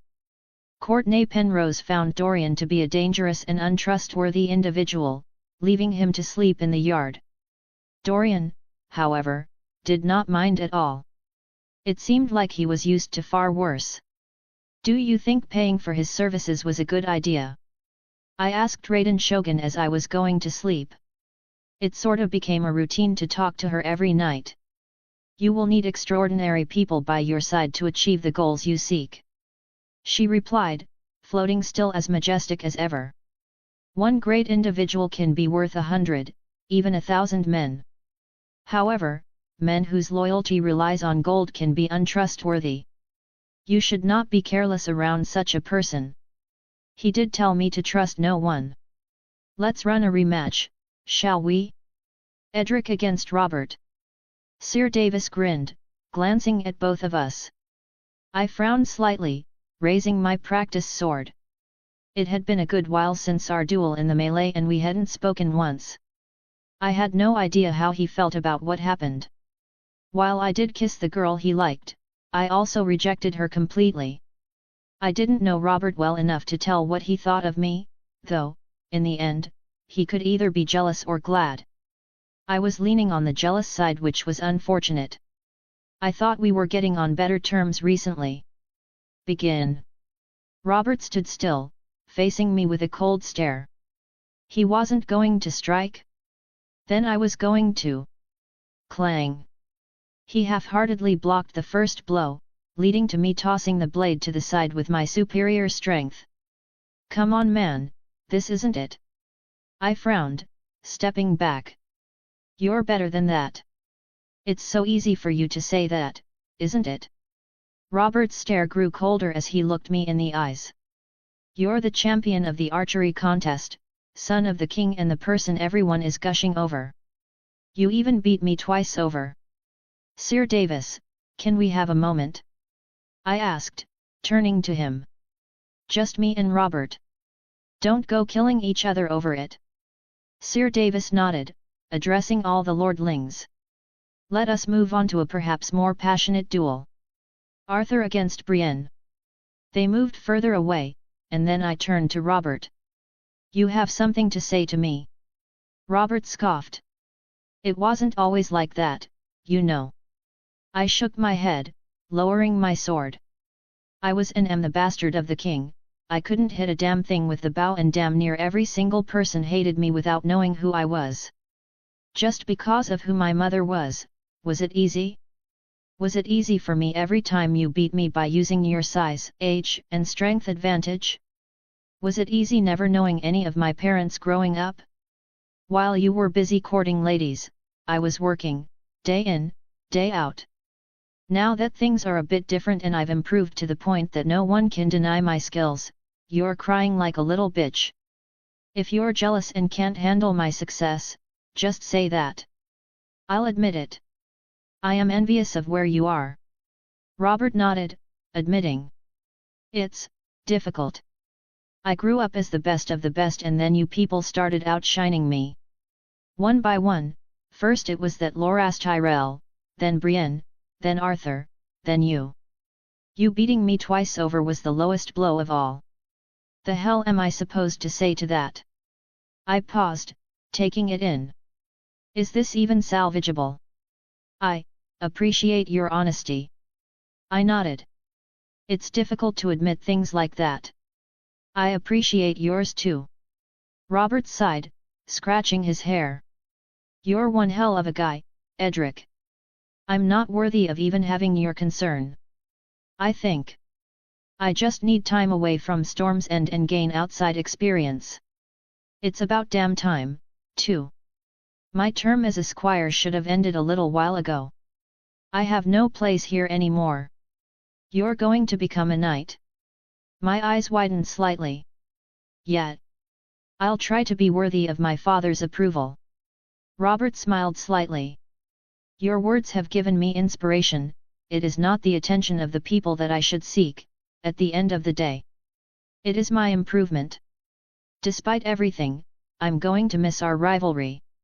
I stated truthfully. It was fun while it lasted, you know? You were one of the reasons why I strived for improvement, so that I could someday beat you. Don't worry. He chuckled. I'm going to beat you the next time we face each other. If you don't, you'll owe me a drink. And not that stag's fury again. No stag's fury. Robert smiled slightly. Why not? It got me into another fight with you, that's why.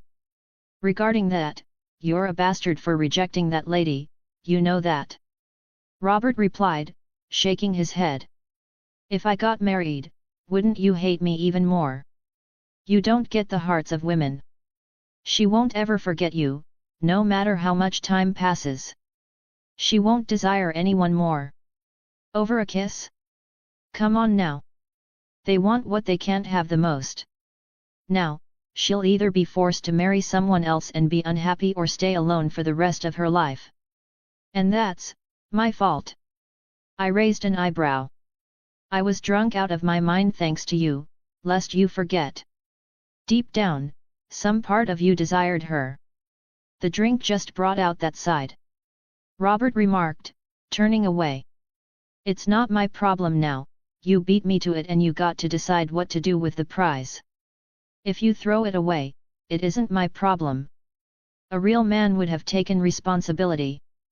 How did he go from coping to cooking me in such a short period of time?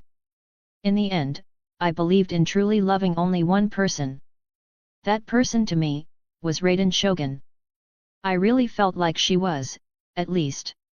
Alice Ann, Cynthia, Brienne, any girl, it didn't matter. I didn't believe that I should feel the same romantic love with anyone else. You're just gonna walk away and not finish your last session? I asked, raising an eyebrow. You're the only person present here worthy of my farewells. Farewell, then, Robert. I hope you do become a landed knight someday, Edric. I'd love to see how a bumbling idiot like you rules over land. Shut up. I smiled slightly. Farewell, Edric Storm. Why did it feel like everyone was leaving me, one after the other? Well, it wasn't wrong to think that. Renly Baratheon, Loras Tyrell, and now Robert, 3 people who I've been seeing for God knows how long. After that, Brienne also returned home and so did Alice Ann. She hadn't finished my banner as she left but she promised that it would be perfect the next time we met. I still hadn't told her about how I felt. I mean, I didn't know entirely myself. I wanted to believe that she was just a sweet friend, but, at the same time, I felt closer to her than I did with Raiden Shogun. Raiden Shogun was a cold, floating ghost most of the time, while Ali's Anne was someone I could talk to all day. Safe travels, Ali's Anne. I couldn't hide my smile when I looked at her. You should come around more often. I'll see what I can do, but you know, it's hard for me to be away from family. I completely understand. I nodded. Well, Edric Storm shouldn't, but I do. Don't wander around and find yourself a wife while I'm away. A wife? I'm hardly 10. I chuckled. As a bastard, I get to decide when I want to get married and who to. After all, no one truly values me enough to deny my request. That's a great luxury you have. Ali's Anne smiled slightly, turning to her father. Farewell, Edric. See you around. I nodded. Get married already? Her father sighed, shaking his head. You like each other enough, don't you? Father. Sir, I'm too young to make commitments like that. I replied, smiling slightly. Life does not hesitate. He replied, turning away. If you do not grasp what you have, you will lose it before your eyes. He's just a bit drunk. Ali's Anne smiled slightly, pushing him away. Weird. I stroked my chin. Is the father the family problem she spoke of? Saving it for when you truly need it is clever. Though, most people hardly have the patience. Once gold enters their hands, they have to spend it. I recalled one of her sayings, frowning slightly. Maybe I was overthinking it. As I watched them depart, I just shrugged and turned away. Do you know what he meant? Dorian asked, standing in the back with his arms crossed. What? He meant he's looking for men to sell her off to. You would likely be one of the best suitors at the moment, despite having no land to your name, all thanks to your 3,000 shiny gold dragons. She's about that age, too. Any longer and she'll start losing her ripeness. Shut up. I frowned at him, feeling much angrier than usual. I was just being honest. He shrugged, grinning slightly. By your reaction, she is clearly important to you. Ha ha ha, young love, you children make it seem so complicated. Though, a hero in the making like you could certainly find someone prettier. Looks aren't everything. She has your heart, but not your eyes. Who took your eyes, I wonder? Dorian stroked his beard in thought. Cersei Lannister, the Golden Queen. Pfft, don't make me laugh. I scoffed, shaking my head. Just do what you do best and teach me throwing. Ah, I can do a lot more. I could even teach you to seduce and woo the girl of your dreams, at no extra cost. Am I not the greatest hire you could ever make, Storm Boy? I sighed, walking away. He followed at a distance. He was sometimes funny, sharp with his words and always straight to the point. I never saw him afraid to speak his mind. At times, the things he said were downright offensive, but he never once lied or said something he didn't believe. As time passed, I found Dorian to be my best companion. After recalling the big talk about investments, I confronted Courtney Penrose and he actually supported my idea. Through him, I began to invest and buy empty land around Storm's End.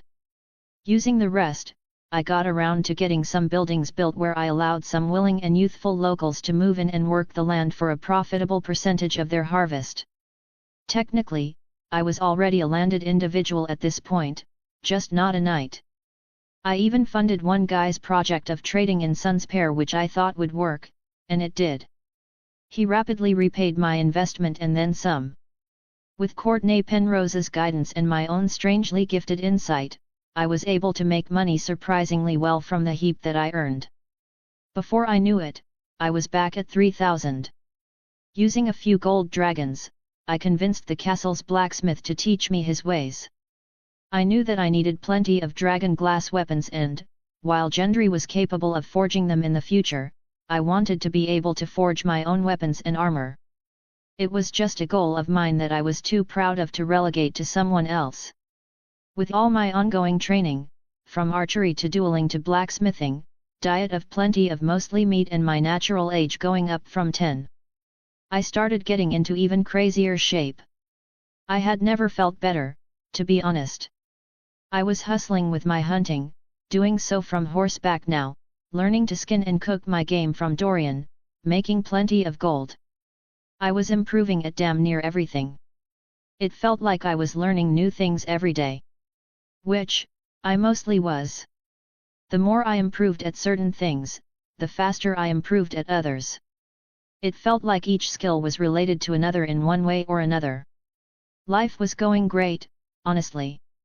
I was the shining star of Storm's End, bastard or not. As much of a natural loner that I was, people were still attracted to me. I made plenty of friends and built even deeper bonds with the friends I already had. A girl even confessed her love for me, which I had to reject, as bad as it felt. She wasn't ugly or anything. I was just interested in someone else. I'm sure you know by now who that person is. Most of all, Arthur became my very best friend. We started doing almost everything together. Hunting, sparring, training, he even helped me with my land. He was a real bro, no cap. I almost wished we were blood related. Though, I later realized that it didn't matter. A brother was a brother. Name, Edric Storm. Age, 11. Lord. Charm, 55, Diplomat 2, improved haggling, able to get better prices out of every trade through persuasion. Leadership, 30, inspiring leader I, the morale of those on your side is generally higher in your presence. Steward, 35, Midas touch I, you find money where others wouldn't and you find managing money to be easier. Warrior. Athletics, 80, Titan 4, your overall athleticism is improved, from speed to strength to coordination. Battle instincts, 45, Hyper focus I. Warhammer, 35, Thunderous Warhammer I, the impact of your Warhammer is slightly greater. Knight. Sword, 65, Sword skill 3, the slashing ability of your swords increased, alongside a decrease in how much stamina each combination drains. Riding, 50, Riding 2, able to control your mount more effectively. Armor, 43, Fortress I, the effectiveness of heavy armor is increased. Ranger. Marksman, 90, Sniper 4, grants the user absurd range and accuracy. Scouting, 30, Scouting I, tracks are more visible to the eye. Throwing, 70, Throwing 3, able to grab a new weapon quicker and weapons thrown, especially larger ones, penetrate armor more effectively. Smith. Blacksmithing, 30, Blacksmithing I, smelting is quicker and more effective. Engineering, 35, Engineering I, engineering projects take less time. Stranger. Roguery, 5. Trade, 22, Merchant I, haggling is more effective. Medicine, 10. Mage. Storm Manipulation, 19. The 9th moon of 298 AC, King's Landing. Edric Storm hopped off his ship, followed by Robert, Roland, Bryce, and Dorian. He looked upon the great port, observing it with keen interest. It was impressive, in his mind. He had grown even taller, reaching the threshold of 6 foot 3 inches. The more drastic difference, however, was his size. He gained more weight and muscle over the year, beating out most built men in that aspect. His physique was inhuman for his age, almost on the realm of a demigod. Still, he had a rather childish face which he couldn't hide. His face was a bit puffy and his skin was clear as a maiden's despite all his hard work. Robert, on the other hand, had grown into a full-fledged warrior and was on the verge of knighthood. He only needed to perform a notable deed and be knighted for it. As for Roland and Bryce, they were on a similar boat. Roland was a highborn with a slightly perverse taste in woman, while Bryce was a lowborn butcher's boy who Edric had befriended from his farm. They were Edric's closest friends, though the bond Edric had with Arthur overshadowed the others. Roland and Bryce were more so company. "Excuse me." Edric Storm approached one of the men overseeing the ships. "Might you know how many days there are until the Hans tourney?" "It's in 2 days." The man replied bluntly. "You looking for a place to stay?" "Don't bother, every damn inn in this city is full to the brim of aspiring victors and those who came to observe. You're better off staying in your ship." "Thank you for the advice." Edric nodded, turning back. 2 days, we're right on schedule. Let's have a look around. You think they have an archery contest?" Roland inquired, stroking his chin. "It would be easy gold for you. If it's as grand as everyone claims, it should." Robert replied. "A melee, joust, maybe even a throwing contest." "Hey, Dorian, if you happen to win something like that, would your winnings go to me or what?" Edric grinned slightly, looking back. "Keep dreaming, they would go to my pocket," he replied, shaking his head. "I heard the whores here are the best in the 7 kingdoms." Roland smiled, closing his eyes for a moment. "Sweet perfume, see-through silk dresses, Sir Dorian, wouldn't you pay for my visit?" Dorian scoffed. "Pay for your own visit, kid. That would be as expensive as an arm and a leg, Roland." Arthur scoffed, shaking his head. "Never mind how deprived you'd have to be to pay for such a thing. Who are the deprived ones, the ones who pay or the ones who give their bodies for gold?" Roland countered, frowning slightly. "Some people have no choice." Bryce spoke, lowering his gaze slightly. "Poverty in this city is the highest, isn't it? Children, children. Grown men and women should choose what they want to be." Dorian stated, shrugging his shoulders. "Being a whore is not quite as sinful as some of you believe. If anything, it is a great service to others. A deprived man is capable of terrible things. Better to have him pay first, Humph." Edric Storm didn't put his 2 cents in the jar as he kept walking. Eventually, he found a poster explaining the Hans tourney. As in canon, it had an archery contest, melee, and joust. The prizes were 10,000 gold dragons for the champion of the archery contest, 20,000 gold dragons for the victor of the melee, 20,000 gold dragons for the joust's runner-up and 40,000 gold dragons for the winner of the joust. 10,000. Edric Storm couldn't hide his smirky grin. "That will certainly help. Should we try to get a spot at an inn?" Roland asked. "If I have to stay another night on that ship?" "Roland, you're free to scout the city for rooms. No one is stopping you." Edric Storm turned back with a smile. "I'm heading back. If you find space, don't forget to inform us. I heard King's Landing can be quite dangerous at night. Especially if you're alone." "You?" Roland's eyebrows twitched as the group made their way back. "Fine, I'll stay on the ship." The following day, I signed myself up for all 3 of the events. The rest signed up for the melee and joust with my assistants, excluding Dorian and Bryce. On the final night before the Hans tourney began, I sat contemplating in my cabin. "This is where things get sticky," I stated, looking up at Raiden Shogun. "Pardon?" She raised an eyebrow. "The Hans tourney," I replied, dropping my head onto the bed. "If I shine too brightly, I suspect that my life would be in danger." "Meaning?" "I'd have to be extremely cautious or eliminate those who would threaten me. This is the capital. Not only does it stink of shit, it also stinks of corruption. Do I just get my winnings and dip? Or do I want to do more? If I really want to save the world, I should do more. No, not even that. I have to take risks and get involved against the Lannisters. I have to make sure Robert Baratheon lives or, at the very least, someone stable succeeds him. I have to protect the king's peace, no matter what. Eliminate? I haven't known you for plotting. Raiden Shogun questioned.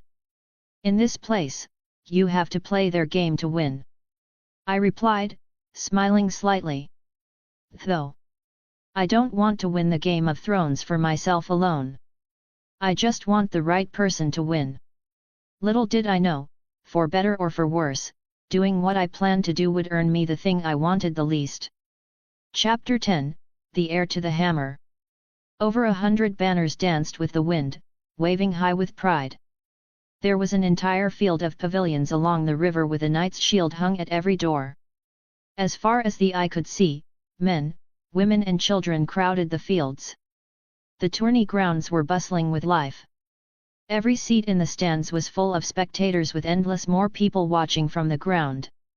The entire city had come to see the Hands tourney. It was a once-in-a-lifetime event, after all. In the field, archers from across the 7 kingdoms and even the rest of the known world had gathered to compete for the grand prize of 10,000 gold dragons, an amount which would change any commoner's life. Edric Storm, among them, stood out immediately. He wore rather basic black garments, covering his left hand with a black glove. In his hand, he held his golden heart bow with a beyond calm expression. Though his choice of clothing didn't stand out, his appearance did.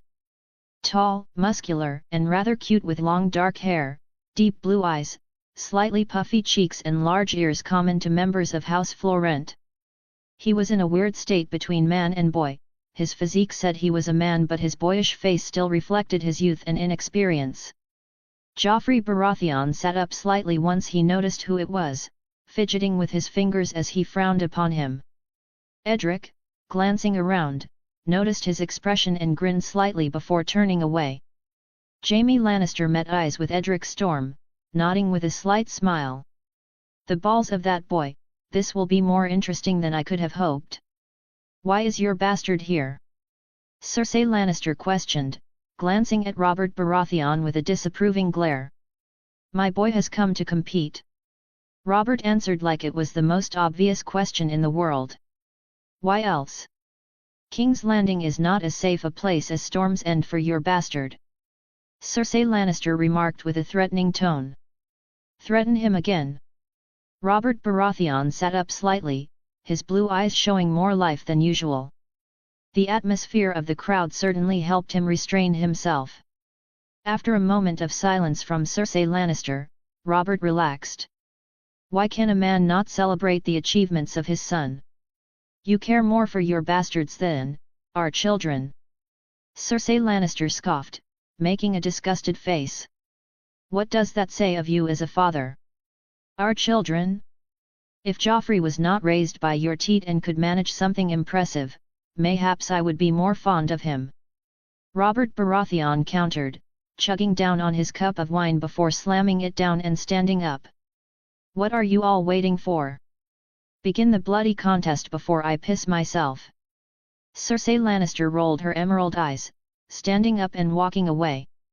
Edric Storm stepped forward towards the more regal side of the crowd, taking out a pouch of white powder and filling up his left hand with it. Gathering it between both of his hands, he looked up and raised his voice as he spoke. Every day is a blessing and opportunity to improve.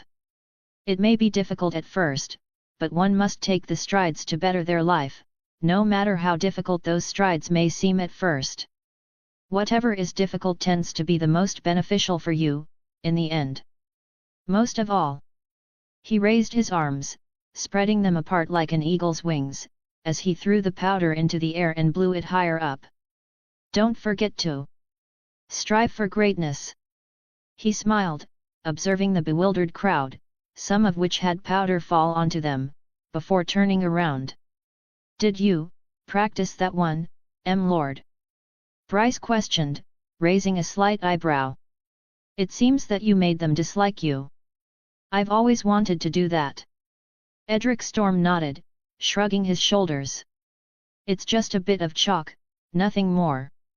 They won't die from it. Meanwhile, on a slightly further away side of the stage, Sansa Stark watched Edric's LeBron James-esque chalk toss with a look of confusion before turning to Littlefinger.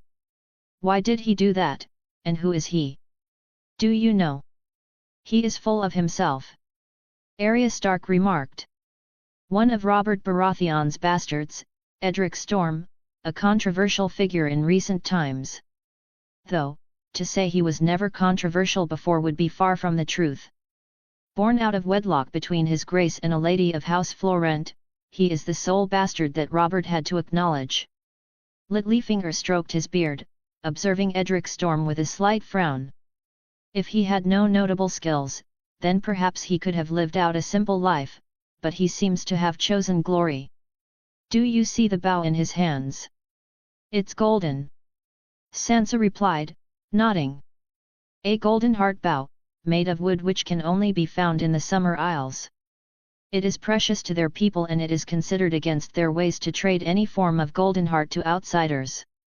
However, it is known that Edric Storm won his golden bow after hitting a target from 200 paces and defeating one of their princes. With that, he was also proclaimed the champion of a great archery contest in Storm's End at the age of 10. Sansa Stark's deep blue eyes widened slightly in awe as she glanced at Edric Storm for a second time. Did he really? 200 paces. Arya Stark raised an eyebrow in doubt. No one can shoot from that far away, forget hitting the target. The feat has since been exaggerated by his grace and spread across the realm, so I've heard. The true number was likely closer to 100 and some paces. Littlefinger smiled, nodding slightly. Impressive, nonetheless. He was the champion of that contest without a doubt. How long ago was that? A year and some moons. He's only 1 and 10. Sansa couldn't believe it. You're lying. Some boys grow quicker than others. Littlefinger remarked, his grey-green eyes darkening slightly as Edric Storm. Some are gifted with greater height, size, strength, agility, speed, and instincts than the rest, blessings from the warrior, as they say. I suppose he took after his father in that regard. The king? He's fat. Arya Stark bluntly stated, shaking her head. Once, he was called the Demon of the Trident, Lord Eddard. Littlefinger sat up, smiling as Eddard Stark approached and made space for him to sit. A pleasure to see you, as always. Eddard Stark frowned slightly, sitting down between Littlefinger and his 2 daughters. Are you not excited to see Edric Storm, the finest archer in the realm, perform? All in your honor, no less. Eddard Stark shook his head, taking a deep sigh. You know my stance on this tourney. As I adjusted my left glove hiding Raiden's mark and prepared for the first round, an individual with an extravagant feather cape approached me directly. He had jewels on his neck and wrists, making him quite colorful. In contrast, his skin was rather dark. On his back, he had a quiver full of arrows and a distinguished golden heart bow, similar to my own. That bow is not yours to hold. The dark-skinned man looked up at me, standing quite a few inches shorter. He had a fierce look in his eyes. And who are you to decide that? I raised an eyebrow, glaring back. Prince of the Red Flower Vale, Jalaparho. Tell me where and who you stole it from. I am Edric Storm, and I won this bow from one of your kind. The Prince of the Isle of Gold granted me his bow after I bested him at 130 paces. I stood my ground, tilting my head. If you have a problem with it, you can bet your bow against mine as well. The better archer gets both. 1 golden heart bow isn't enough for you, is it? Raiden Shogun observed with a slight smile. What can I say? I'm a hustler. You are the king's bastard. Jalaparho's eyes widened before he lowered his head slightly. I've heard much about you, Edric Storm. Forgive me for my harsh words. Seems like the bet is unnecessary. I stated, turning away. Sometimes I preferred it if people kept the same energy, even if that meant they openly disliked me for the rest of time. Two-faced people gave me the ick, as modern women would say.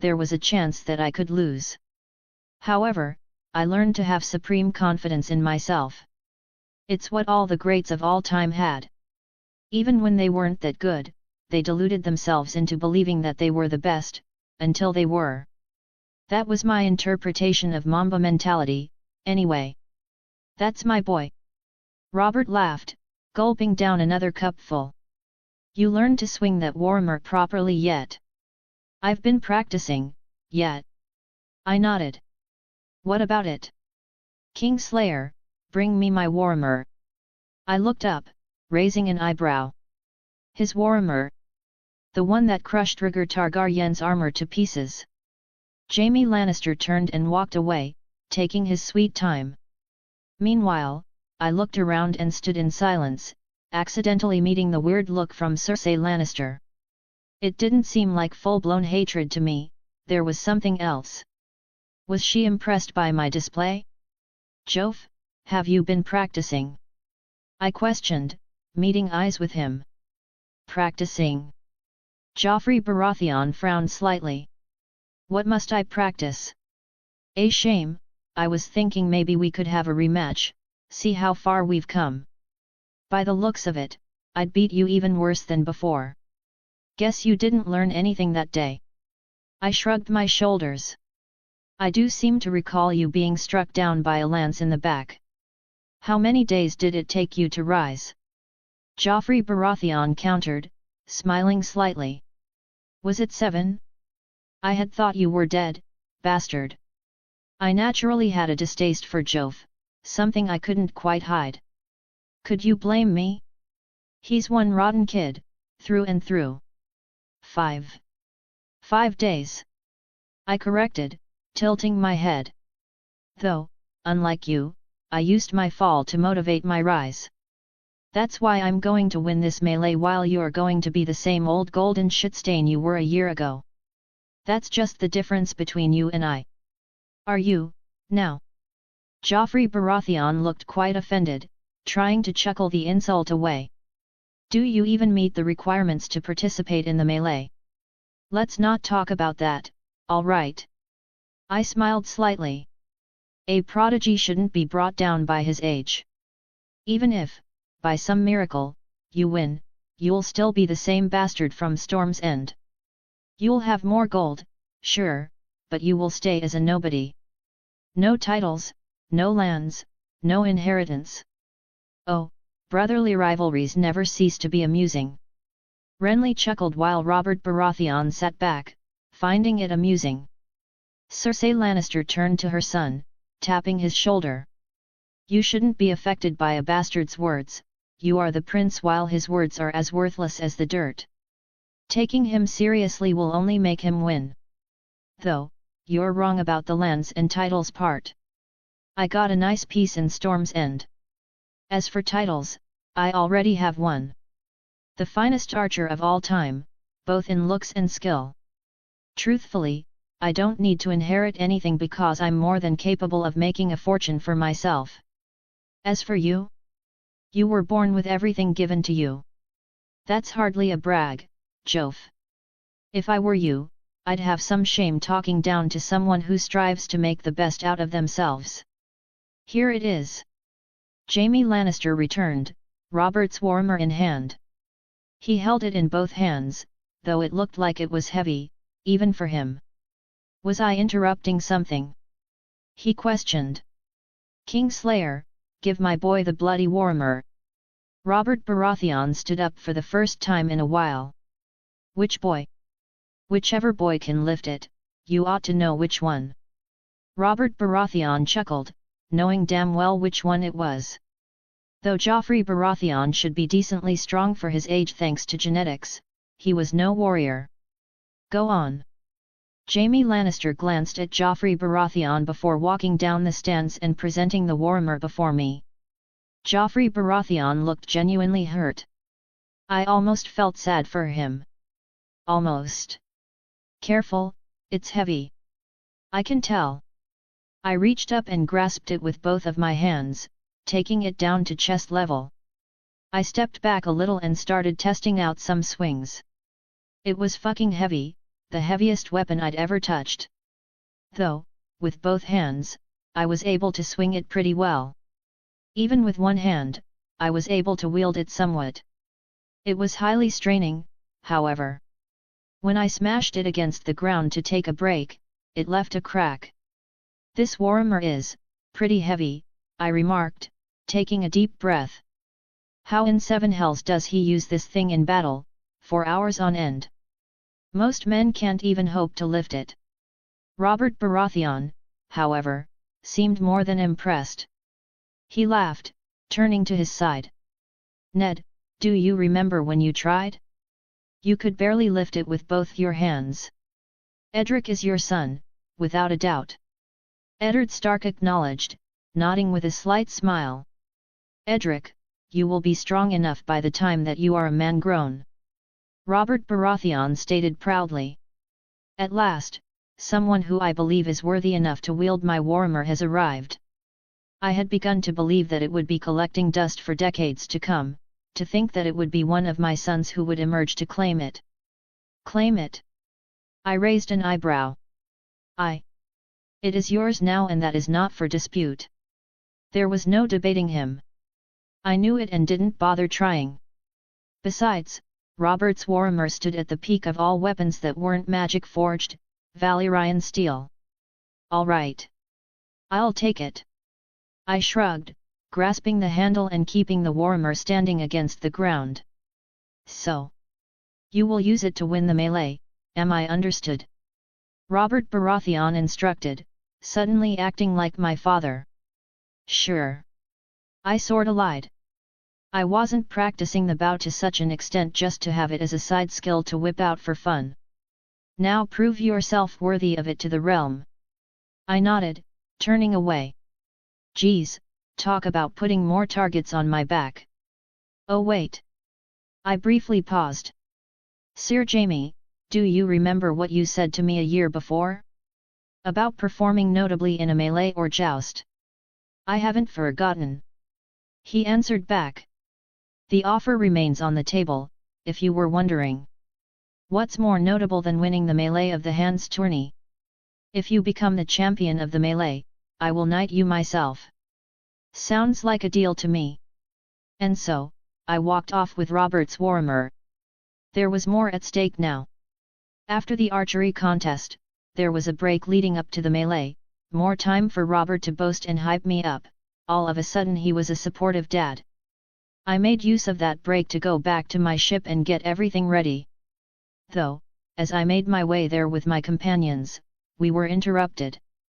Someone ran up to my party. "Edric!" I turned around, noticing that voice. My heart almost jumped. It was Allie's Anne. "Allie's, it has been too long." I walked forward, embracing her as she did me. It was a rather tight embrace. I ended up taking in her sweet scent. She had the same sweet smile, long brown hair and pretty brown eyes as before. I felt more joy in that moment than I did winning any archery contest. Was that strange? One part of my mind had been wondering if I'd ever see her again, given what her father said. I was afraid of losing her, that's something I wouldn't deny. The lovebirds reunite. Roland rolled his eyes, chuckling. "Look at you, all grown up." Allie's Anne chuckled, letting go and pinching my cheek as she tiptoed up. "You still have the face of a boy, though. And you look like a grown woman." She really did mature, being 15 years old and going on to 16 within a few months. She had a more ladylike physique with long legs and a more visibly budding chest than before. The gods had almost been kinder to her than they were to me. "That's a lot of staring you're doing for just a friend." Allie's Anne pouted, glancing away and then meeting my eyes.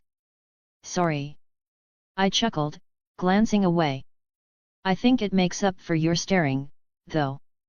One is considered rude and perverse while the other is called appreciation." Allie's Anne countered with a cheeky smile. "Guess which one yours was?"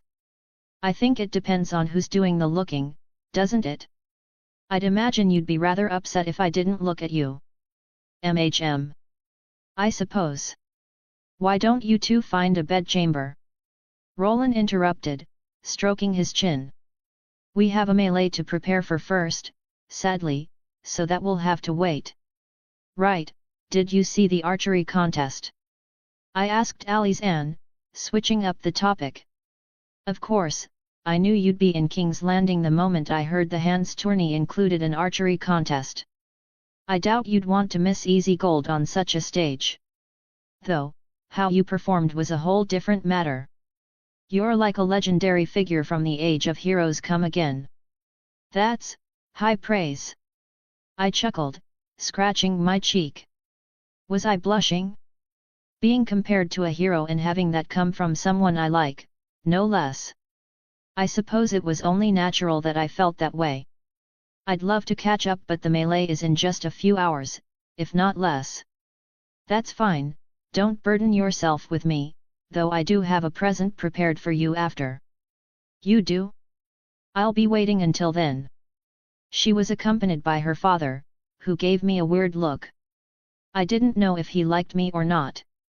He turned with Alizan, fading out into the crowded streets. Right, let's get going. I went to the ship and got everything I needed, returning to the field and making myself a camp at the closest available space. I then looked for the best horse money could buy, but all the worthy destriers were already bought off. I asked many knights to borrow theirs, but almost all of them were participating in the events or just didn't want to give their horses away. In the end, Arthur, Roland, and I had to get lesser horses. It was rough, but there was nothing that could be done. Dorian, I entrust the camp's security to you. I smiled, stepping back. Keep any nosy bastards out. I only know one nosy bastard. Dorian remarked, balancing a dagger on his index finger. Such a shame I will not be a witness to your performance, but I do hope for the best. I see that gold-ridden look in your eyes, you'll be asking for a pay raise, won't you? I stroked my chin. Not if you agree to one. Dorian replied, tossing his dagger into the sky and catching it on its way down. If you believe I am worth it, then you are free to do so. That sounds like a trick answer to me. I replied, raising an eyebrow. Surely, he'd want more given the opportunity? He gave me a strangely warm smile, it was almost frightening seeing him make such a facial expression. My mind desires gold, but my heart wishes for glory. Like you wish to be the greatest knight, I also have the foolish dream of being remembered for something. Your pay is already the best I'd find, so it is hardly an issue. You think you'll find that glory following me? Without a doubt. You have that fire in your eyes, the fire of ambition which burns within all great men. Though, these great men and heroes tend to die too soon. They fail to complete their grand ambitions, falling into the grim void of death and fading away as just another fool in a book. Dorian stated wholeheartedly, sheathing his dagger. I've chosen to protect your fire. If he was lying, his speech skill had to be 100. I appreciate you. I nodded, turning away. I really do. Actions always speak louder than words, Edric Storm. Act, speak later. Just like you said you'll win the melee? Do it first before you make yourself look like a fool. Okay. I chuckled, nodding. I got it. Arthur, Roland, ready to make waves? I asked, hopping on my horse. If things get rough, we can always help each other out. Just, make it look unintentional. Sounds like a plan to me. Roland nodded, grinning slightly. Though, what happens if it's just us three left? Then may the best man win. I replied, shrugging my shoulders. Arthur, you in. If your opposition is fighting with honor, I would not intervene. Arthur replied, tilting his head. But... Arthur smiled slightly. If they are fighting dishonorably, then we will fight dishonorably as well. That's my finest friend, right there. I pat his shoulder, riding onward a little as I looked at the field.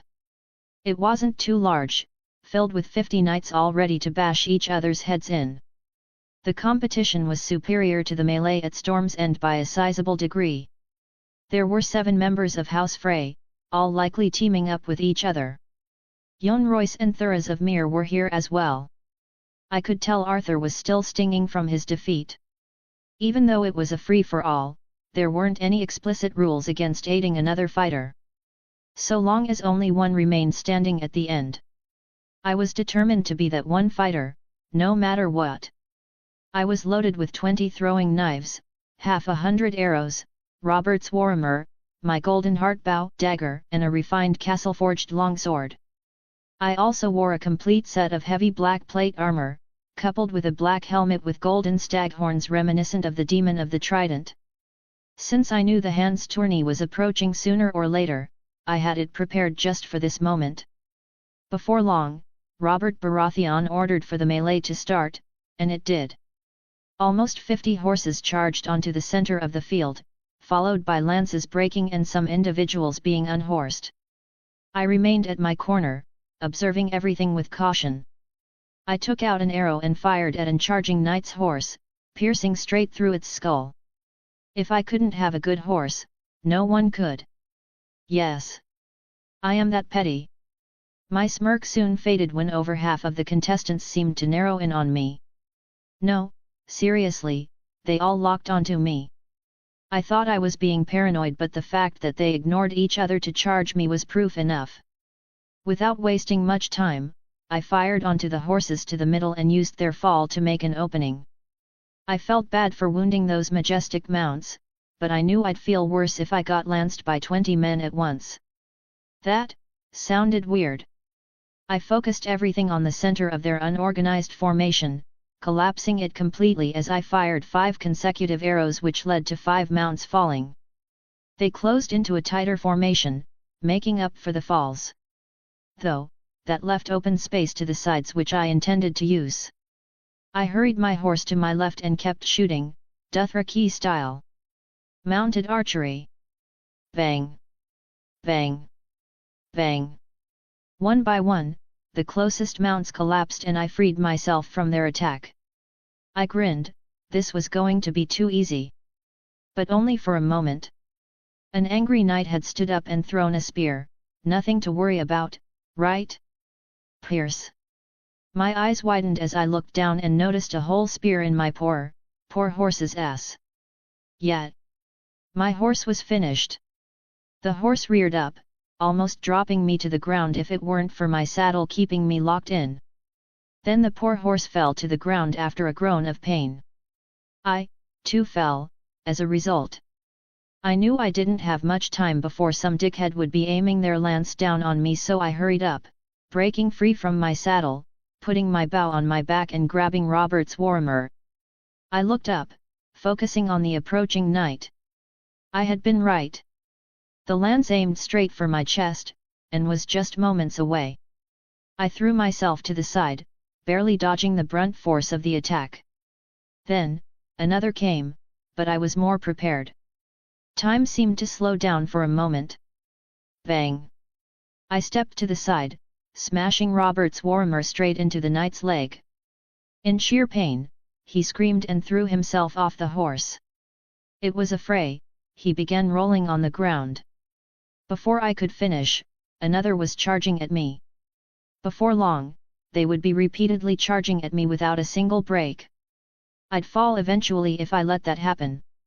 Then there were the knights I had dismounted. I was surrounded on the left side of the field, as much as I hated to admit it. I wasn't going to have a nice time. I managed to dodge the ensuing lances, though I didn't do much to counter them. With the speed and strength of destriers, you were fortunate enough to dodge their charge, forget attacking back. I didn't train with throwing weapons without reason, however. A revelation hit me in the middle of battle, as I drew a throwing knife onto the next knight. Bang! Straight in the eye. The horse collapsed near my feet, leaving the knight helpless. I raised my warhammer with both hands, but then I realized that a few of the knights had circled back. I was going to be pincered from front and back if I didn't move out of the way. I charged to the right side of the field, met with 5 knights blocking the way. They had various blunt weapons, all with the purpose of breaking into plate armor. I took note of all their sigils, though I didn't have much time to contemplate them as they charged towards me. Now, what could I possibly do with several horses turning to yeet me in the back and a whole formation keeping me from going forward? I didn't know. No matter where I looked, I was surrounded. Then again, if I could dodge the horse charge, that would open up a lot of space and give me time. So I turned back and aimed to dodge another round of charges, but my luck ran out. They tightened the formation, leaving no space for me to dodge anything. Crack! The blunt lance crashed against my plate armor, sending me straight to the ground. I did my best to evade, but it was almost a clean blow. Maul the bastard till he screams yield. One of the Freys commanded, charging forward with a flail and smashing it against my leg. I raised my hands to defend my face, but I couldn't do much more than that. There wasn't enough space to swing my warhammer effectively, nor could I do so with 5 people ganking on me at once. It felt like I had lost already. Unfairly, at that. That was the part that pissed me off the most. I didn't lose to better, more skilled men, no. I was going to lose to these fucking cowards who couldn't face me one-on-one for longer than 10 seconds. Losing like this. My body felt pain. My blood was boiling. My heart was racing with fury. I wanted to break them. And so I grasped my warhammer despite all the beating. They attacked my arm straight on with a flail, smashing the spikes right against the hand. I didn't give a fuck. I was going to break this fucker's leg. Whoosh! I used all the strength I had and swung the warhammer straight into one of the knight's legs. Or, where his legs were. He stepped back, laughing. He's got some fight in him, still. More joined in on the attack, surrounding me from head to toe. I felt pain everywhere. However, that pain didn't hurt as much as my disappointment did. There was really nothing I could do but scream the words I yield. But I didn't want to. After all of that confidence, all of that hard training, was this all it amounted to? I refused to accept it, as foolish as that was. Rise! I heard her voice, high in the sky. Everything turned dark, except her purple radiance, shining with thunderous brilliance. She offered her hand, standing high above all else. The shadows around me seemed so insignificant. If you are so stubborn as to harm yourself further, then fight, fight and emerge as the victor. Give me the power to stand and fight. I raised my hand, reaching out. You already have the power to crush your opposition, you only need to unleash it. Let go of your doubts and you will see what it is that I've given you. My doubts? You have yet to lose. Raiden Shogun stated, her hair dancing with the wind. These shadows looming over you are lesser men. They cannot hold you. Lightning cracked, the wind grew fierce. I heard the sea rushing onto the world. Let your heart rage like the wind, let your blood boil like fire, let your blows strike like lightning. Become the storm. Become the storm. How could I deny my shogun's command? Boom! A thunderous wave of vivid purple lightning struck me, scattering every last cunt standing over me. Although it struck me, I didn't feel pain. Lightning sparked around me as I picked up my warhammer with ease and held it in my left hand like it was made of hollow plastic. It was light as air. I held it in both hands, grasping it with all the raging fury in my heart. I felt reborn. I felt power. Sheer fucking power. The power to dominate. The power to crush every last one of them. I am the storm. I am the storm. I am the storm. No one can beat me.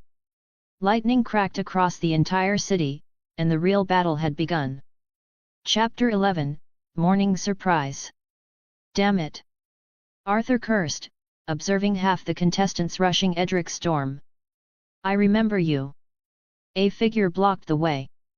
He had his own battle to fight, a fight with Thuras of Myr. Arthur had lost his mount to his flaming sword while Thuras lost his to Arthur's lance.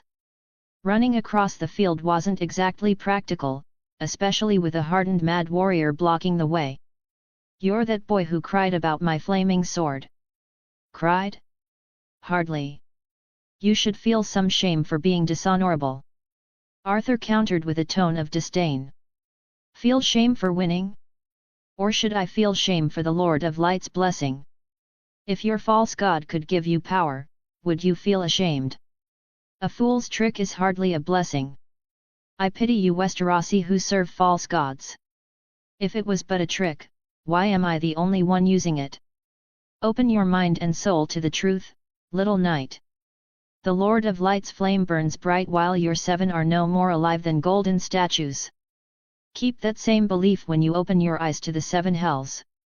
True hell is when the darkness covers our world from east to west, north to south. Is that so? And how are you fighting this darkness, drinking to the point of laying in your own piss? Arthur raised an eyebrow in doubt. Don't jest me with your faith, you are no priest. The Lord provides. Thuras of Myr grinned slightly. Does he not? As they clashed blades, the melee raged on with one half competing fairly while the other was focusing on one person. Then, the first sound of thunder broke. Smoke rose from the explosion. Thousands of eyes turned to where it struck first, nearly at the center of the stage. From its violet luster emerged a stag-horned demon holding a warhammer. Lightning cracked around his body, emitting a terrifying aura as he stepped forward. Lightning cracked across the city, eventually covering it in a hazy fog where men could barely see their own hands. I. Smash! Smash! Wherever the demon walked, followed the sound of a thunderous warhammer breaking against armor. The sound of cracking plate armor led to fear. The screams of fear led to terror. Terror led to submission. Edric! Arthur muttered, observing the intense fog and distant cracking lightning. The rain was heavy, muddying the field severely. Even the wind was unforgiving, such weather conditions were nearly impossible to fight in. Storm! Storm! Thuras muttered, his eyes widening as he looked up at the tumultuous Arhiller's storm. Do you see his power? The Lord of Light is the Lord of Lightning now. Arthur scoffed, although his eyes were wrought with concern. The sound of thunder leads to fire. I yield. I. Smash! Arthur frowned deeply as he stepped forward. Edric, is that truly you? Thuras of Myr raised an eyebrow as Arthur ran past him, the rapid sound of feet breaking into mud following him. A wise man does not confront calamity. By now, almost everyone had either ran away and conceded or been beaten to death. Clang! Clang! Edric, Forgy! Smash! Smash! Another Frey bastard! Edric Storm stood over him, caving in Robert's warhammer right into the knight's chest. His eyes shined with a violet hue as he saw through the fog as if it hadn't existed in the first place. He saw across the entire field, noticing someone familiar approaching him. He raised his warhammer from the corpse, resting it on his shoulder. Arthur, how's it going? I heard someone continue to be beaten until they couldn't scream out anymore. Crazy. Edric Storm chuckled, shrugging his shoulders. Some people are ruthless, hey. Is that person breathing? Arthur hurried over, kneeling beside Emyn Frey. He checked his pulse and his eyes widened further the more time passed. He's dead. Seems so. Edric Storm nonchalantly remarked. What a pity. What do you mean? You fought him last. Arthur frowned, standing up. You killed him. He didn't say I yield, so I kept bashing him. It's not my fault he was so stubborn. So you used that as an excuse to kill him. In tournaments, accidents do happen occasionally. I can't believe you, that cutthroat changed you more than I thought. Edric Storm raised an eyebrow. Life isn't always fair, Arthur. It wasn't fair when half the contestants charged me and it wasn't fair when my warhammer broke their fragile bodies to pieces either. What are you going to do, cry for those cowardly weasels? Is this really how you want to win, by killing everyone? The Edric I knew was kind, even to those who sided against him, until they couldn't help but acknowledge him. You've shown your true self today. Arthur dropped his sword, turning away with great turmoil in his heart. What are you doing? Edric Storm frowned. I concede, go on, win your way. I hope you grow to be ashamed of your murders. Better yet, I hope that you are punished for them. Arthur, it's really not that serious. Edric Storm stepped forward, catching up with him. Come on, you're just mad that I'm going to win over you, isn't that right? Well, that's fine, we can just beat up the rest of them and I'll let you have the prize. You've misjudged me. Arthur did not turn around, continuing his walk to the edge of the stage. The exit is to your left, if you walk straight, you'll hit a wall. Edric jested. Seriously, you can't be conceding in such a boring fashion. At least fight me. What, so then you could kill me as well? I'd never do that, you dolt. I've conceded already, don't bother. Edric Storm stopped going after him, his glowing purple eyes returning to their usual deep blue color. The rain kept pouring but the sound of thunder had ceased. Lightning had struck no more for that day. Who gives a shit about some bought-out knights? He wondered, shrugging his shoulders. Slowly but surely, however, the rage consuming him faded away. After Arthur had walked away, I felt weird. Guilt? Shame? I didn't care for any of the people that I killed. Was it weird, that I didn't care? Would it have been better if I pretended to? However, I did care for one thing. Arthur's reaction. He had been my best friend, after all. Did I just lose him, just like that? Was he even my friend to begin with? Or did I truly do something wrong? I mean, the mountain did kill someone in the joust and no one gave much of a shit. These thoughts sucked away my energy. The adrenaline faded. The power faded.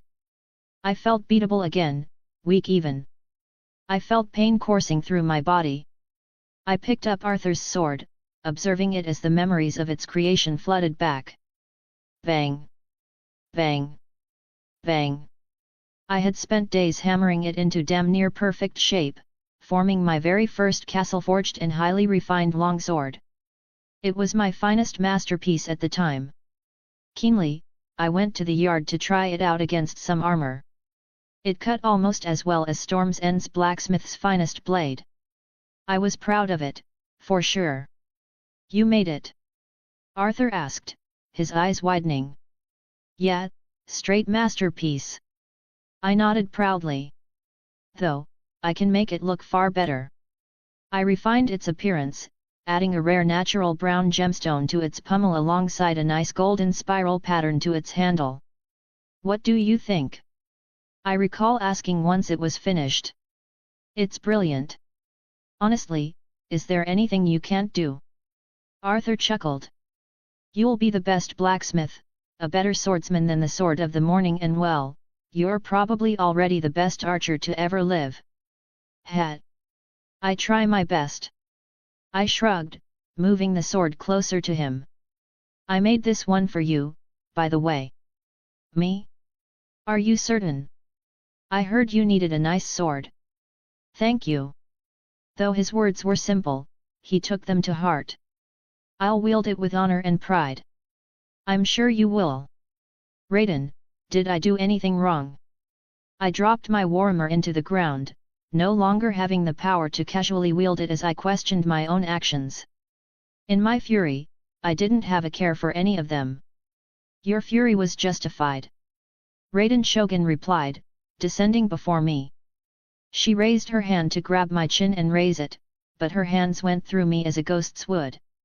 Though, I did raise my head slightly as I looked into her eyes. Keep fighting or else all you have accomplished in this melee would have been for nothing. I don't really care about winning. Do it for me, you are a victor, are you not? As my only retainer in this world, you have a standard to upkeep. Equally, the gold would only aid you in your journey. It would be wasted on anyone else. I didn't feel up to it, even if it was Raiden Shogun herself who was pushing me for it. What about your former friend? She questioned, knowing exactly what had deterred me. For him to walk away in such a manner only means that he didn't care enough about you from the very beginning. If he had been true to you, he would have made a greater effort to make things right. Will your sorrow return him to your side? Will it do anything for you but make you weak? Never forget who you are. You are Edric Storm, my sole retainer, the warrior who carries my blessing and the one who will master this world. Raise your head and fight.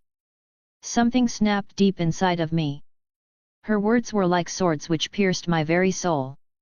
It was like a tidal wave of newfound energy rushed inside of my body. Raiden Shogun was right, what the hell was I doing? I had to win. And after that, I was going to knock some sense into Arthur. I refused to leave the sword in the mud, picking it up and tucking the blade under my belt. Winning was easier said than done, however. The weather had become normal again as the fog dispersed and rain ceased. The sun shone onto the field as a rainbow appeared in the sky. A grand total of 7 contestants had remained, including myself. While normally this wouldn't be an insurmountable battle, I was by far the most exhausted and wounded of the lot. Not only had I suffered from the beating from earlier, which I started feeling now, the whole empowered by lightning thing seemed to have sucked out everything I had. My legs were dead, I could barely raise my arms and even my vision was slightly blurry. And yet, my spirit burned like a raging fire, still. I knew there wasn't a chance in hell I could perform well in the joust like this, so I had to put everything I had left into winning this melee. I took out my golden heart bow, preparing 3 arrows. I saw an opening, a horse, roughly 70 meters away. It looked similar to Arthur's horse but I couldn't quite tell. The good thing was that only 2 other contestants stood between me and the horse, though they were both mounted. One prompted to charge me. Fuck you then. I loaded the arrow with every ounce of strength that I had. Lightning sparked as I fired it. Boom. The knight was shot straight off his horse as the arrow penetrated right through his armor and into his chest. I yield. He screamed, blood pouring out of his chest as he ran. I yield. My eyes widened in disbelief. I still had some spark left. I left him, turning to the next knight. I yield. He didn't think it was worthwhile, running away as well. He even left his horse in the process. I smiled, little did he know, I was weak as fuck. Honestly, though, I couldn't blame him for running, the lightning shot was terrifying, even to me. Right after, I loaded the next arrow and scanned the field for my next target. Boom. He, too, fell off his horse with a near-fatal wound. I yield. I yield. Before I knew it, only 2 guys remained standing. Some fat guy with a flaming sword. Thuras, to be exact, and another knight from the Vale. Just 2 arrows and this was all over. Thuras was the furthest from me, standing still. Was he grinning? My arm twitched. I fired my 3rd arrow. Shiu. Boom. It struck the wall, penetrating into it while Thuras remained standing only inches away. I frowned, my blurry vision and weakening arms had gotten the best of me. What was a simple shot from 200 paces before became as difficult as firing from 1,000 paces. It was impossible for me, as I was now. Thuras seemed to know that almost as well as I did, patiently waiting for me to engage him in single combat. Meanwhile, the Vale Knight jerked off in his corner, figuratively, of course. I went with my original plan, slowly walking towards the closest mount. There were several mounts for Thuras to choose from as well, and he didn't waste the opportunity, finding one for himself. I quickly familiarized myself with Arthur's mount and took it for a spin around the block. My greatest advantage was range, clearly. I focused on the charging Thuras, while remaining still. He really thought I'd charge him? I loaded an arrow, firing straight for his mount. That way, he'd most certainly fall and be easy to finish off. Alas, that would have been too easy. My sorry ass had to miss by only a few inches, cutting the horse's side. Fury lit up in its eyes as it sped up towards me. I had only made it more pissed. Before I knew it, it was right there. I tried to fire again, but Thura's flaming sword led to my horse panicking. It rose up, leading to my aim completely fucking up as Thura smashed his flaming sword against my arm. My horse fell, leaving me in disarray as I panicked to release myself from the saddle. Its weight kept me down, but I turned it over with a sudden burst of strength. Though, Thura's already swung his sword against my helmet, cutting off one of the staghorns clean off as he rode off before circling back. "You forgot how to aim about, Edric Storm." I heard his taunt loud and clear as I got up, drawing my sword. "Why don't you show me how formidable you are and fight me on the ground?" I countered, stumbling back till I hit the wall. I noticed a javelin on the ground along the way, so I took it. Damn it! Man's 2 steps away from going to sleep. What good would that do? You've already lost. Charge me, then. Standing right against the arena walls meant that if he missed, his horse would have to recover to turn around. That would give me plenty of time to dismount him. He got close enough, leading to me readying the javelin. And then he dismounted, to my surprise. "What now, Edric Storm?" he questioned, stepping forward with rather fresh legs. "You bet on the chance that I'd fall, but what will you do now?" "Defeat you," I answered, throwing the javelin straight for his legs. He managed to step to the side and evade. While he was distracted, I ran straight for him. And tripped. Falling face flat into the mud. I felt more than embarrassed. Shamed? Defeated? Appalled? Crushed? Yes, the right word was crushed. Crestfallen, even. I turned myself around, spitting out and trying to clean away the mess. Yet, everything around me was dirty. There was nothing to clean it away with. I smelled like complete and utter shit. Felt like it, too. To make it even worse, Thura was walking straight towards me. I mustered the strength to get up, using my sword as a walking stick. I drew Arthur's blade as well, using it for a similar purpose. Thura, fortunately, wasn't a man who wore heavy armor. He had no helmet at all, so, if I could trap his head, he'd surely yield. "You don't fear fire." Thura swung his sword around as I paced forward. "You ought to. Wildfire burns through steel no different than flesh." "You don't fear the storm?" I questioned, copying his provoking tone. "You ought to." "The storm, you say?" "The storm seems to have faded into a warm wind. And your fire is burning out. Come and see, bastard." "Bastard, true, I am a bastard," I acknowledged, smiling slightly. "What does it matter, in the end? Even if I am a bastard, that never stopped me from doing what I wanted, nor did it define me as a person. In truth, being a bastard is being free. Is freedom a sin? Fuck being a lord and fuck being a prince. I want to be the best warrior that ever lived." I was waffling my ass off. In truth, I wanted a little break to gather my energy. "Well said." Thura nodded. "However, between the cunt taking a piss in his corner and you hanging onto your swords, it seems that your day of glory isn't today. My most glorious day will be the day that the great other falls beneath my feet. More like he gets sniped from 10 kilometers. The great other." His eyes widened with intrigue. "You've studied the faith of our healer." "I only know a little bit." I chuckled, shaking my head. "Though, I'd love to know more. I believe there is power in his flames." "Why, of course. Our healer is the Lord of Light. I can teach you a thing or two after your defeat today." "Oh, I wouldn't be so confident. One strong push and you go tumbling down." He stepped forward. I kept still. I kept tabs on the third participant, who was very likely looking for a suitable time to third-party both of us. Thuras struck forward, his wildfire sword missing my head by inches as I tilted it to the side. He stumbled forward due to his lack of fitness in the muddy ground.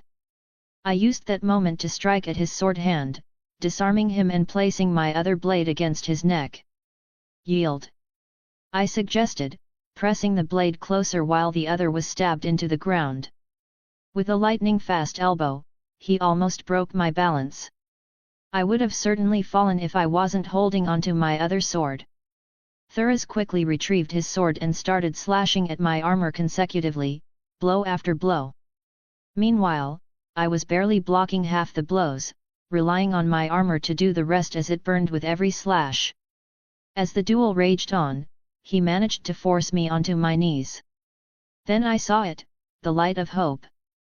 The knight charged down, but Thuras ran away, leaving me as the sole target. Fuck! The knight lanced me straight in the chest, breaking his lance and dropping me straight to the ground. Even better, the horse kicked down onto my head. My head was buzzing after that. I couldn't even clench my fists. I thought I was finished. Meanwhile, I heard sounds of clashing swords in the back. The horse made a sound of terror. Someone fell to the ground. "Get up!" I tried to drag myself out of the mud. "Get up, one more time!" The crowd seemed to boo. The sun shone over me as I opened my eyes. It wasn't the sun, it was Raiden Shogun. I felt like going to sleep, resting my eyes and body. It sure as hell would have been nice to take a long break from fighting. "You are so close, rise one last time and victory is yours." But, the job wasn't finished. I had beaten over 40 contestants single-handedly, directly or indirectly, but for what, if not to win? Job's not finished. I clenched my fist as I grasped my blade, stabbing it into the ground and using it to uplift myself. I did the same with my other hand, rising to the occasion. As I looked up, I saw only one contestant remaining. The bald priest. I heard the crowd cheer, to my surprise. I could barely walk in my armor, so I made the wild decision of discarding it. Piece by piece, I took it off until I was in my black garments. I felt like a massive mountain had been lifted off my back. I could move. I could move well, at that. This was my second wind. I stepped forward, both swords in hand. "You can still stand." Blood dripped from my head, down onto the field. I smiled slightly as Thuras questioned my resolve. "I'm a hard bastard to break. It would be a shame if I burned you. You won't even touch me," I promised, my eyes focusing right on him as I took a deep breath. I threw Arthur's sword, a throw which confused Thuras as he blocked the blade and tossed it to the side with ease. Following that, I threw a throwing knife and cut through his left eye. His eyes widened as blood poured down from one. "You bastard! That's for not yielding earlier, you fat cunt!" I frowned, channeling all my anger into my blade as lightning sparked. "Now we're even." I paced forward before charging him, clashing my sword against his. The loss of an eye had clearly weakened him, so I took advantage, slashing at him like a madman. Clang! Clang! "I will!" Clang! Clang! Clang! Clang! "Win!" Clang! With each blow, I stuck with even greater force, eventually managing to break his hold on his blade and swiftly grasping it with my free hand. With a few strong hits, I got him to his knees and made a cross with both blades, keeping his head in between. All it took was some force and both blades would clash against his head. "Yield!" The flames on the burning sword suddenly burned with greater ferocity and I roared, leading to Thuras panicking slightly. "I yield!" I kicked him down, letting go of both swords as I looked into the sky. I could, finally rest. The crowd cheered, not even caring for the bodies on the ground. They probably assumed they were all unconscious. I spread open my arms, raising them pretty high and made the gesture of "come here" as I flapped my hands. "Are you not entertained?" The crowd roared so loud I thought my eardrums would explode. Well, maybe not that loud. But it was the greatest cheer I've ever heard in my life. Despite being a loner, I always wanted to be a star on the highest stage. It's why I looked up to guys like Michael Jordan, Kobe Bryant, LeBron James. They were basketball players, yes, but they were also superstars who almost seemed like gods at times. Not only with their on-court dominance to the point of owning the court at times, but also the adoration they gained from others, their fans especially. Today, I was the star, the fucking man. That guy. I was him, and I fucking loved it. I couldn't help but smile, even if my body was absolutely finished from head to toe. Jaime Lannister drew his sword, stepping down from Robert's side and eventually making his way to me. I almost couldn't believe it. I was going to be a knight. A real knight. Gods, you stink like flea bottom. Jaime Lannister remarked, scoffing slightly. First thing you should do is get 7 straight baths with all that gold. Is it that bad? I managed a chuckle. Worse, probably. How do I do this? You've never seen a knighting. Jaime Lannister raised an eyebrow. It's quite simple. I will do it the formal way. All you have to do is kneel and rise. All right. I kneeled, using my sword to keep myself from falling on the standing leg. Suppose that works. Edric Storm, in light of your performance in this tourney, I, Sir Jaime of the House Lannister, hereby declare you worthy of knighthood. He placed his sword on my right shoulder as the crowd both cheered and booed. There was plenty of Kingslayer slander floating about. I guess they supported my knighting but not the person doing it. I couldn't care less. In the name of the warrior, I charge you to be brave. He raised the blade and moved it to my left shoulder. In the name of the father, I charge you to be just. Then the right. In the name of the mother, I charge you to defend the young and innocent. Then the left. In the name of the maid, I charge you to protect all women. Then the right. In the name of the smith, I charge you to keep yourself strong and steadfast. Then the left. In the name of the crone, I charge you to exercise wisdom. Finally, the right. In the name of the stranger, I charge you to be dutiful and uphold these vows until the end of your days. Do you swear to uphold these sacred vows, Edric Storm? For a moment, I hesitated before nodding with complete certainty in my heart. This was what I wanted. Yes. I swear. Then you may rise as a knight. Sir Edric Storm. I rose, slowly but steadily. I thought my knees would break. You're too young to be so fickle. Jaime Lannister chuckled, pushing me down onto the mud. You bastard. I tried to get up but I just ended up falling back down. Are you going to leave me in the mud? With the strength I had, or lack thereof, I couldn't get up at all. A bastard calling a true-born bastard, it seems to be your favorite thing to do. Jaime Lannister remarked, sheathing his sword as he stepped forward. He looked me in the eyes, smiling slightly as he offered his hand. Come on, let's get you up. I raised an eyebrow, contemplating if it was a trick, but I raised my hand regardless. He grasped it and pulled me up, struggling a little. Whew, you are heavy for a boy. Jaime Lannister remarked, taking a slightly deep breath as he pat the back of my shoulder. Now don't go around acting a fool, as that would dishonor you as well as myself. So you do care about honor. I suggest you don't overstay your welcome in King's Landing, Sir Edric. Jaime Lannister changed the subject, patting my shoulder.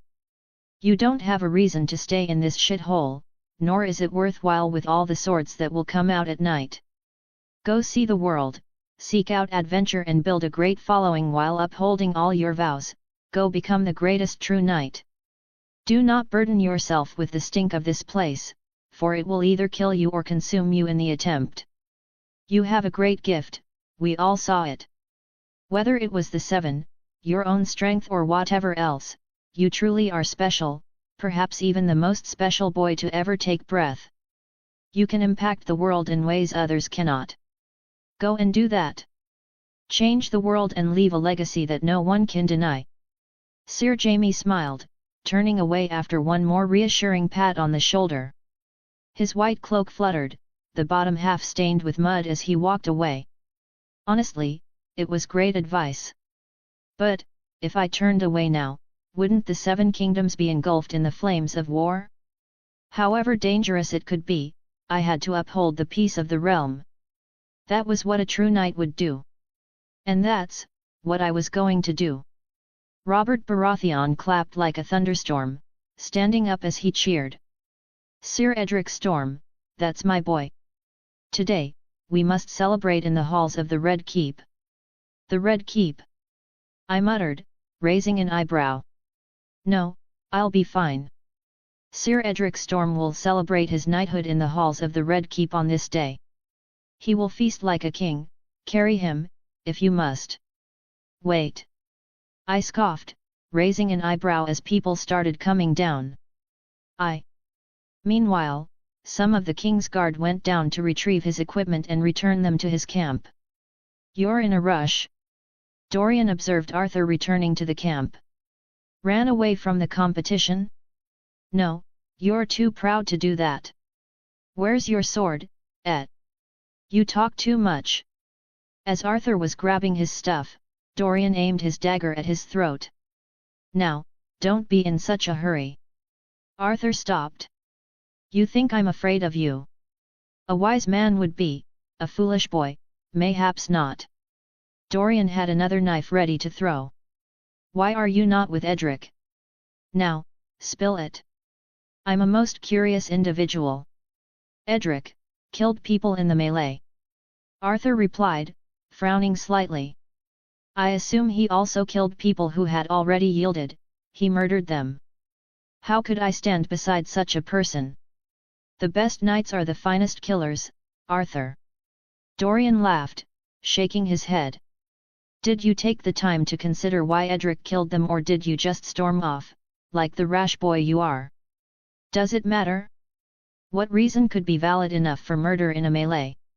A man so strong sometimes struggles to find the perfect balance of hitting strong enough to beat their opposition, but also weak enough for them to live. Regardless, Edric would not kill without a reason. Someone had to light a terrifying fire in him.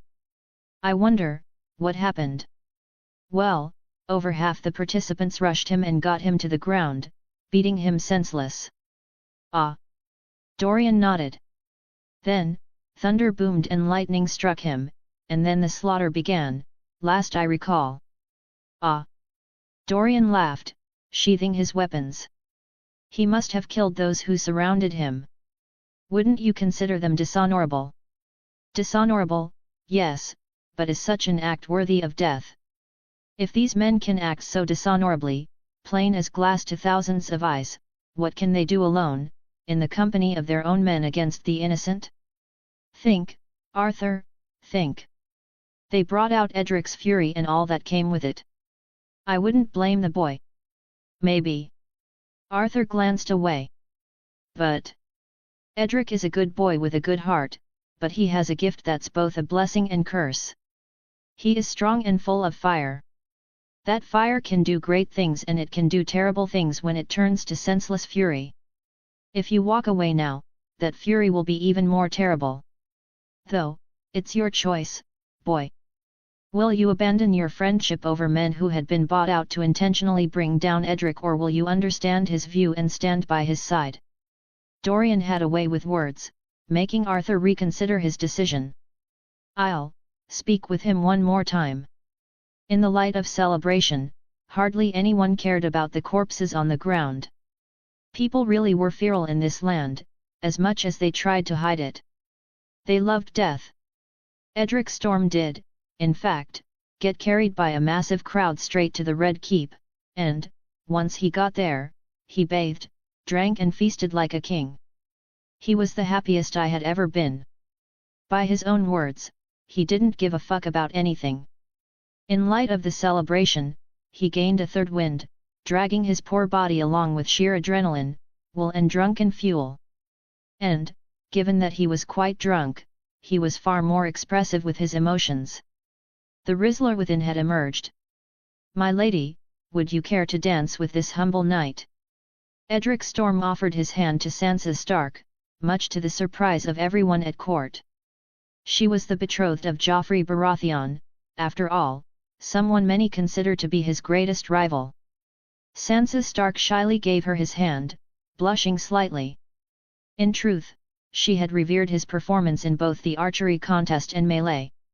Although he committed dishonorable actions to assure his victory, from killing horses, though plenty others did it, to throwing knives, he was irresistibly dominant and determined.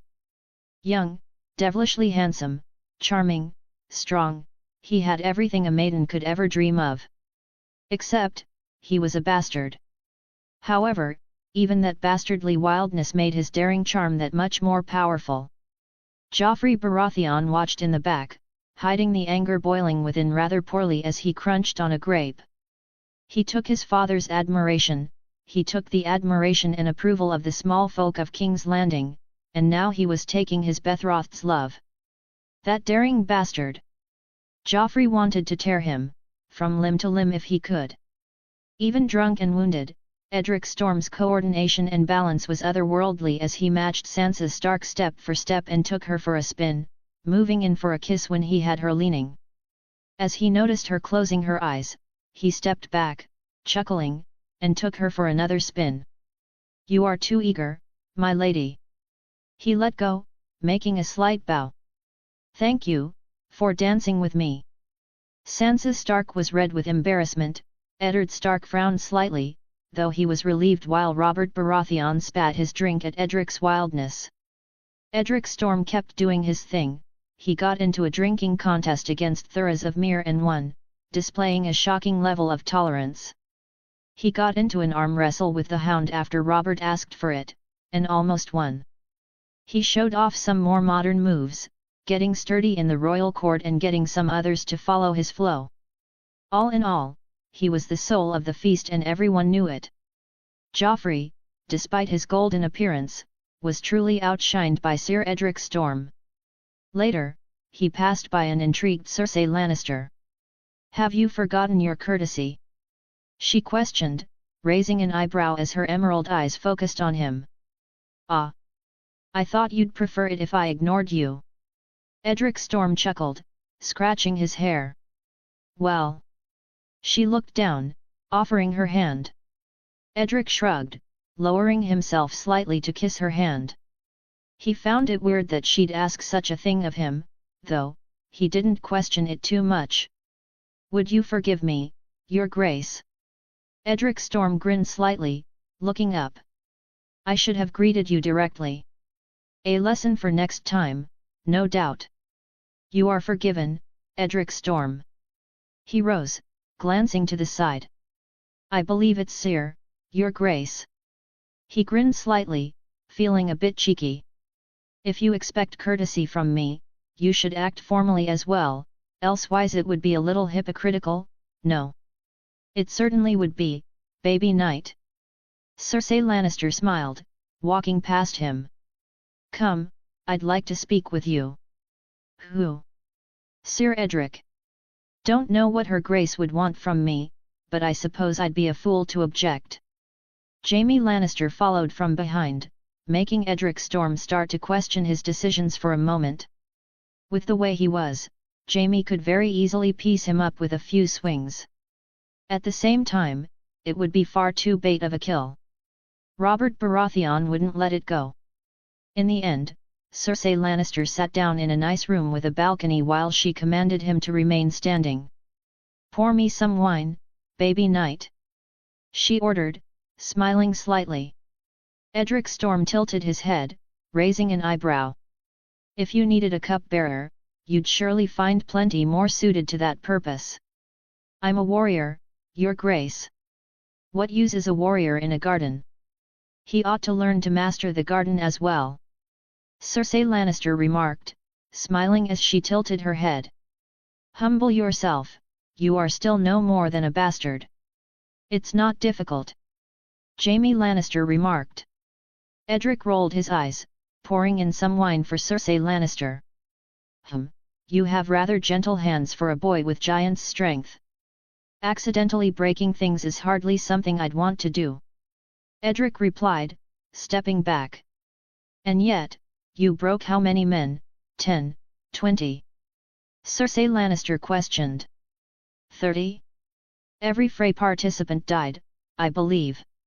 Quite the vendetta you had. I would not be traveling in the Riverlands if I were you. Accidents do happen. I replied, smiling slightly. Though, I doubt nearly as many would have died if I hadn't been angered to such an extent. For that, I think I have someone close to me to blame. Quite the heavy accusation to throw around. Cersei Lannister chuckled, drinking her wine. Yet, you won regardless. The sky was torn apart with lightning and rain flooded the city as men fell one by one, screaming from one side of the field to the other.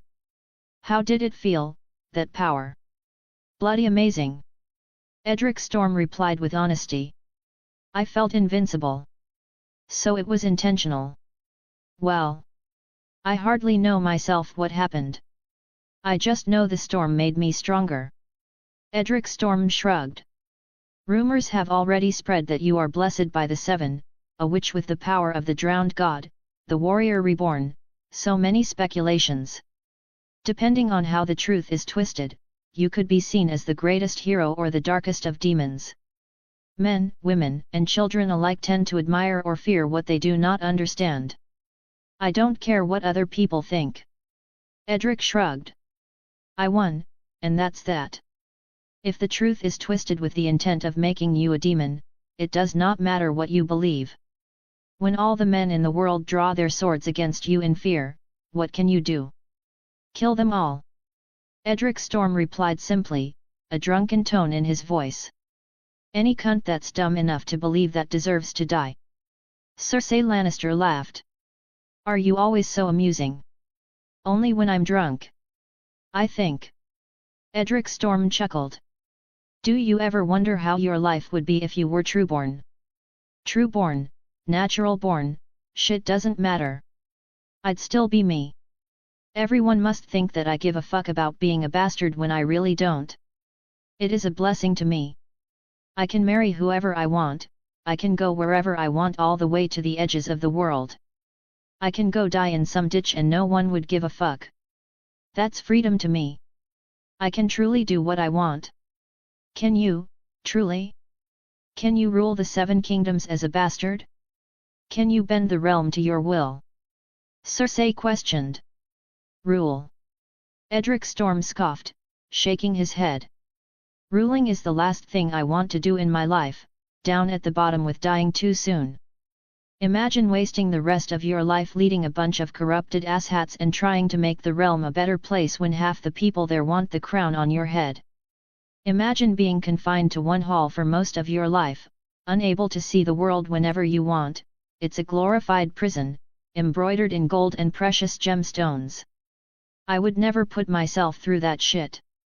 Sure, I want to make an impact on the world, but that impact won't ever be from that ugly chair. You are too pure for this court. Cersei Lannister smiled, finishing her cup of wine. Wild, but so pure. You have no desire for power, or you are a very fine liar. Though, men tend to only understand power when they attain it. You've yet to have a proper taste of it. I find it dull. What would I do? Make people kneel before me and shower me in praises? I don't have the time for that. Jaime Lannister laughed. He's just like me, sister. Although you are a bastard, you've quickly become Robert's favorite. Do you truly believe he'd allow you to do as you like, from now on? Cersei Lannister questioned. I'd imagine he might have a match for you. What? Edric chuckled. A match for me? I'd refuse. You already have someone in your little heart. Cersei Lannister tilted her head, looking into his eyes. Well, maybe. Edric Storm glanced away. Regardless, I wouldn't allow him to suddenly start acting like my father and start stepping over me. He is the king, before your father," Cersei Lannister stated. "You've already accepted his warmer, you've accepted his other gifts, you've accepted his praise, what choice do you have? The person I decide to spend the rest of my life with is a decision for me and me alone, no one can force it on me. If he tries that shit, I'll just walk away, never to be seen again." "You are determined. Sweet, even. The maiden you like must be quite special. Equally, it must be wonderful having the will to determine everything for yourself. The beauties of being bastard-born, your grace. The same bastardly birth that everyone shames me for. The world is ruled by men, it is the way of things, do you think a bastard girl would have your freedom?" Cersei Lannister questioned. "Being a woman can be quite the hardship and yet it can be a blessing at other times. I don't mean to offend but I've only ever seen one lady train nearly as hard as me in my entire life. Most of them spend their lives doing gentle tasks, in the end, we each have our strengths and should never seek to compete where we lack. If men truly oppressed and ruled over women, shouldn't they send them to war instead?" Edric Storm pondered, laughing. "That wouldn't quite work, would it? We complement each other in life. The man fights and provides, the woman takes care of the man's castle. That's just how it is, how most of us were born. You have quite the wisdom for a boy who's 1 and 10. Cersei Lannister flicked her golden hair as she smiled. "Why don't you join the King's Guard?" "They? King's Guard?" Edric glanced at Jaime who shook his head. Cersei turned to him and frowned. "Don't discourage the boy. He could bring glory to your precious King's Guard. Bring glory to it after you brought in your dogs," Jaime Lannister remarked, shaking his head. "Sir Meryn fucking Trant and all the others not named Sir Barristan. Sir Arthur would have cut them all down with his left hand while taking a piss with his right." Edric Storm chuckled. "Right, who is Meryn Trant? Don't say I didn't attempt to recruit true talent. Smear talent, more like. Edric would do far better on his own. Where else could he train with you?" Cersei Lannister questioned. "Why is she backing me? Edric does not need me to hold his hand." "Regardless." Cersei Lannister grabbed Edric Storm's left hand as she stood up. "If you wish to stay in King's Landing, you will be well taken care of so long as your loyalty is with the royal family. You need not fear any daggers in the night. That almost sounds like I do need to fear them. You are too precious to kill, baby knight." Edric Storm blushed slightly. He had a little thing for blondes, and Cersei Lannister was more than beautiful. Even though he knew she had shit for personality, her sweet words were like poison to his heart. Right. I think I should be going home. Jaime, ensure he has a proper escort. Someone is strangely fond of her Robert's bastard," Jaime Lannister remarked after he returned, frowning slightly. "Don't get too jealous over a boy that's 1 and 10. Cersei Lannister chuckled, playing it off. "I simply admire his strength. Wouldn't it be a shame for a talent like that to wander off into the wilds? Could you imagine how powerful he could be once he's a man grown? No one in the field would be able to hold him, let alone at court. The King's Guard need a person like that. My son would need a person like that, when Robert dies. Do you think Joff would be fond of Edric as his King's Guard?" Jaime questioned, raising an eyebrow. "The first order he would give as king would be for him to jump off the drawbridge of Maegor's Holdfast. Joffrey may be cruel, but he is not a fool. Did you not see him in the yard earlier? Joffrey was practicing. Though he might hate him, he admires him just as much. Edric is Robert reborn," Cersei Lannister remarked. "No, even stronger and greater. He is the youngest knight, is he not? It was a well-deserved knighthood, at that. Younger than Daemon Blackfyre." Jaime nodded. "The boy should not rot away in a place like this. The future remains uncertain, but, if you, the person he admires most, continues to turn him away. My choice was made when I knighted him." "Are you so certain?" Cersei Lannister leaned against him. Yes. Jaime Lannister moved her hand away from him. I am most certain. Such a waste. Cersei Lannister looked disappointed, turning away from him. Ned, I am the king, so I can do what I want. Meanwhile, Robert Baratheon was having a private chat with his best buddy Eddard Stark. What if I legitimized the boy? I know, the Lannisters would despise me, but don't they already? Robert laughed. Edric would be the proper successor to me. Imagine, who would rebel against him?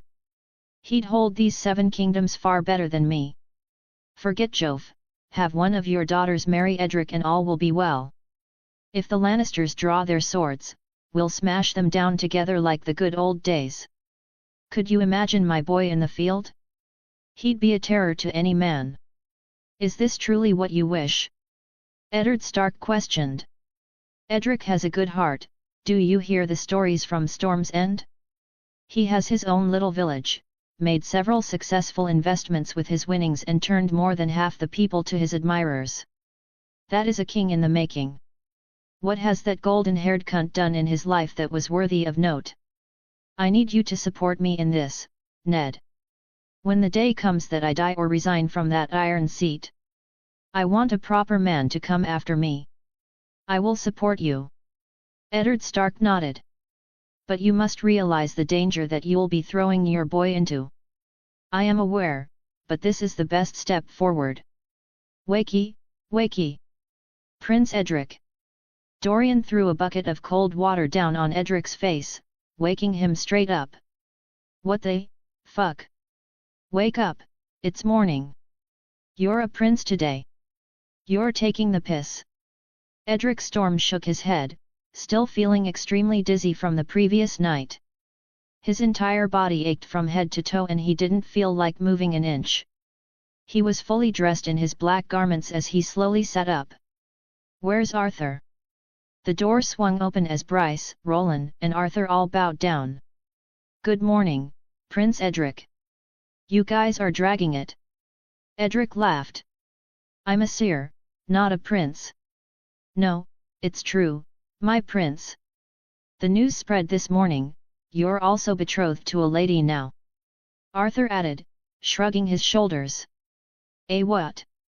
Edric raised an eyebrow, struggling out of bed. No. I need to see this for myself. He stormed right into the Red Keep, as quickly as his body allowed him to. Greetings, Prince Edric. It was like a dream, a nightmare, actually. This was the last thing Edric wanted. Prince Edric. Betrothed, betrothed to who? His life following that moment had changed forever. Chapter 12, Love and Its End. The court was full, buzzing with lords and ladies from almost everywhere in the 7 kingdoms. Robert seemed to be more diligent. He wasn't piss-drunk for once as Cersei Lannister was publicly berating him. Eddard Stark was present as well, probably doing all the work. Joffrey was giving me a weird angry look, what was new? Jaime Lannister had a slight frown and smile as we exchanged looks. Never mind that, I needed answers. Prince?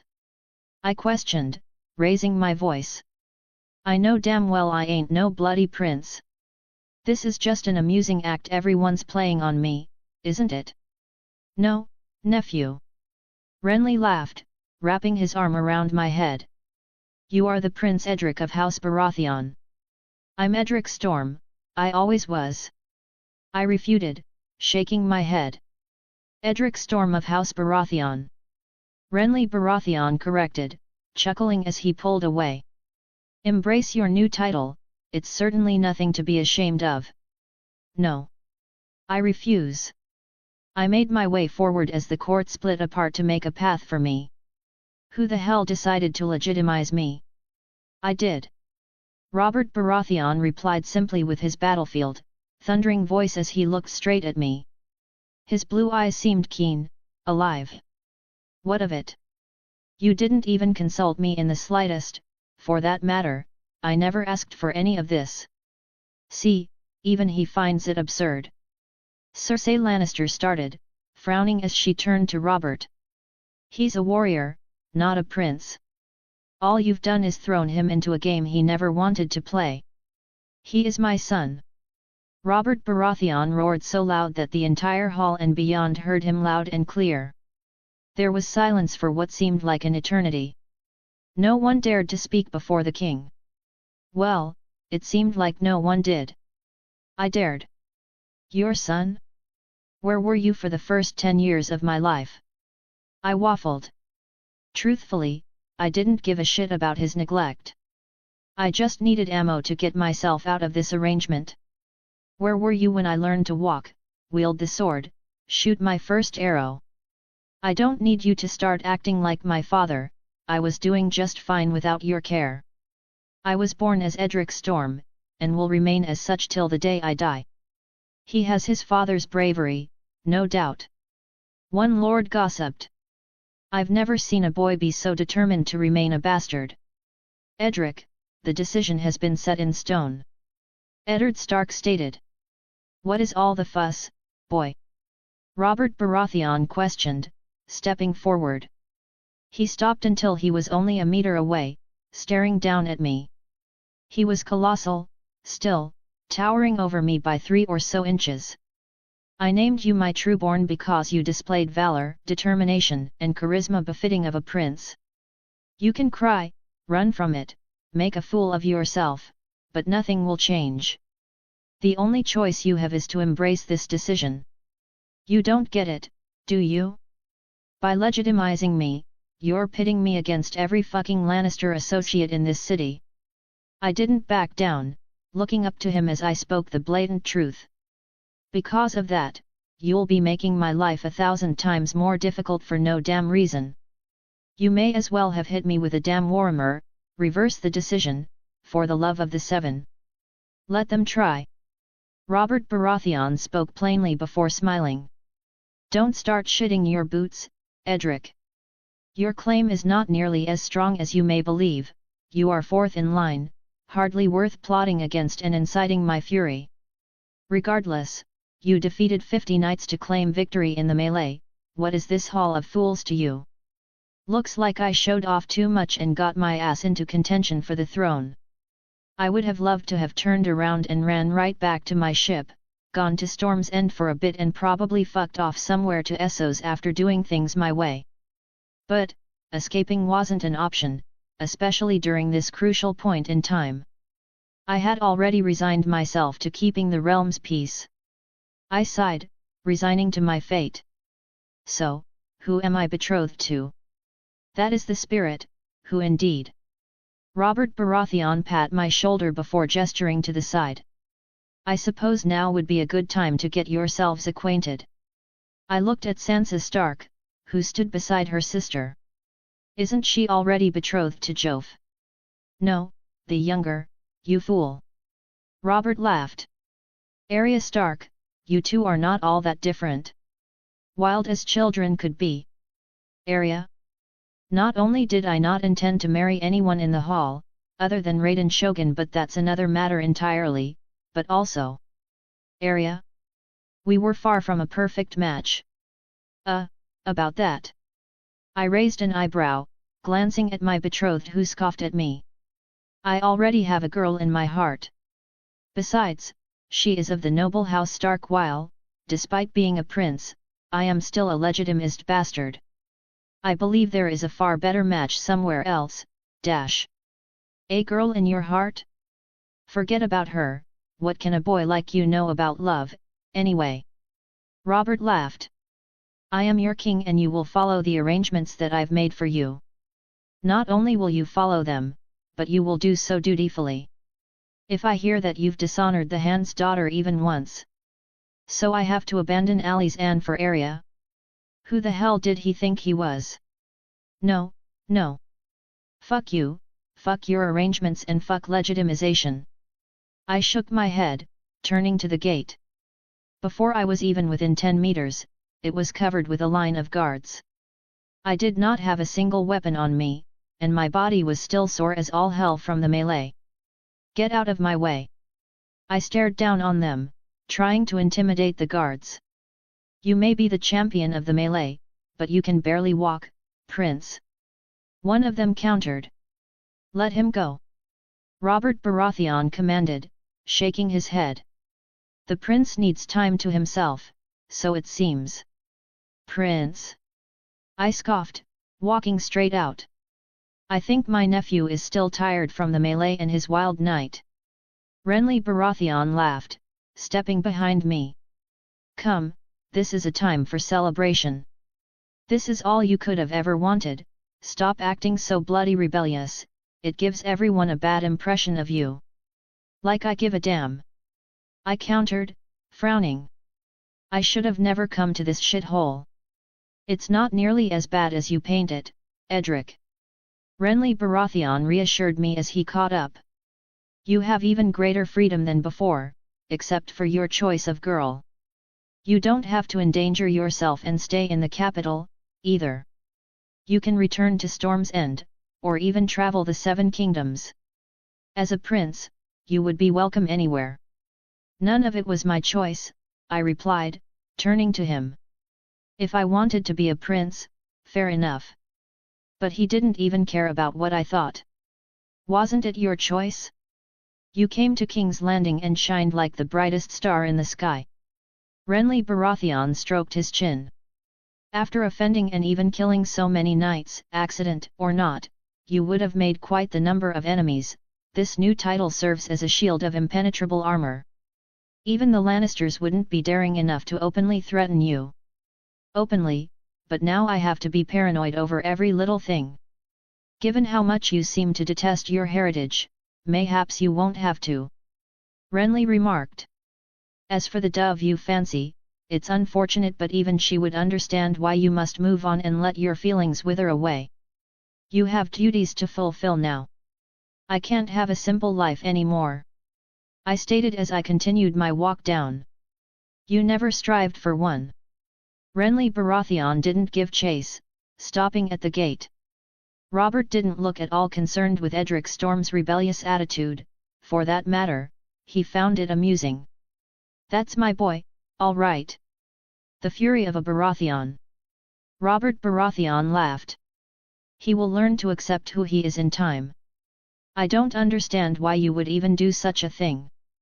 Cersei Lannister made an expression of disgust. I will hear no more of it. Robert Baratheon turned to Cersei Lannister with a frown. Edric Baratheon is more than worthy of the house name. That much should not even be up for dispute. Making my way to my ship, I felt so defeated. Yes, to most people being a prince might seem bloody brilliant, but this was the Game of Thrones territory. At best, I wanted to be the arrow that decimates the great other. Nothing more, and here I was, thrown straight into the wheel by the ever-so-wonderful Robert. He took away my freedom, put me in serious danger and has the balls to tell me who I'm going to marry and stay loyal to. That decision was mine to make. Besides that, the hypocrisy was ludicrous. He, himself, cheated on his betrothed and wife countless times, and here he was telling me to be a damn saint. It's not that I couldn't stay loyal to a single person, in fact, I am all for marriage, but that one person had to be special to me. There were only 2 girls whom I even considered for that position, and neither of them were Arya. Effectively, Robert wanted to shape me in his image like I was a messy chunk of Play-Doh. I wasn't fucking Play-Doh. Welcome back, Prince. Dorian chuckled as he stood by my cabin door. How's the fancy-mancy court today? Shut up and go outside. I ordered, walking straight inside. The first bastard in history furious over his legitimization, you are rather special. Dorian remarked behind the door. I sat down on my bed and contemplated everything. What did being prince mean, post Eddard's discovery? Would I be the sole heir? Yes. I fucking would. Unless Robert got with Marjorie or something. Ugh, it was highly likely I've thrown myself into a corner that I can't run away from. Imagine my dumb, irresponsible ass as king, it's the last thing I want. The weight of the entire realm on my shoulders, imagine that. The plotting, schemes, corruption, wars, Dany pulling up, so much stress for no damn reason. I just want to be the goat knight, backer of a stable king, the hero of the world, and have the option to retire from the whole thing when it's over and just relax with a loving wife by my side. I had no business being in contention for kingship. As the Jon Snow meme goes, I done want it. I really didn't. I chuckled at my own joke. Why are you so vehemently opposed to your new position? Raiden Shogun inquired, towering over me as her piercing violet eyes met mine. Being a prince is a blessing, not a curse, no matter how you twist it. If your goal is to defeat the others, having greater influence over the Seven Kingdoms will do nothing but aid you. In truth, you should not even attempt to evade the throne, you should strive to take it for yourself. Could I even be a good king? I questioned, laying down as I looked at the wooden ceiling. What a foolish question, could you be a good king? You could be the finest king to ever take breath or the very worst, what of it? It is all up to you. You've already decided to save the world, what could be a more noble deed? For that matter, you questioning yourself shows that you see it as a great responsibility, one held to the utmost regard. This is a trait of only the finest of rulers. You're glazing me. I replied, smiling slightly. Did I blush? Probably. Glazing? As in, making you flustered. Deriding. I chuckled, not saying anything. I see. It's another vile jest, isn't it? Raiden Shogun smiled slightly, turning away. You are too bold for a retainer, I must say. I'm not as bold as I'd like to be. I thought, shaking my head. Honestly. I can't put it into words how much I appreciate you. Whenever I'm down, it's you who raises me right back up, every time. I wouldn't even be here without you. I admitted, sitting up. It feels like so long as you believe in me, I can accomplish anything. That is all I can do as I am now, guide you forward towards achieving all of your goals. She replied, turning back to me. Even if my rebirth is not possible to begin with, I'll still find solace in your growth. Really? She'd be happy to disappear along with me, never being able to take breath again? If so. I heard footsteps, pausing as if I hadn't been talking to myself, to the oblivious eye. A knock followed. It's me, Arthur. You're not too busy, are you, Prince? Not really. What's up? I was very busy, but then I recalled the heated row we had with each other. I wanted things to be right between us. I stood up from my bed and fixed up my shoddy appearance. The door opened and Arthur presented himself, making a rather serious expression. I may have overreacted in the melee. It's fine. I smiled, shaking my head. You honestly had a point. I wasn't quite myself for most of it. I was blinded by my fury and vengeance. It was all I bothered to see. I didn't want to kill any of them, truthfully, it just happened. It didn't help that I was wielding Robert's Warhammer. But, if I hadn't fought like that, I would have been surrounded again and lost. It's unfortunate what happened. So you did everything to win. Well, look at me. I can hardly lift my arms. I nodded. They were willing to kill me, too. I had that impression. I see, so you're saying they were bribed to ensure your defeat. Better yet, my death. I replied, frowning slightly. King's Landing is a place shrouded in darkness. Everyone is trying to reach the top, or stay there, once they do. My success threatens House Lannister, giving plenty reason for others to conspire against me. You've never been a bigger threat. Arthur acknowledged, nodding. So, did you retrieve my sword?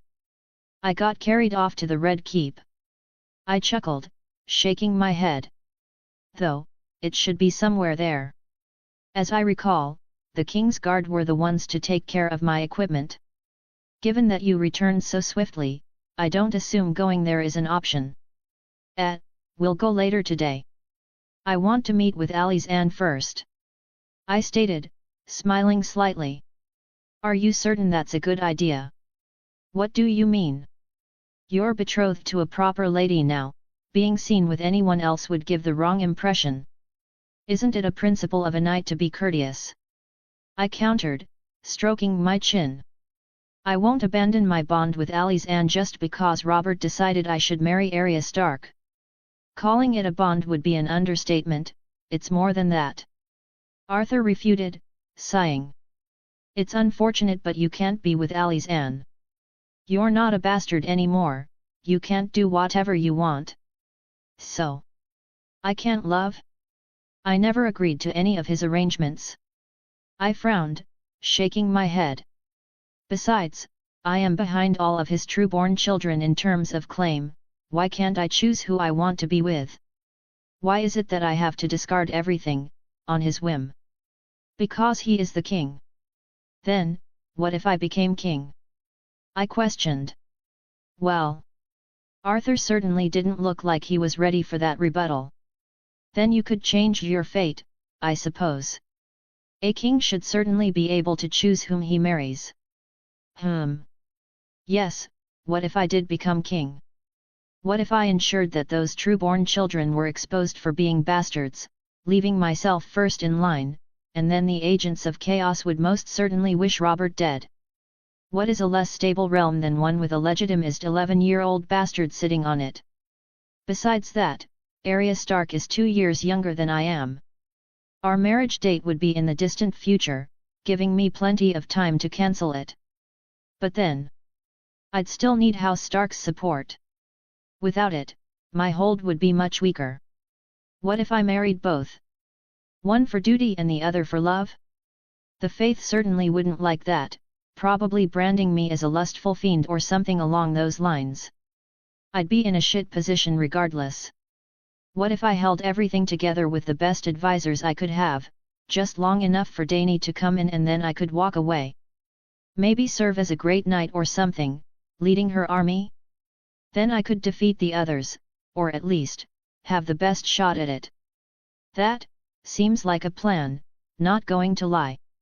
Oh God! The realization struck me.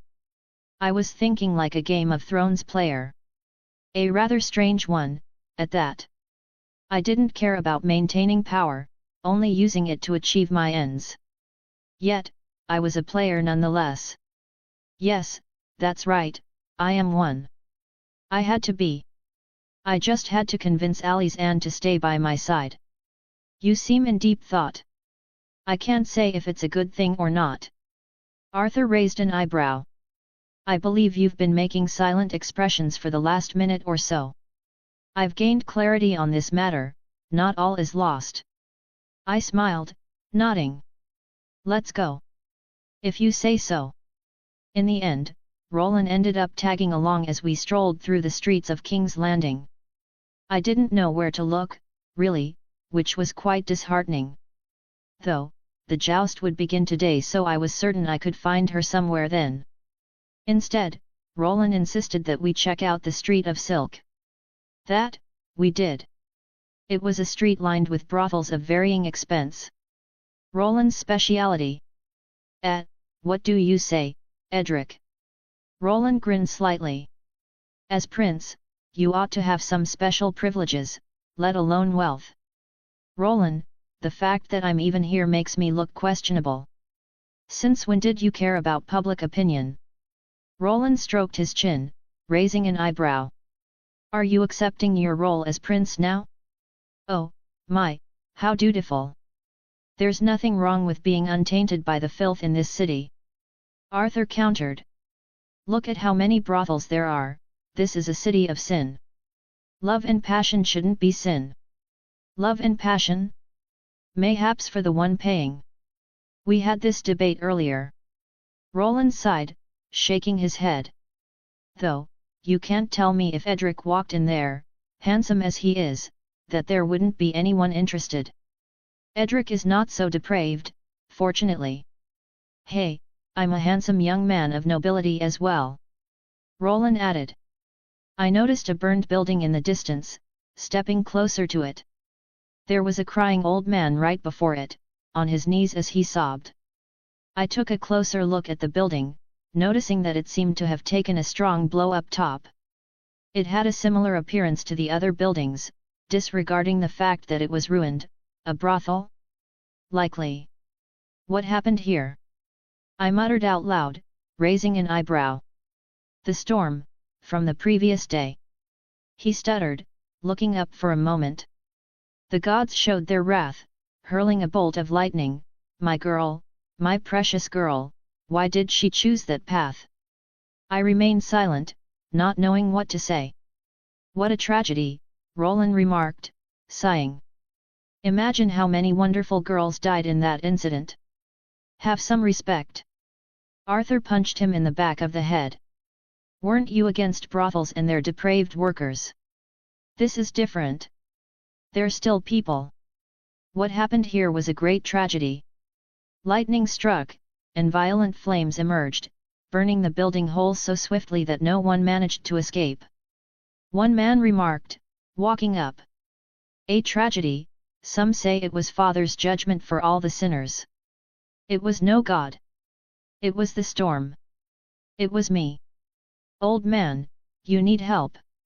I asked, taking out some gold dragons. Anything you need, a drink, food, a place to stay.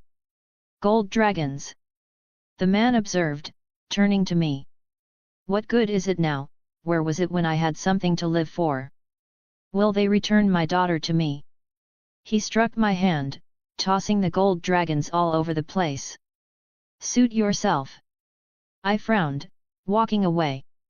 I wasn't very emotionally intelligent when it came to the sorrow of other people. In truth, I shouldn't have even offered a helping hand. All I did was make things worse. I heard footsteps behind me as people ran to gather the gold dragons off the floor. I heard shouts, the sound of punching. Were they fighting for it? Like flies to a delicious piece of dung. Roland remarked, chuckling. No use in helping the blind. We should do something. Arthur remarked, looking back. No use in that. I stated, shaking my head. We'd only put ourselves in the line of fire. Besides, I was injured. If shit went south, it wouldn't look good. So, before we leave this street, Edric, can I have a little bit of allowance? Just a slight bit to push me over the edge, you know. Roland asked. Of course, he was still determined to get with a whore. I'll be forever indebted to you. Place high in the joust, and I might consider it. High, define high. High enough, I replied, putting up an expectation that he shouldn't be able to meet. Now that's quite cruel. I'll have to dig deep into my own pockets, by the sounds of it.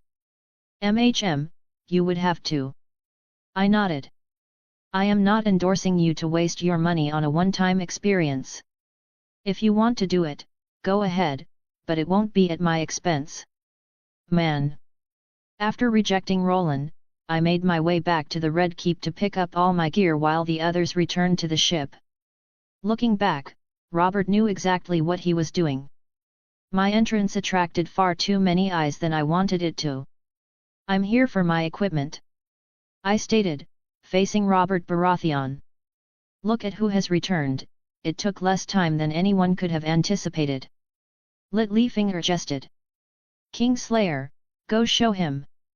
Robert Baratheon grinned, not saying much more.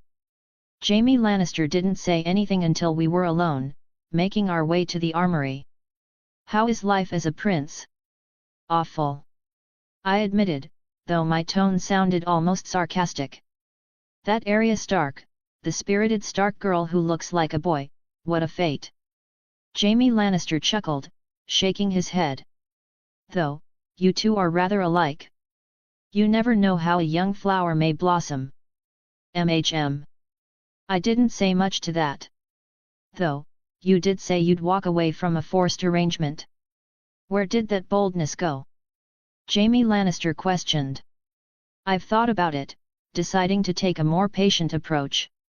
Walking away would do more harm than good. Would it? What would you seek by staying? making the most of my new position. I smiled, scratching my hair. If I ask for training sessions, you're inclined to agree now, aren't you? I would be, yes. Jaime Lannister nodded. Though, you're still not satisfied with your martial prowess? At this point, I don't believe there's much I could teach you. Physically, I'm amongst the best. But my skill with anything that's not a bow is average at best. You don't truly believe that, do you? Jaime Lannister chuckled. Your throwing skill, ability to anticipate your opponent's blows and dodge them accordingly, that last show of consecutive blows at the melee were precise and intentional, breaking apart the Red Priest's defenses with each blow. You are the most skilled fighter I've seen at your age, by far. Well, I'm glad you think so highly of me. I smiled. Though, I don't think that I'd be able to beat you. No, you wouldn't, but I imagine you would be rather irritating to fight in single combat. Jaime Lannister remarked. I would not leave that fight without any wounds, at the very least. When I recover, we can see how it goes. I grinned slightly. I'm surprised you can even stand. After the melee, it was discovered that the lance which struck you was not entirely blunt, its very point was made of sharp steel. Jaime Lannister stated, frowning slightly. The honor of Vale, the Great Vale Knights, who would have thought? So typical. Those who wear their honor like armor tend to have none of it beneath it. No wonder why it took me out cold. My body is tough as nails, though. The blessing of being a titan.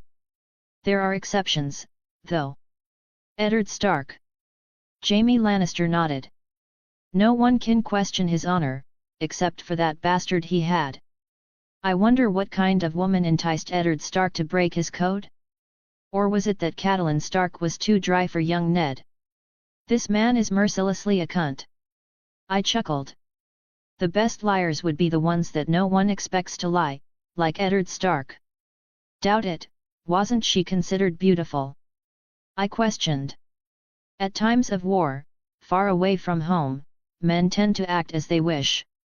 Murdering innocents, taking from those who cannot defend themselves, burning their homes to the ground, there are no laws in regards to warfare.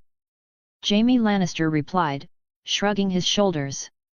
The rush one gains from battle can make a man do things he would later regret. Having an affair or two is hardly worth acknowledging compared to the rest. I see. Soon enough, we reached the armory and I got hold of my precious golden heart bow, placing it on my back. My armor, once again, was fucked beyond repair, so I decided that I'd get a new set. As for my swords, they were clean and sharp. I appreciate whoever took care of my weapons. I remarked, grabbing the sword and sheath of my sword and returning it to its rightful place at my waist. As for Arthur's sword, I held it in my hand by the sheath. I left the warmer where it was, since lifting it in my current state wouldn't be worthwhile. All done? Yeah, just about. The armor can stay. I observed the single-horned stag helmet. Well, 1.5. All thanks to Thuras. Actually, I'll take the helmet. It was custom-made for me by the blacksmith, after all. To call that helmet impractical is putting it lightly. Jaime Lannister observed. Yeah, but it looks glorious. I smiled, shrugging my shoulders. When people saw Robert at his prime, they weren't thinking about how impractical the helmet looked, did they? They were filling their breeches at the sight of him. The helmet certainly helped distinguish him in battle. One tug at the antlers and you'll be getting dragged along. I'd dare someone to keep holding it when my warhammer smashes against their arm. Rarely will you be faced with a single opponent in battle. Jaime Lannister remarked. Yeah. I guess so. I didn't want to get into a debate. Though, I did agree that the antlered helmet was impractical but equally badass. Father, why am I betrothed? Arya Stark questioned over breakfast, frowning deeply. The thoughts of being a lady made her sick. I don't want to be a lady. I never did. You know that, he doesn't even like me, nor do I like him. Edric didn't want to be a prince either. Eddard Stark replied, speaking with a reassuring tone. The king wished it so and both arrangements came in hand. You can't say you don't like him without having met him properly. Edric seems to be as fond of fighting as you and has the same blunt, honest, way of speaking. Mayhaps he won't need you to be a lady. You're so ungrateful, didn't you see Edric fight in the melee? He bested every knight, there's no one else like him. Sansa Stark countered, frowning at Arya. He fought like a hero. Why do you care so much? He's not your betrothed and you have your prince. Or, do you like him more? You're jealous. Arya Stark remarked, smiling slightly as she came to the realization. I heard you let him kiss you but he didn't do it. Shut up, horse face. Sansa Stark threw an apple at Arya Stark, missing her and hitting the wall instead. Arya Stark countered by throwing an orange, smashing it clean against her face. Stop this fighting, the both of you. Eddard Stark sighed, shaking his head. Sansa, return to your room. Yes, father. Sansa Stark nodded, turning away. Her infatuation for Joffrey Baratheon had landed on another, far more heroic boy. Her thoughts of recent times had only been about him. Why couldn't it be Edric and I? We would be so perfect, a beautiful lady and brave knight, like all the songs and tales. She believed that Edric Storm truly loved her, only hesitating because she was betrothed to Joffrey already. Arya. Eddard Stark sat down beside his daughter, looking her in the eyes. Though this may not be what you wish for initially, try to give it a chance. I believe Edric to be as good of a match as you could hope for. Didn't he say he likes a girl already? I liked someone else as I married your mother, as well. Duty tends to overshadow what you like, however. Sometimes that duty even turns to love. I guess. Give it time. Eddard Stark advised, standing up. You know I only want the best for you. Arya Stark nodded. Fine, but I don't have to act all ladylike, do I? Be yourself. Eddard Stark sighed. You are a wolf by blood. Forcing you to do something you wouldn't like only makes it your heart's desire to do the opposite. I can only hope Edric does not find your ways discourteous. Who cares what he thinks? Arya Stark pouted.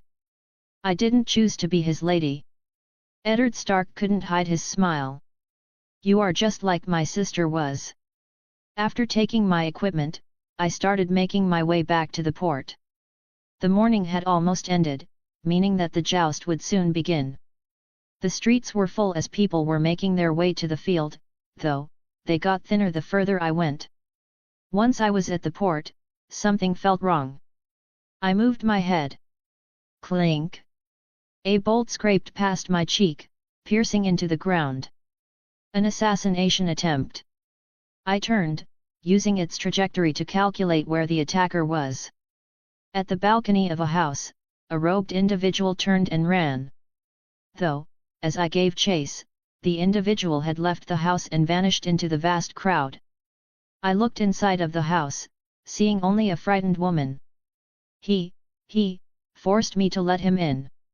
I couldn't tell if she was lying or not, deciding to return to the ship before another incident like that happened. Bloody crayon eater, he could have ended me right there. If I wasn't a little bit scared, I'd be lying. Could I not walk the streets safely anymore? Who the hell wants me dead in the first place? So many questions, so little answers. Outside, I saw a peculiar banner hanging on the ship. It was split into four. The top left had the Baratheon stag in gold on a black field, Bastard Baratheon. The top right had a black three-headed dragon on a field of red, black fire/Bastard Targaryen. The bottom right was the Florence fox but golden in a circle of flaming orange flowers and black field, Baratheon-fied Florent, and the bottom left was a black turtle on a red field, Targaryen-fied Estermont. The left diagonal side used black fields and gold/orange for the sigils, the right used red fields and black for the sigils. The more I looked at it, the more I loved it.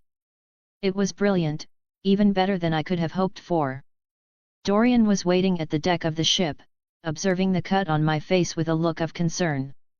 "The first attempt on your life?"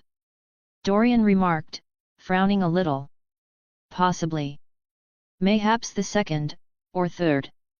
I haven't been keeping count," I replied honestly, shrugging my shoulders. "Did Ali's aunt send this banner?" "Her father did," Dorian replied, taking a letter out of his pocket. "He also left this, written by your little dove. Why couldn't she wait for me? Why did she leave a letter? I was certain she'd rather meet me in person, right?" I opened the letter, reading through it word for word. "To Prince Edric of the House Baratheon, formerly known as Edric Storm. By this point, I think you should have your banner. It's hardly fitting now, though. A prince like you ought to wear the complete Baratheon banner with pride. Regardless, I hope you think it's good. I spent so much time trying to get every little detail right, but it was worthwhile, because it was for you. Although I never fully understood how you felt about me, I certainly know my feelings for you. You are the bravest, most hardworking, and charming boy I could have ever hoped to meet. When I first saw you, I didn't see why being a bastard meant that you had to be shamed so terribly. I wanted to reach out, and I did, helping your clumsy dancing. You were so sweet. I wondered, how could everyone dislike you without knowing your true nature? During those days, things were so much simpler. You'd practice archery, we would share tales of heroes from books and myths, and I would sing you songs. You weren't nearly so loved, as I recall.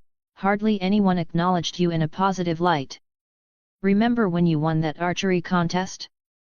Everything changed.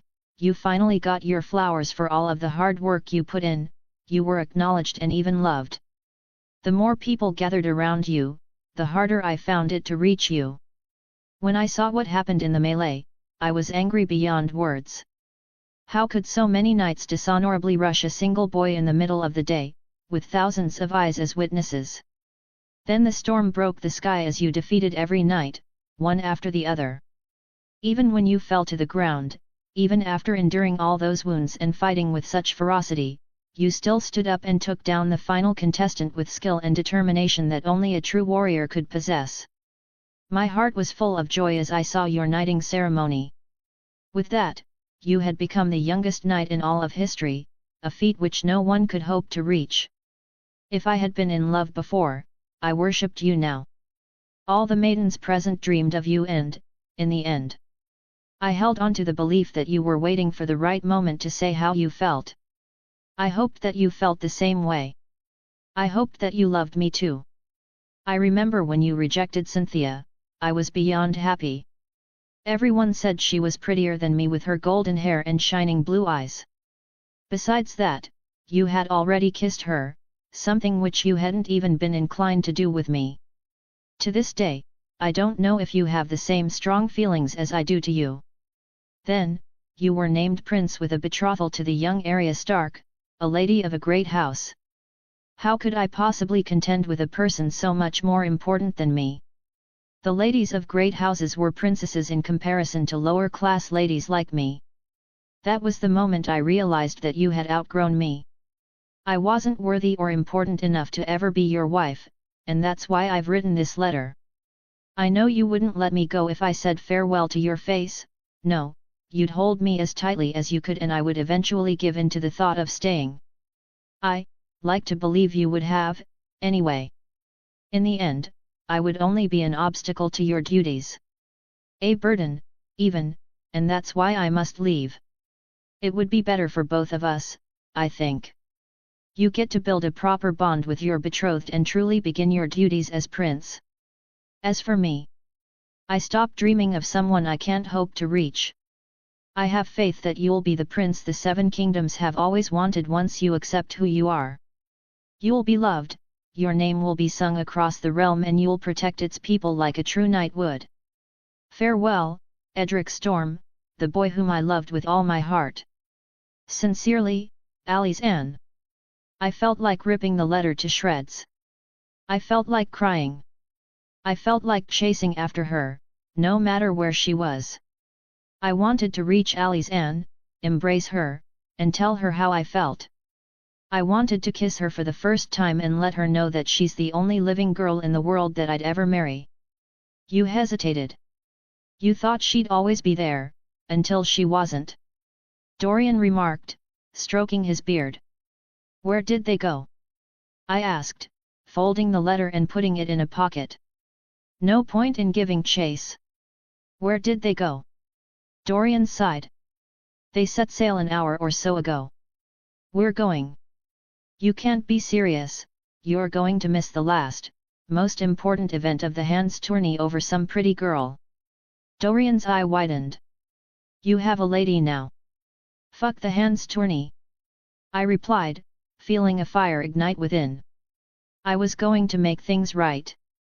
We're going. Tell that to the ship's captain.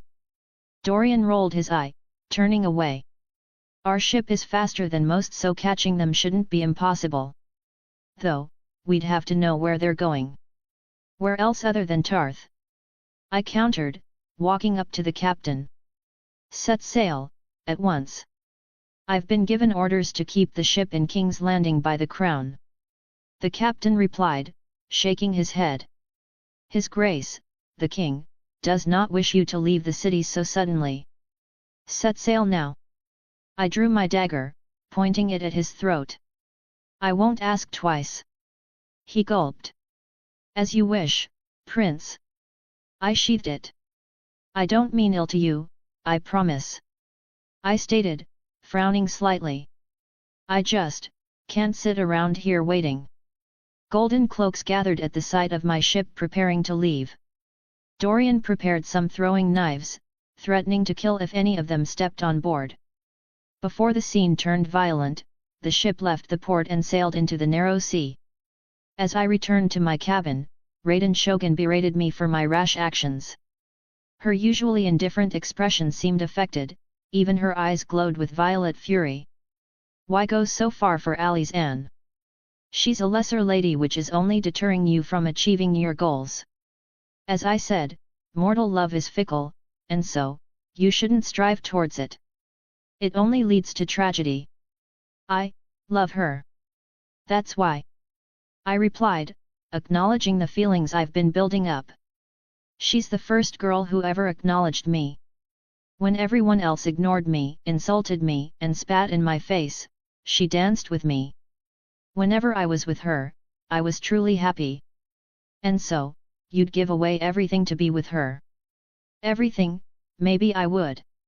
As the ship continued to sail, another came into view. That is their ship. Dorian remarked, smiling slightly. You are in luck, Prince. Keep going. I told the captain. Although I was slowly getting excited towards making things right, the sky had suddenly gone dark. Very dark. It was a bright day, how did the sky become so unsettled? What in seven hells? The captain remarked, his eyes widening in shock. This storm is like the one yesterday.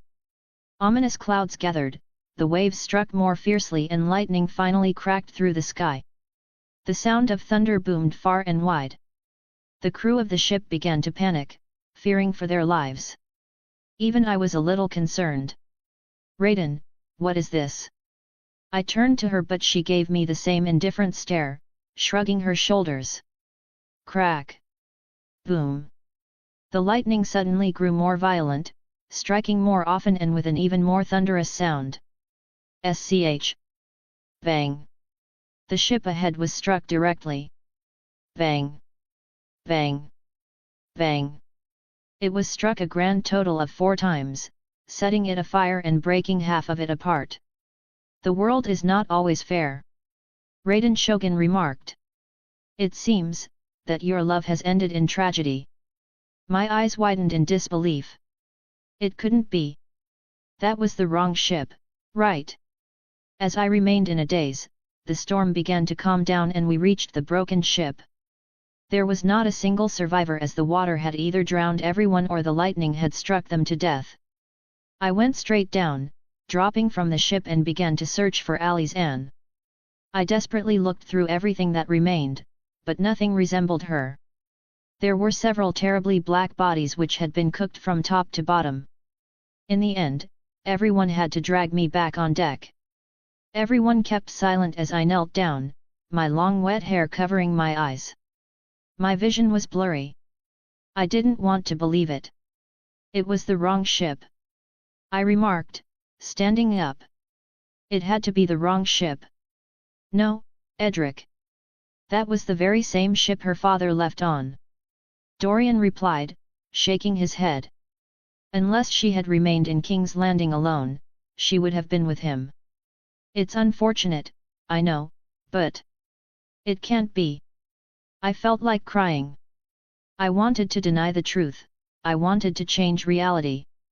I wanted to dream of a world where we could be together. I wanted it to be real. Why? Crack. Boom. I screamed out loud, at the top of my lungs as tears streamed down my face. Yet, no matter how much I cried out, no matter how much I deluded myself into believing that she was still alive, nothing changed. She was dead. The first girl I loved, she was dead.